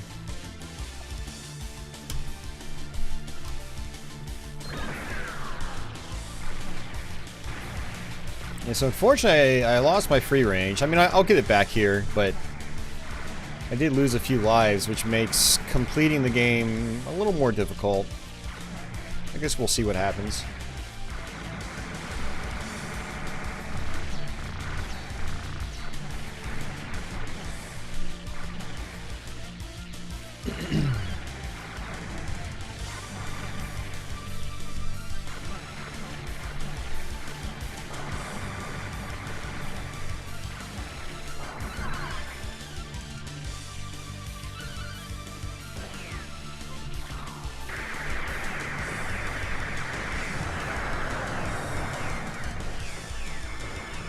Oh, come on. Why is this thing out there so long?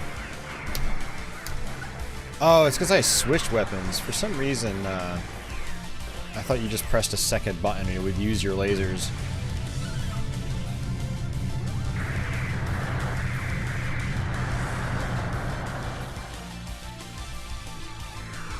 Jeff got a chihuahua. Nice.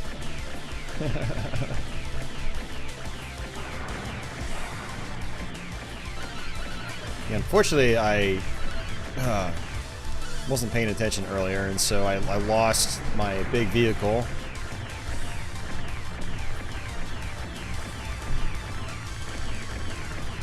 I'm going to be losing my shield here if I'm not careful.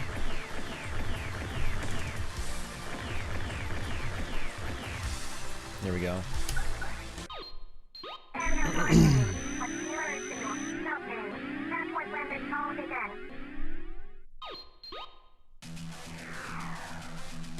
Ronan, this is Thunder Force 5.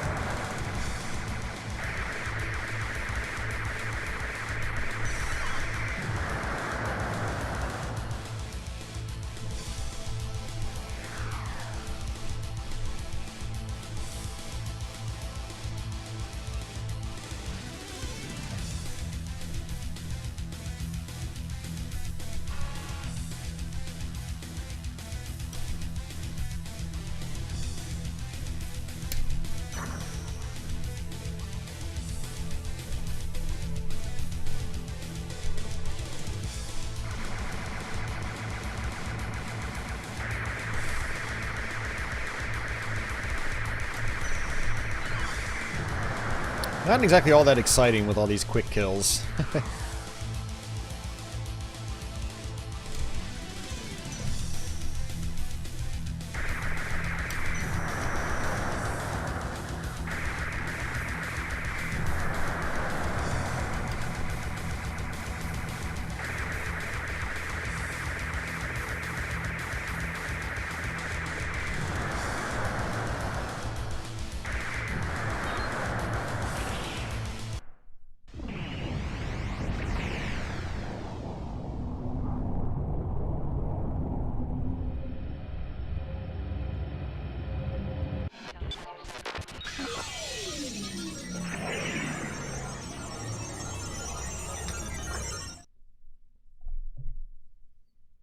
Shut up now.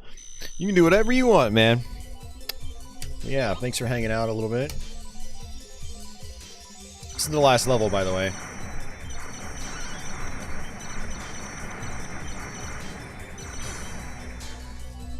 Just got done playing Batsugan. Hell yeah, I love that game.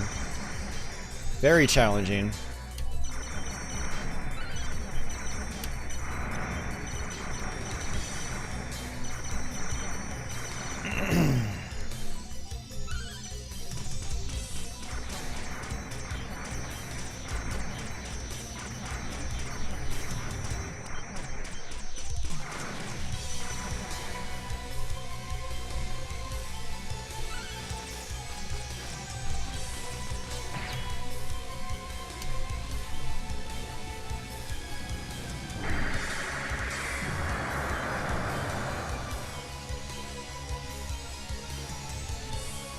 Yeah, I'm out of shield.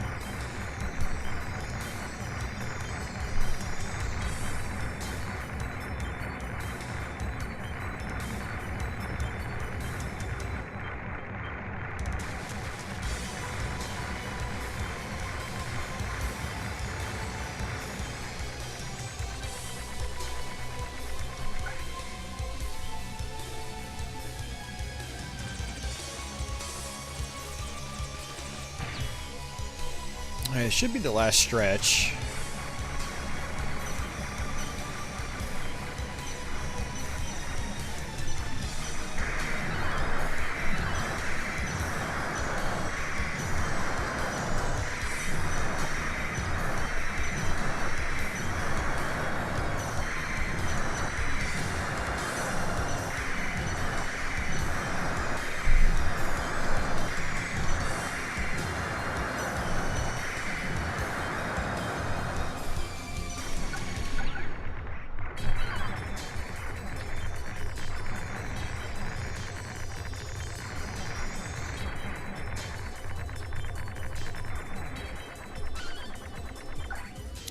Now, unfortunately, I'm going into this boss with no shield. I don't think we're going to get one either.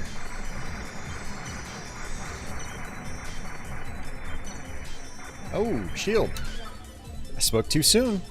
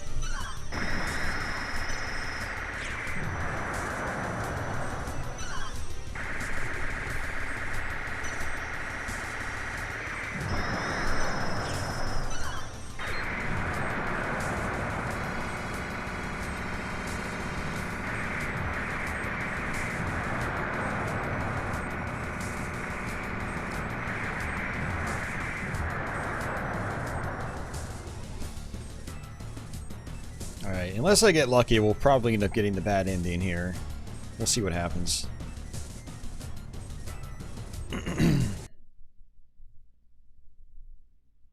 Yeah, if you lose your free range weapon on this boss, there's pretty much no way to defeat him.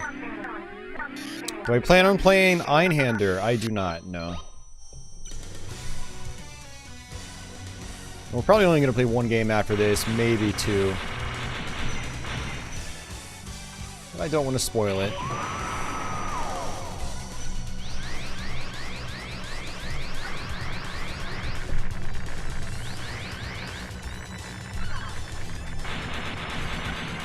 There we go. That's the first form.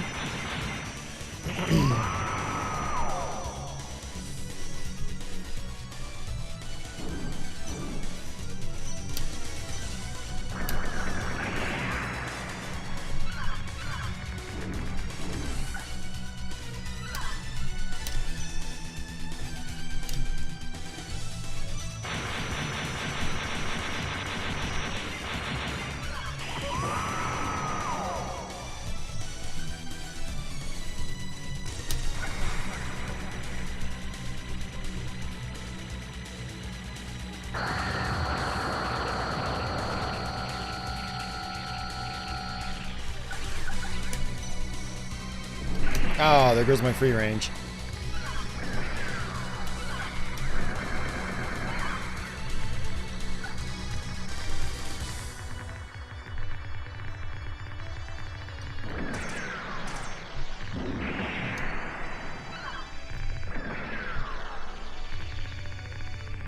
Oh, that's game over.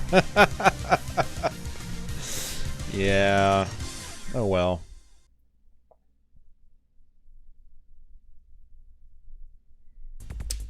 What upscaler am I using? I'm using the Framemeister. And that's it. That's Thunder Force 5. I'm not going to continue. I've got a full Let's Play of this game if you want like a more focused walkthrough of it. Yeah. Good game. I like that game. I've been playing this one since it first came out back in the day.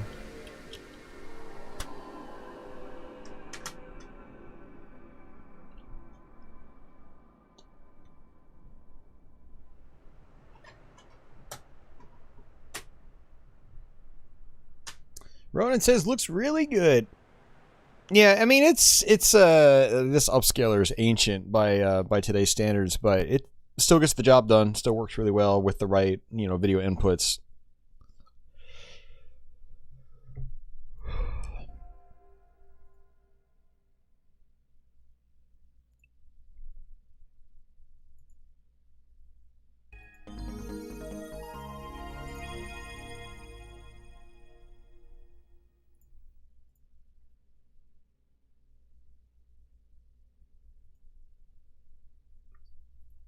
Alright, this is Gradius Gaiden, which was a PS1 exclusive. Let me check my controls. And this is not the first time I play this on my channel. I've actually played this quite a bit.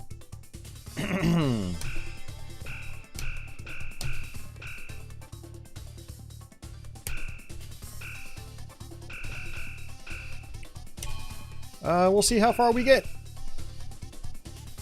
Really fantastic game, but like a lot of these games, I'm just kind of rusty right now, so don't expect a whole lot. We'll just go with the old tried and true to start, but you have 4 different ship types with different power-up systems, which is nice. Not power-up systems, but different upgrades. Let's go with that. Good old force field.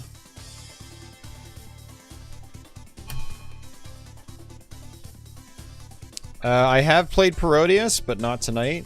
I do have the Parodius Deluxe Pack for PS1.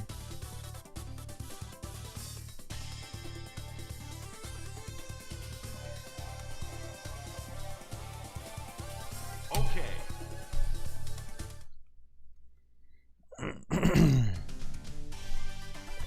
Crush all of them.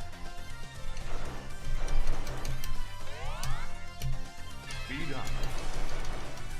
Speed up. Missile.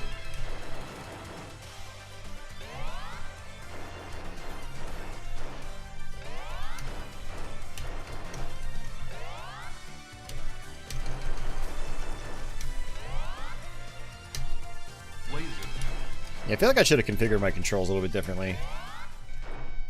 That's fine. Missile level 2.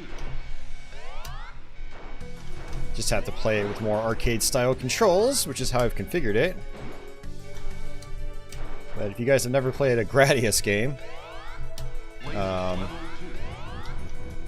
basically pick up these little power-up pods, and you can select what weapons you want on the bar down below.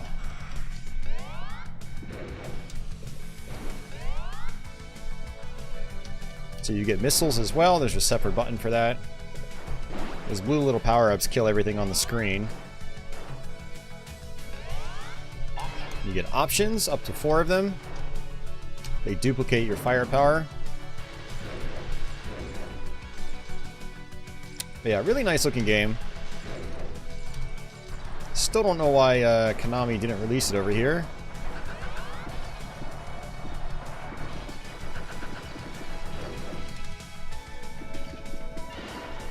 Extra life already.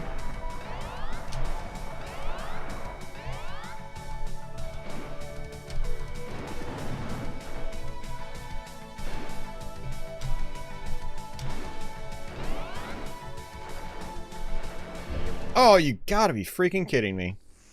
I moved way too fast and slammed into that wall. Speed up. Missile.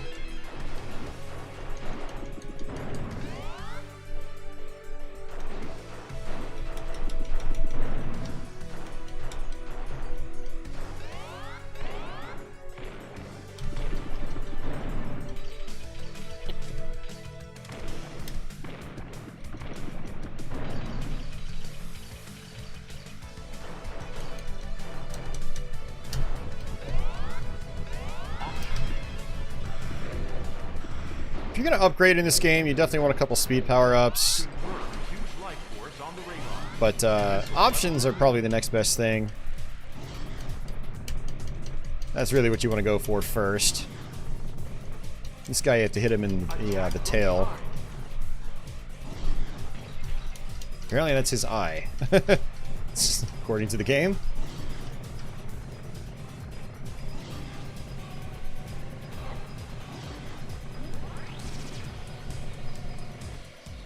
Yeah, this is a checkpoint-based game. So you do have to really learn the bosses and the levels.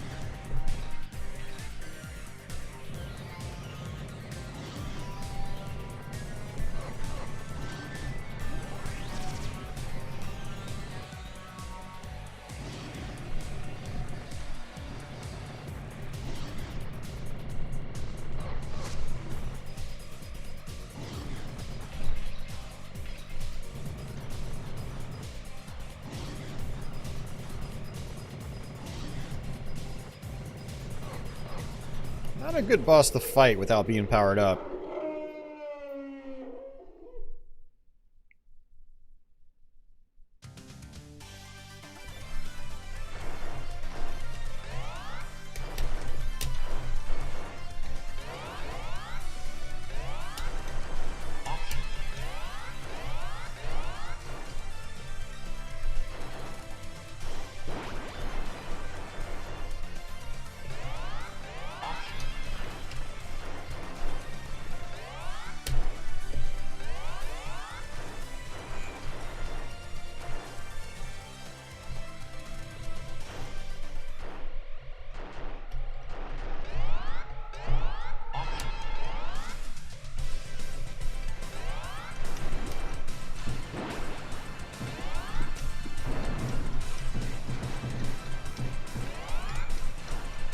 Alright, definitely want my shield.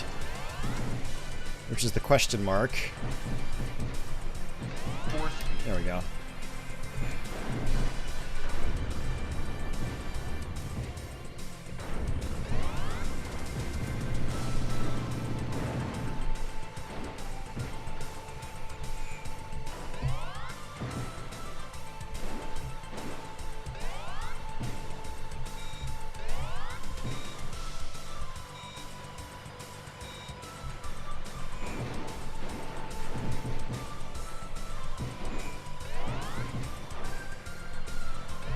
Alright, I'm just going to leave it on that yellow block. That way when I lose my shield, I can just re-up it. Select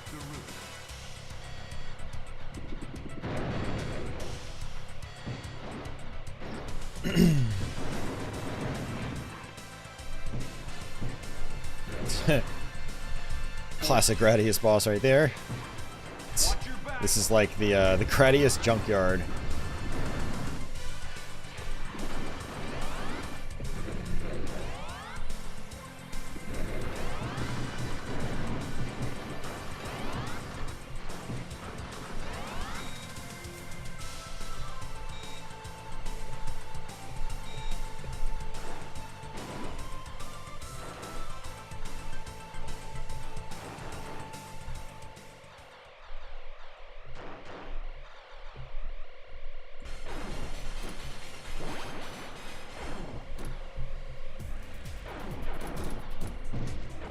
Destroy the core.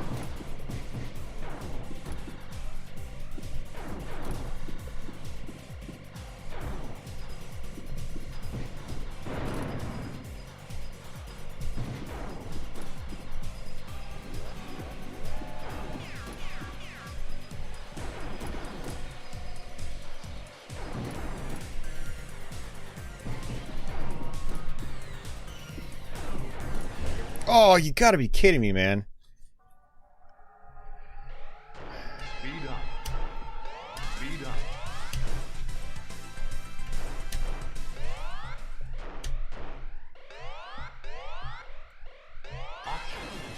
That was horrible. He was probably almost dead, too. Destroy the core.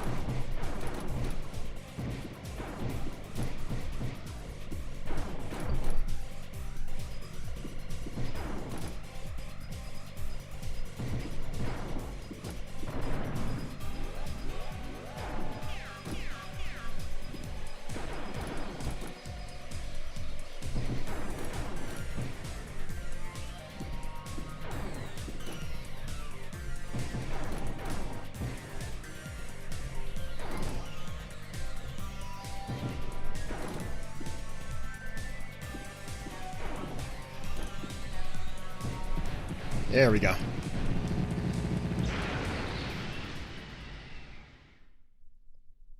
I saw the, when it exploded, it turned into the big end-game ball from Life Force, or Salamander.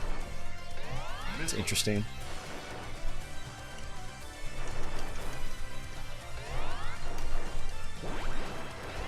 Missile level 2.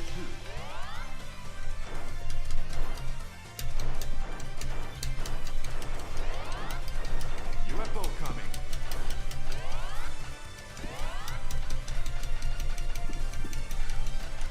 That's right, I think this is the crystal level. Yep.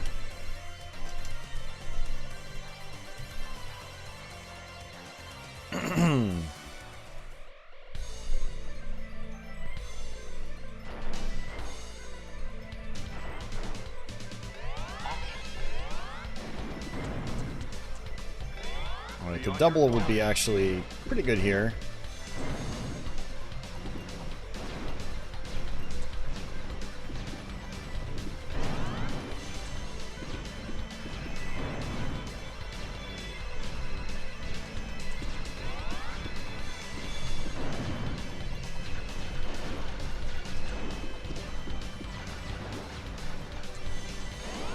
Double level 2.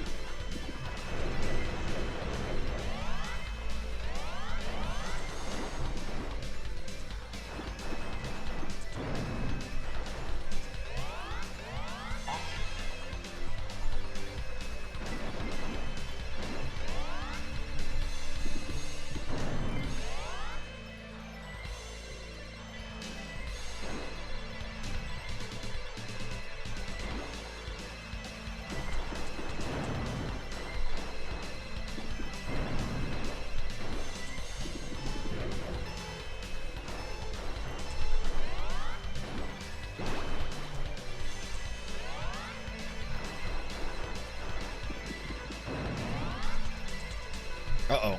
You need a shield.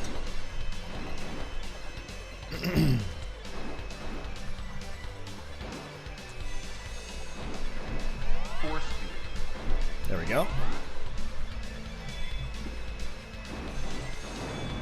Yeah, those lasers, they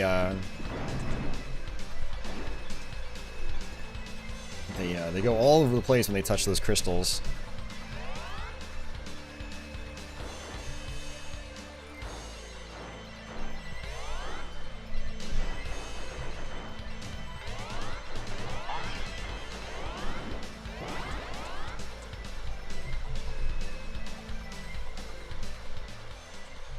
Yeah, double is really good in this game, actually. Each ship has a different double attack.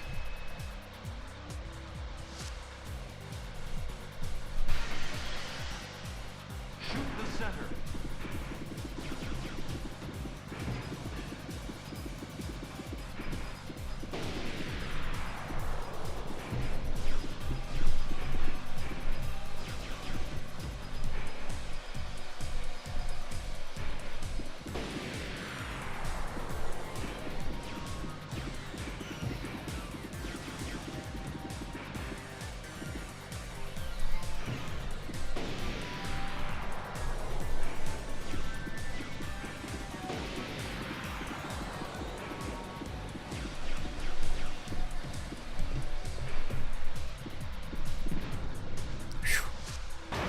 Lost my shield, so I got tense.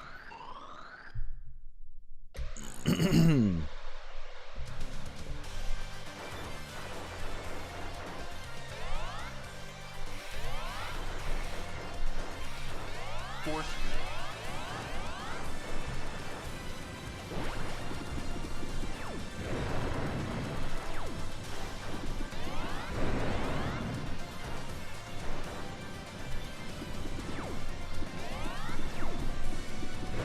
Destroy all of them.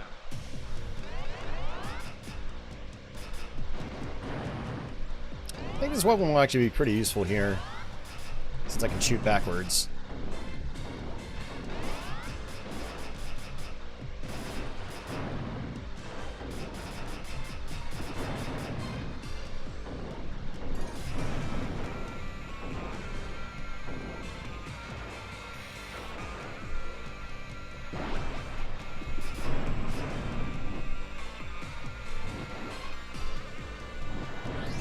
Not only can I shoot up, or backwards, I can also shoot diagonally upwards.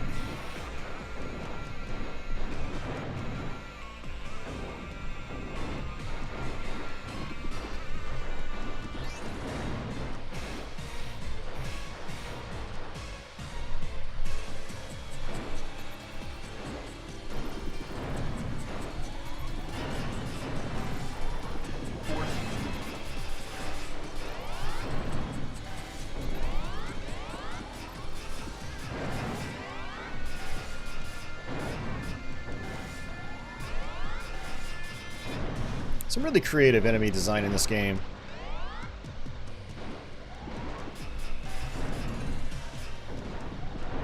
You know, like how the Moai heads, you knock their heads off, but their lasers will keep going with them. Gotta really be on your toes.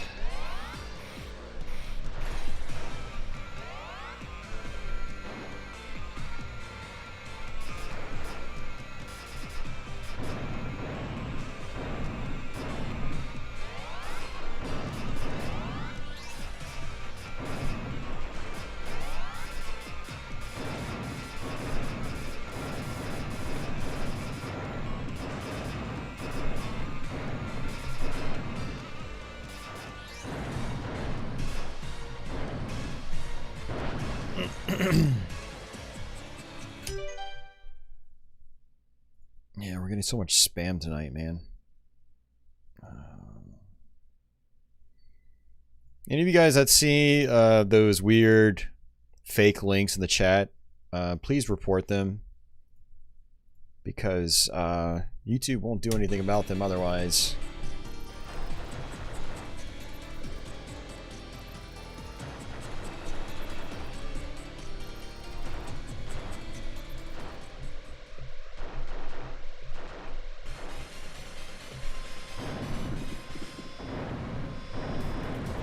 Oh, jeez.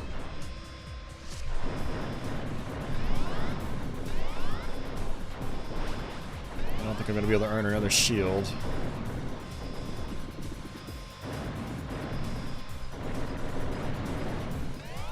Oh, I did. Nice. Okay, cool. Hey, Thomas, we're doing alright. Thank you.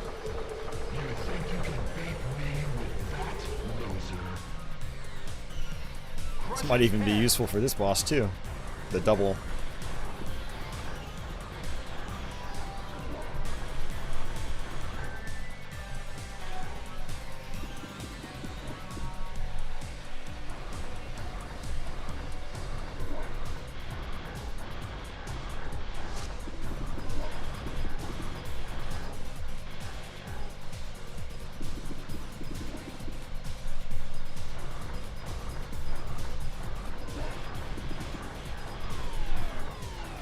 Oh great, the option stealer during a boss fight. Amazing. Lucky.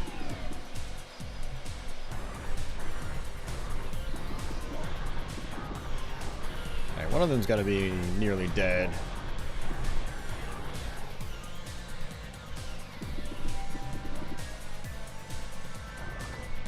Yeah, that one is. It's changing colors to let me know.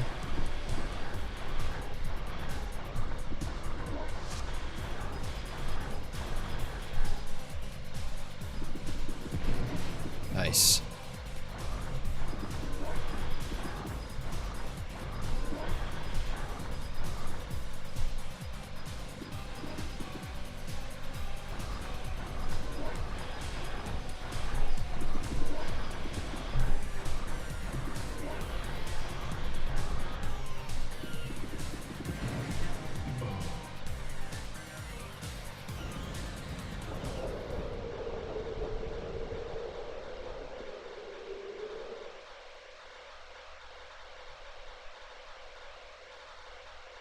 You guys probably haven't seen it because I've been reporting it as soon as I see it, and then it should theoretically disappear from chat when I do that.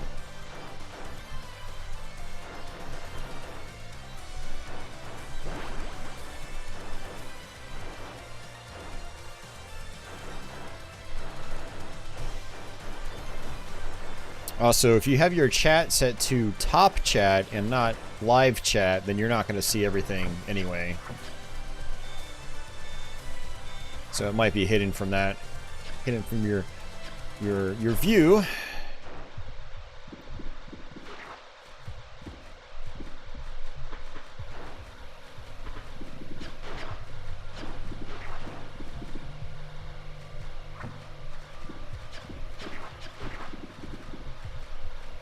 I'm wondering if I'm just gonna stick with double because it's a lot more useful than my laser.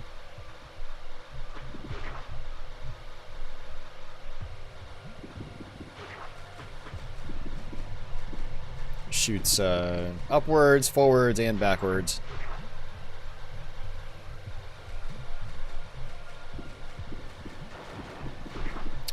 Yeah, if you haven't set the top chat, YouTube is generally smart enough to block random spam.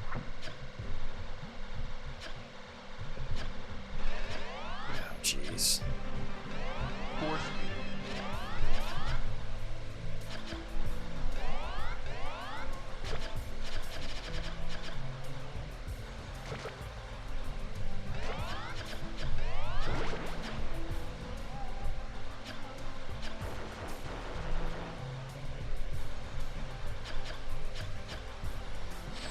But I always recommend people to be on live chat because there are normal messages that'll be missed.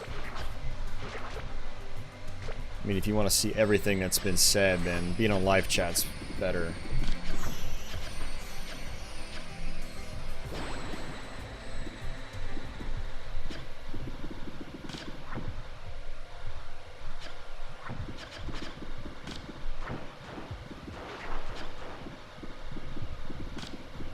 Good old obligatory Gradius organic stage. Somewhat organic.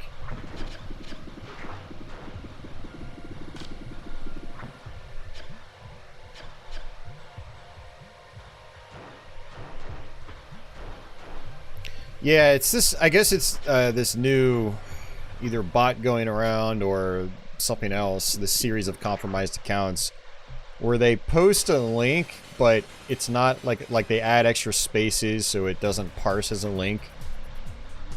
People can read it and then go try to type it into their web browser. But don't do that.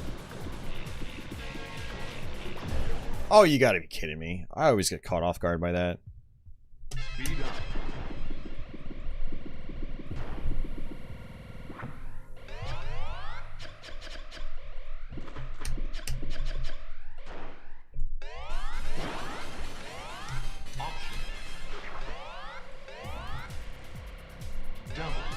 Oops, I did not actually mean to select double. You guys aren't gonna see. I did it again. You guys aren't gonna see those messages I was talking about though, because I did report them, and I think it just gets rid of them from chat when I do. Speed up. Speed up. But yeah, just a heads up for the future.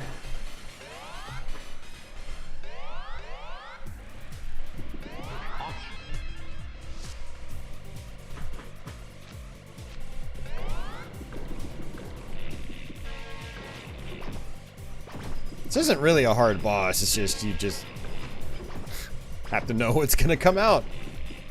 And I kept failing to recognize that he throws out those two balls and then that's it.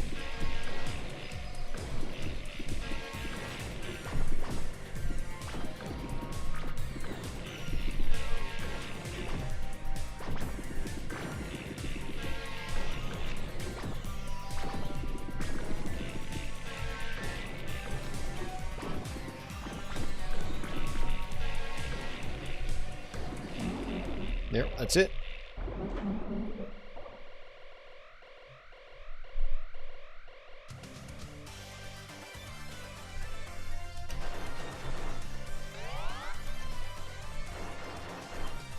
Missile. Missile level 2. Mark, yeah, we are still going.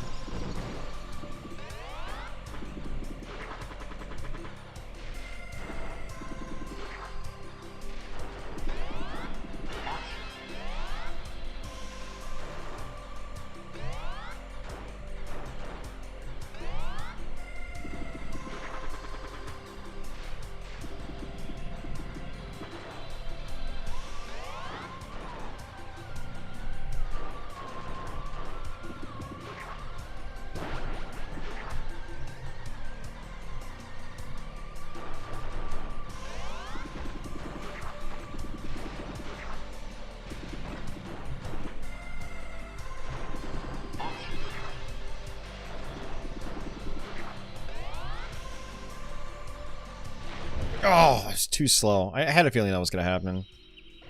Speed up. Speed up.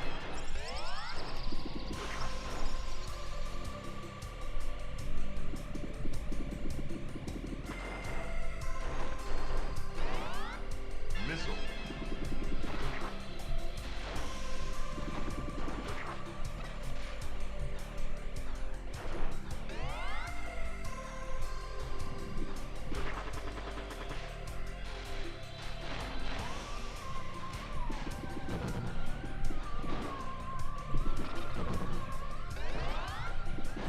Oh, 4, I ran right into the bullets. 10, 8, 7, 6, 5, Which Gradius do I enjoy the most? 2. Select your fighter. Probably Gradius 3 on Super Nintendo, and then Gradius 5 on PS2. Yeah, that'd probably be my pick. Falchion Beta. Force field.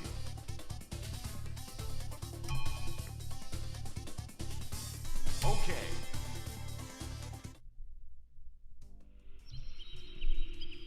Speed up. Rolling missile. Rolling missile. Level 2. Yeah, so now you guys get to see a different ship type with different power-ups, different weapons. Like, I love the auto-aim weapon here.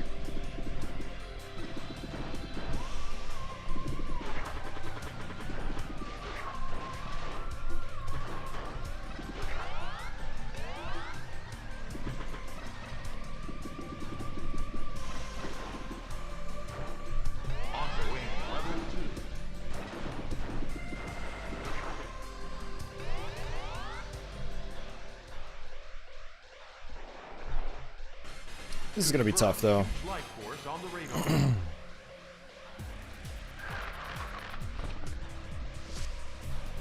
Shoot the center.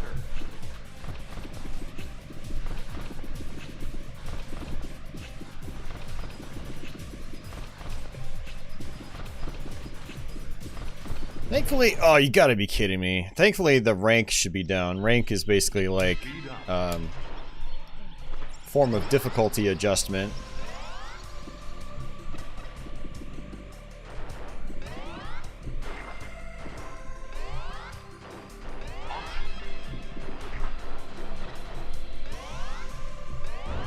Oh, I'm still like doing accidental directions with this stick.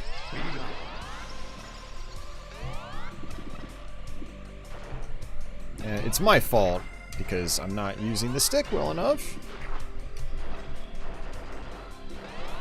I did not want that. Alright, well, I guess we're stuck with this. Huge life force on the radar.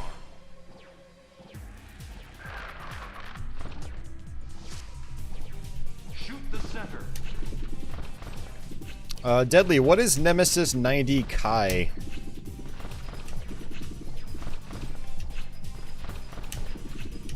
It's not one of those ones that's like exclusive to like the X68000 or something, is it? Be on your guard.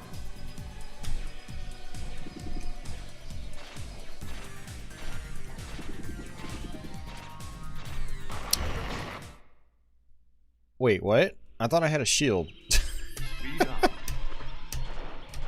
Jeez.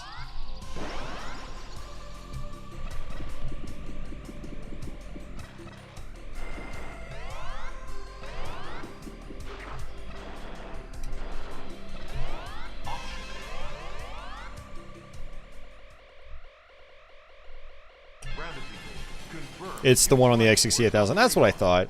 I've never actually seen that one played. Shoot the center.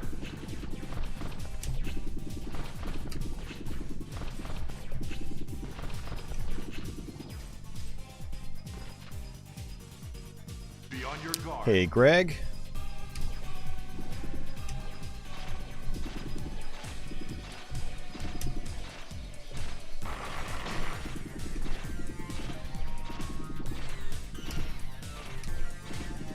And you can actually destroy those projectiles too. Okay. That doesn't hurt.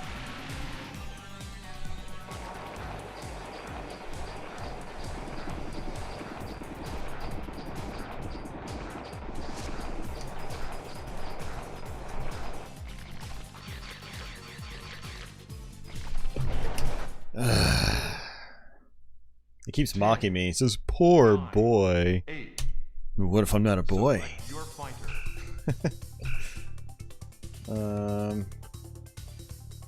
Yeah, we get the ripple laser with this one. I like this one. It's got this ring double laser. Or it's the double power up, but it's, you know, just the ring. Force field.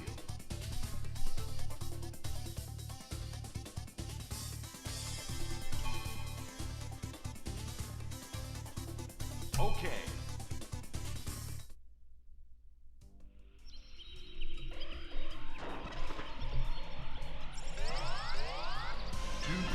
I did not want that.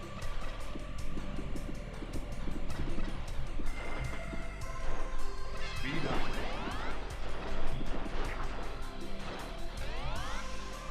Ripple laser. Ripple laser level 2. Confirm huge life force on the radar.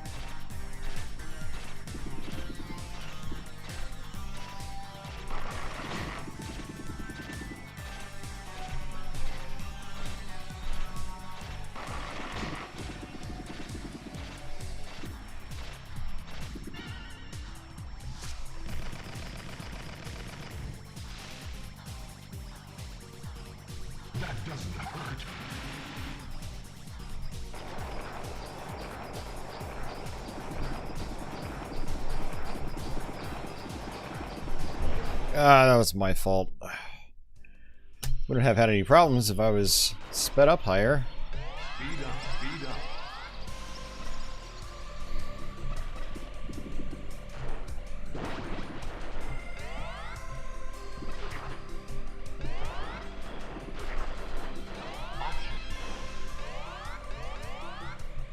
Disruptor.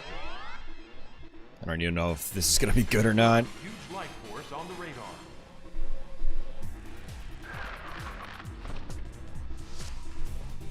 Shoot the center.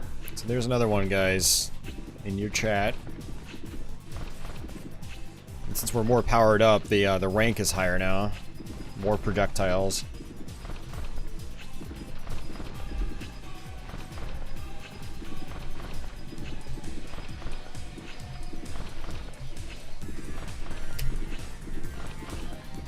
Crestline has made it back. Welcome back, Crestline.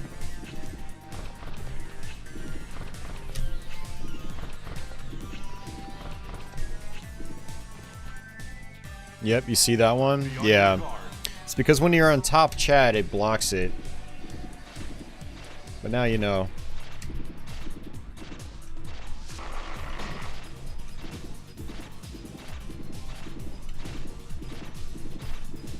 Looks like your aim has to be really solid.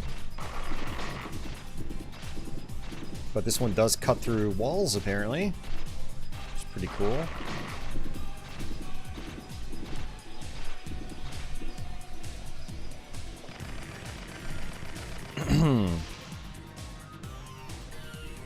That doesn't hurt.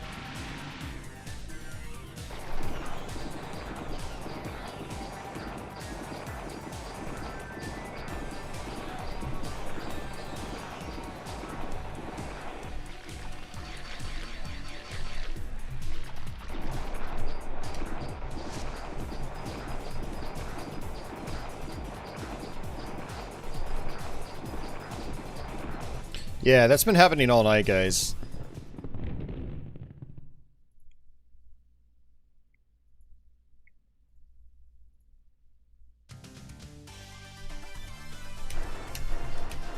Yeah, I always keep it on live chat myself. You guys don't have to, but for me, it's like I don't want to miss anything. Disruptor level 2. Ooh, I like the size of that one. It's much more useful. Two-way missile. Two-way missile level 2.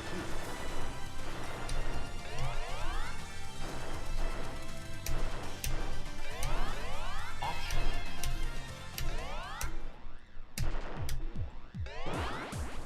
This is a cool level.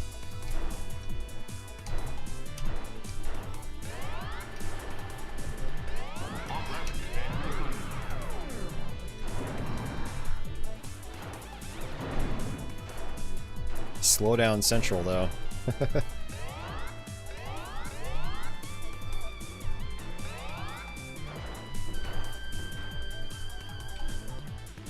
Oh, this one doesn't go through walls completely. Okay, I thought it was, because it was going through the boss's arms.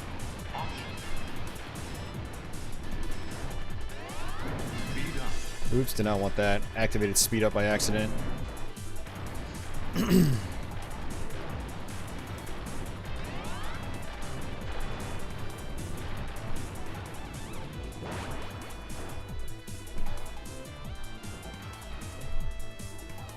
Thanks, Gary.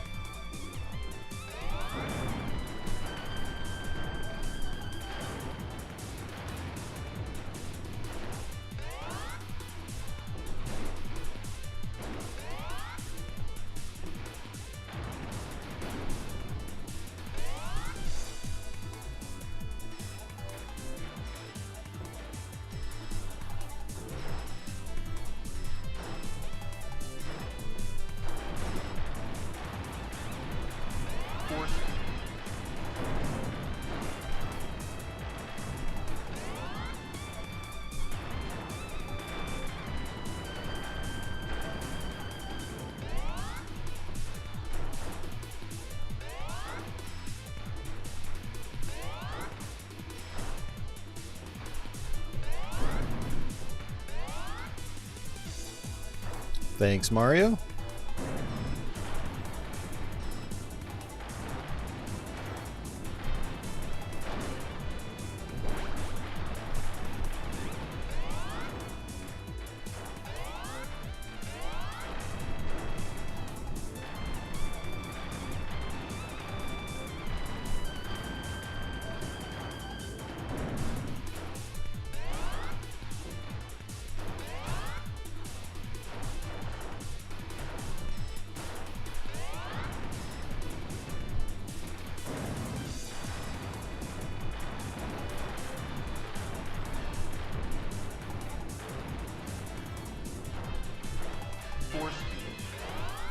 Intentionally took a hit just so I could refresh my force field.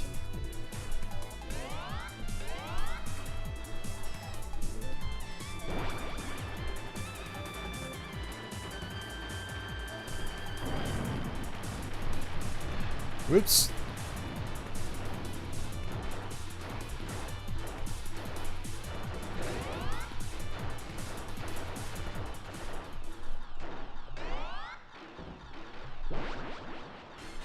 Watch your back.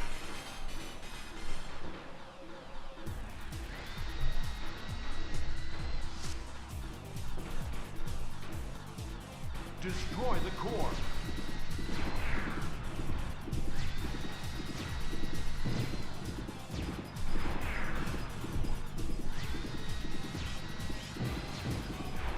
Ugh, I always fall for that. Every time I play this game. It's one of my problems with a game like this is I only play it like once or twice a year, and I don't really stick with it in like a I'm gonna learn this game kind of way. I just don't. So like I'll credit feed my way to the end of the game, and then I won't really have learned anything. Well, I don't really learn anything because I don't go back to it very often. It's like I do that one run like I am right now, and then the next time I play it, it's like I have to relearn all the bosses again.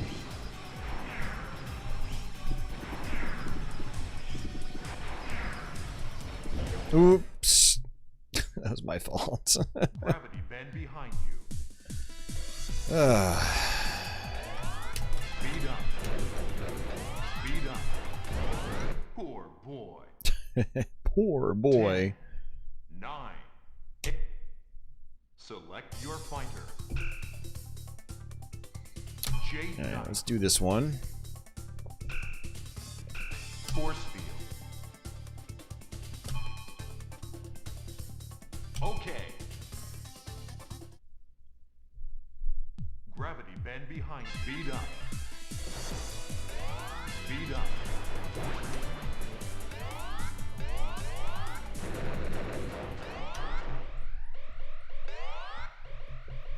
Options. Watch your back.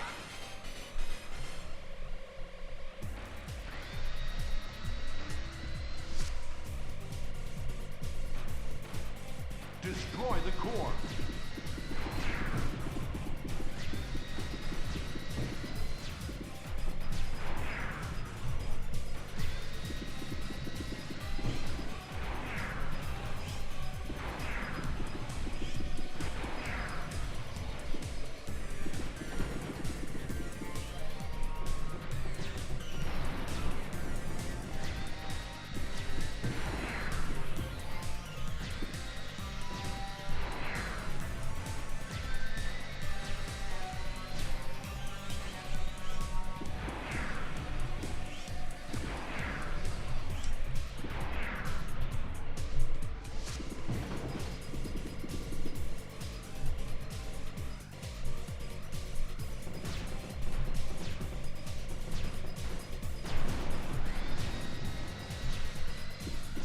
Alright, he's almost dead.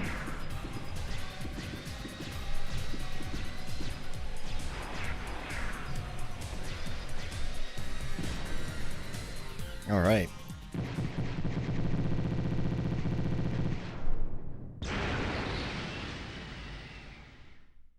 Black hole vanished. Drive system switched to normal mode.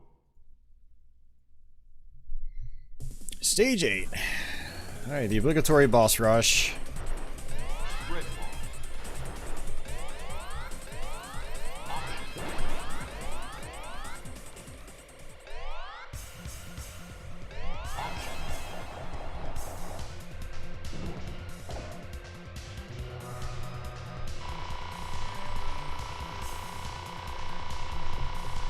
Destroy the core.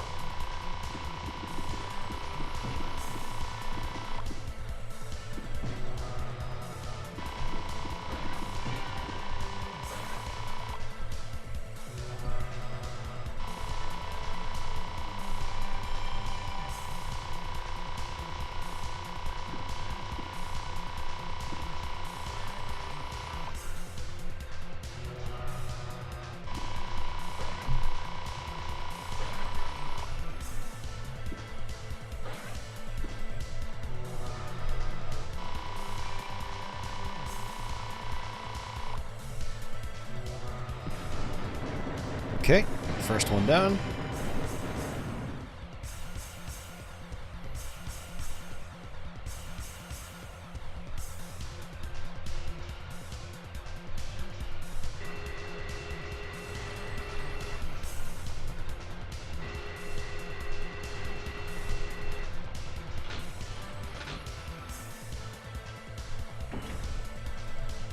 Destroy the core. Oh, come on, I stand right into the laser.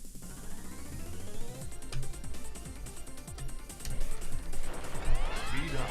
Speed up. Option.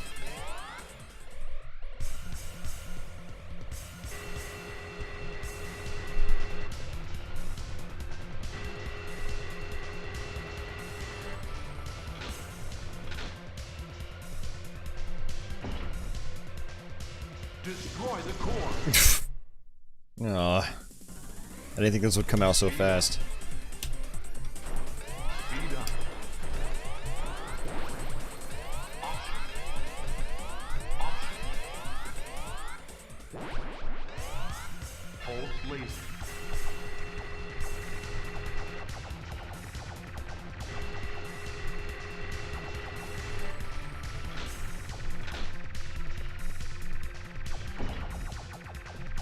Destroy the core.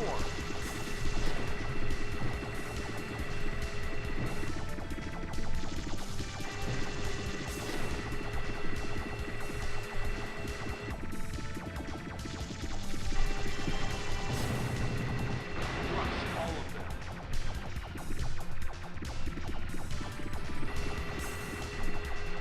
It's actually really cool if you don't take out the arms first and you have to fight them individually like classic Gradius bosses.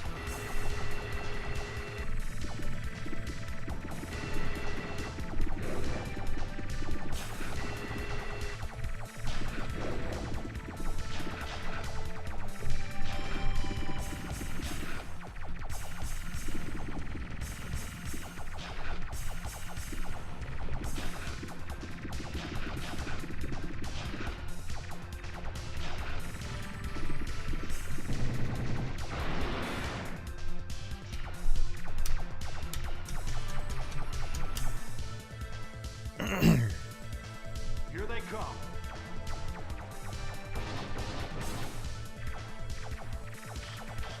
Crush. I vaguely remember this.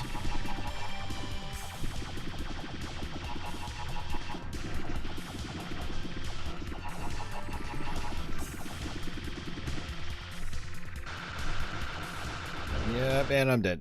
Speed up. Speed up. Round rate. Option.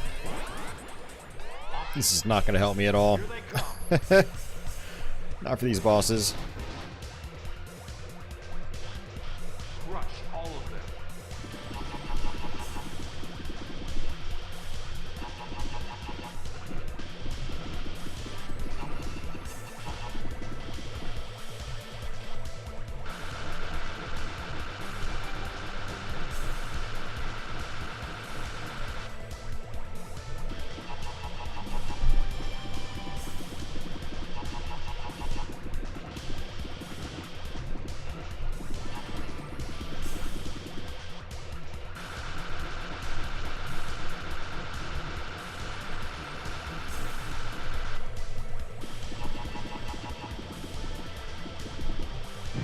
There's one.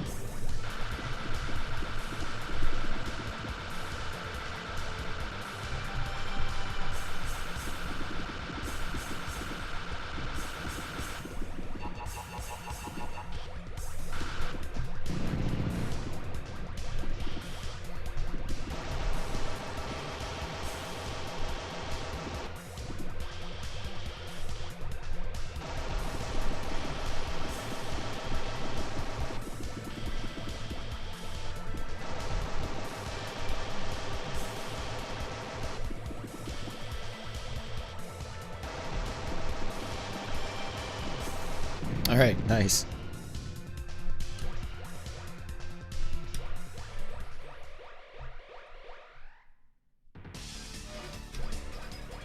Destroy the core.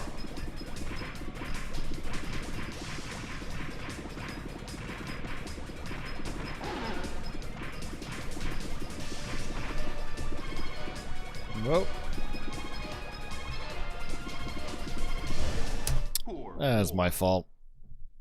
10, 9, 8. Alright. I think that's gonna do it for me, guys. I'm tired. I actually kind of wanted to start this stream earlier today, but I had some stuff going on that caused me not to, and because I wasn't able to, now I'm tired and I don't want to stay up anymore.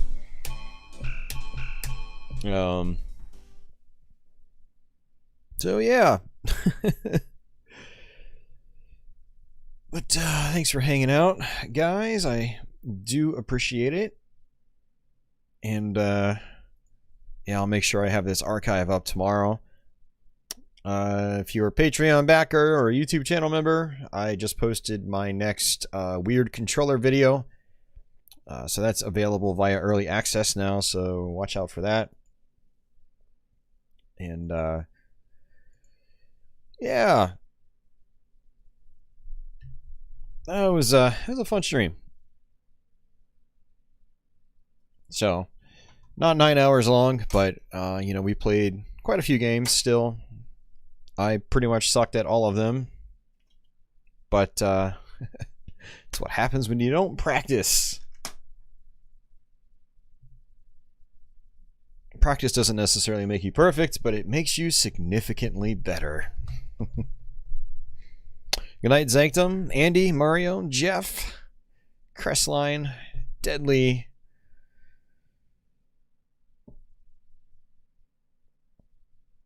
Well, yeah, it was cool trying out DoDonPachi Dai-Ou-Joh for the first time.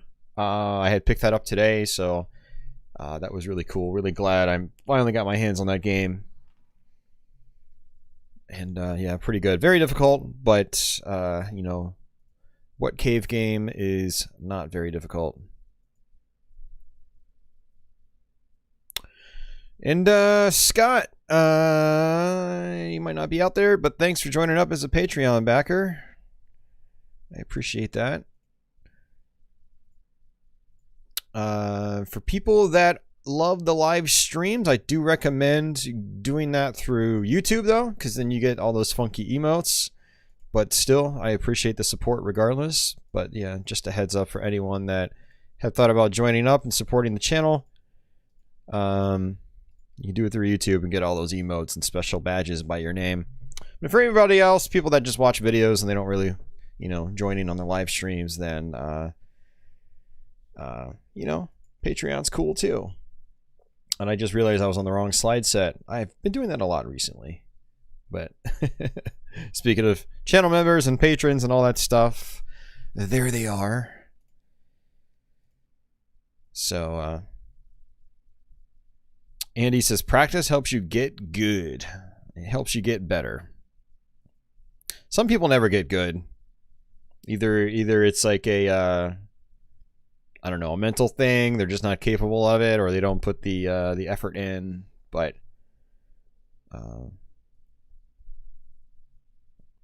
practice should make anybody at least a little bit better though. Oh man. Yeah, so that's gonna do it, guys. I don't really have much else to say. So I guess until the next one, take it easy.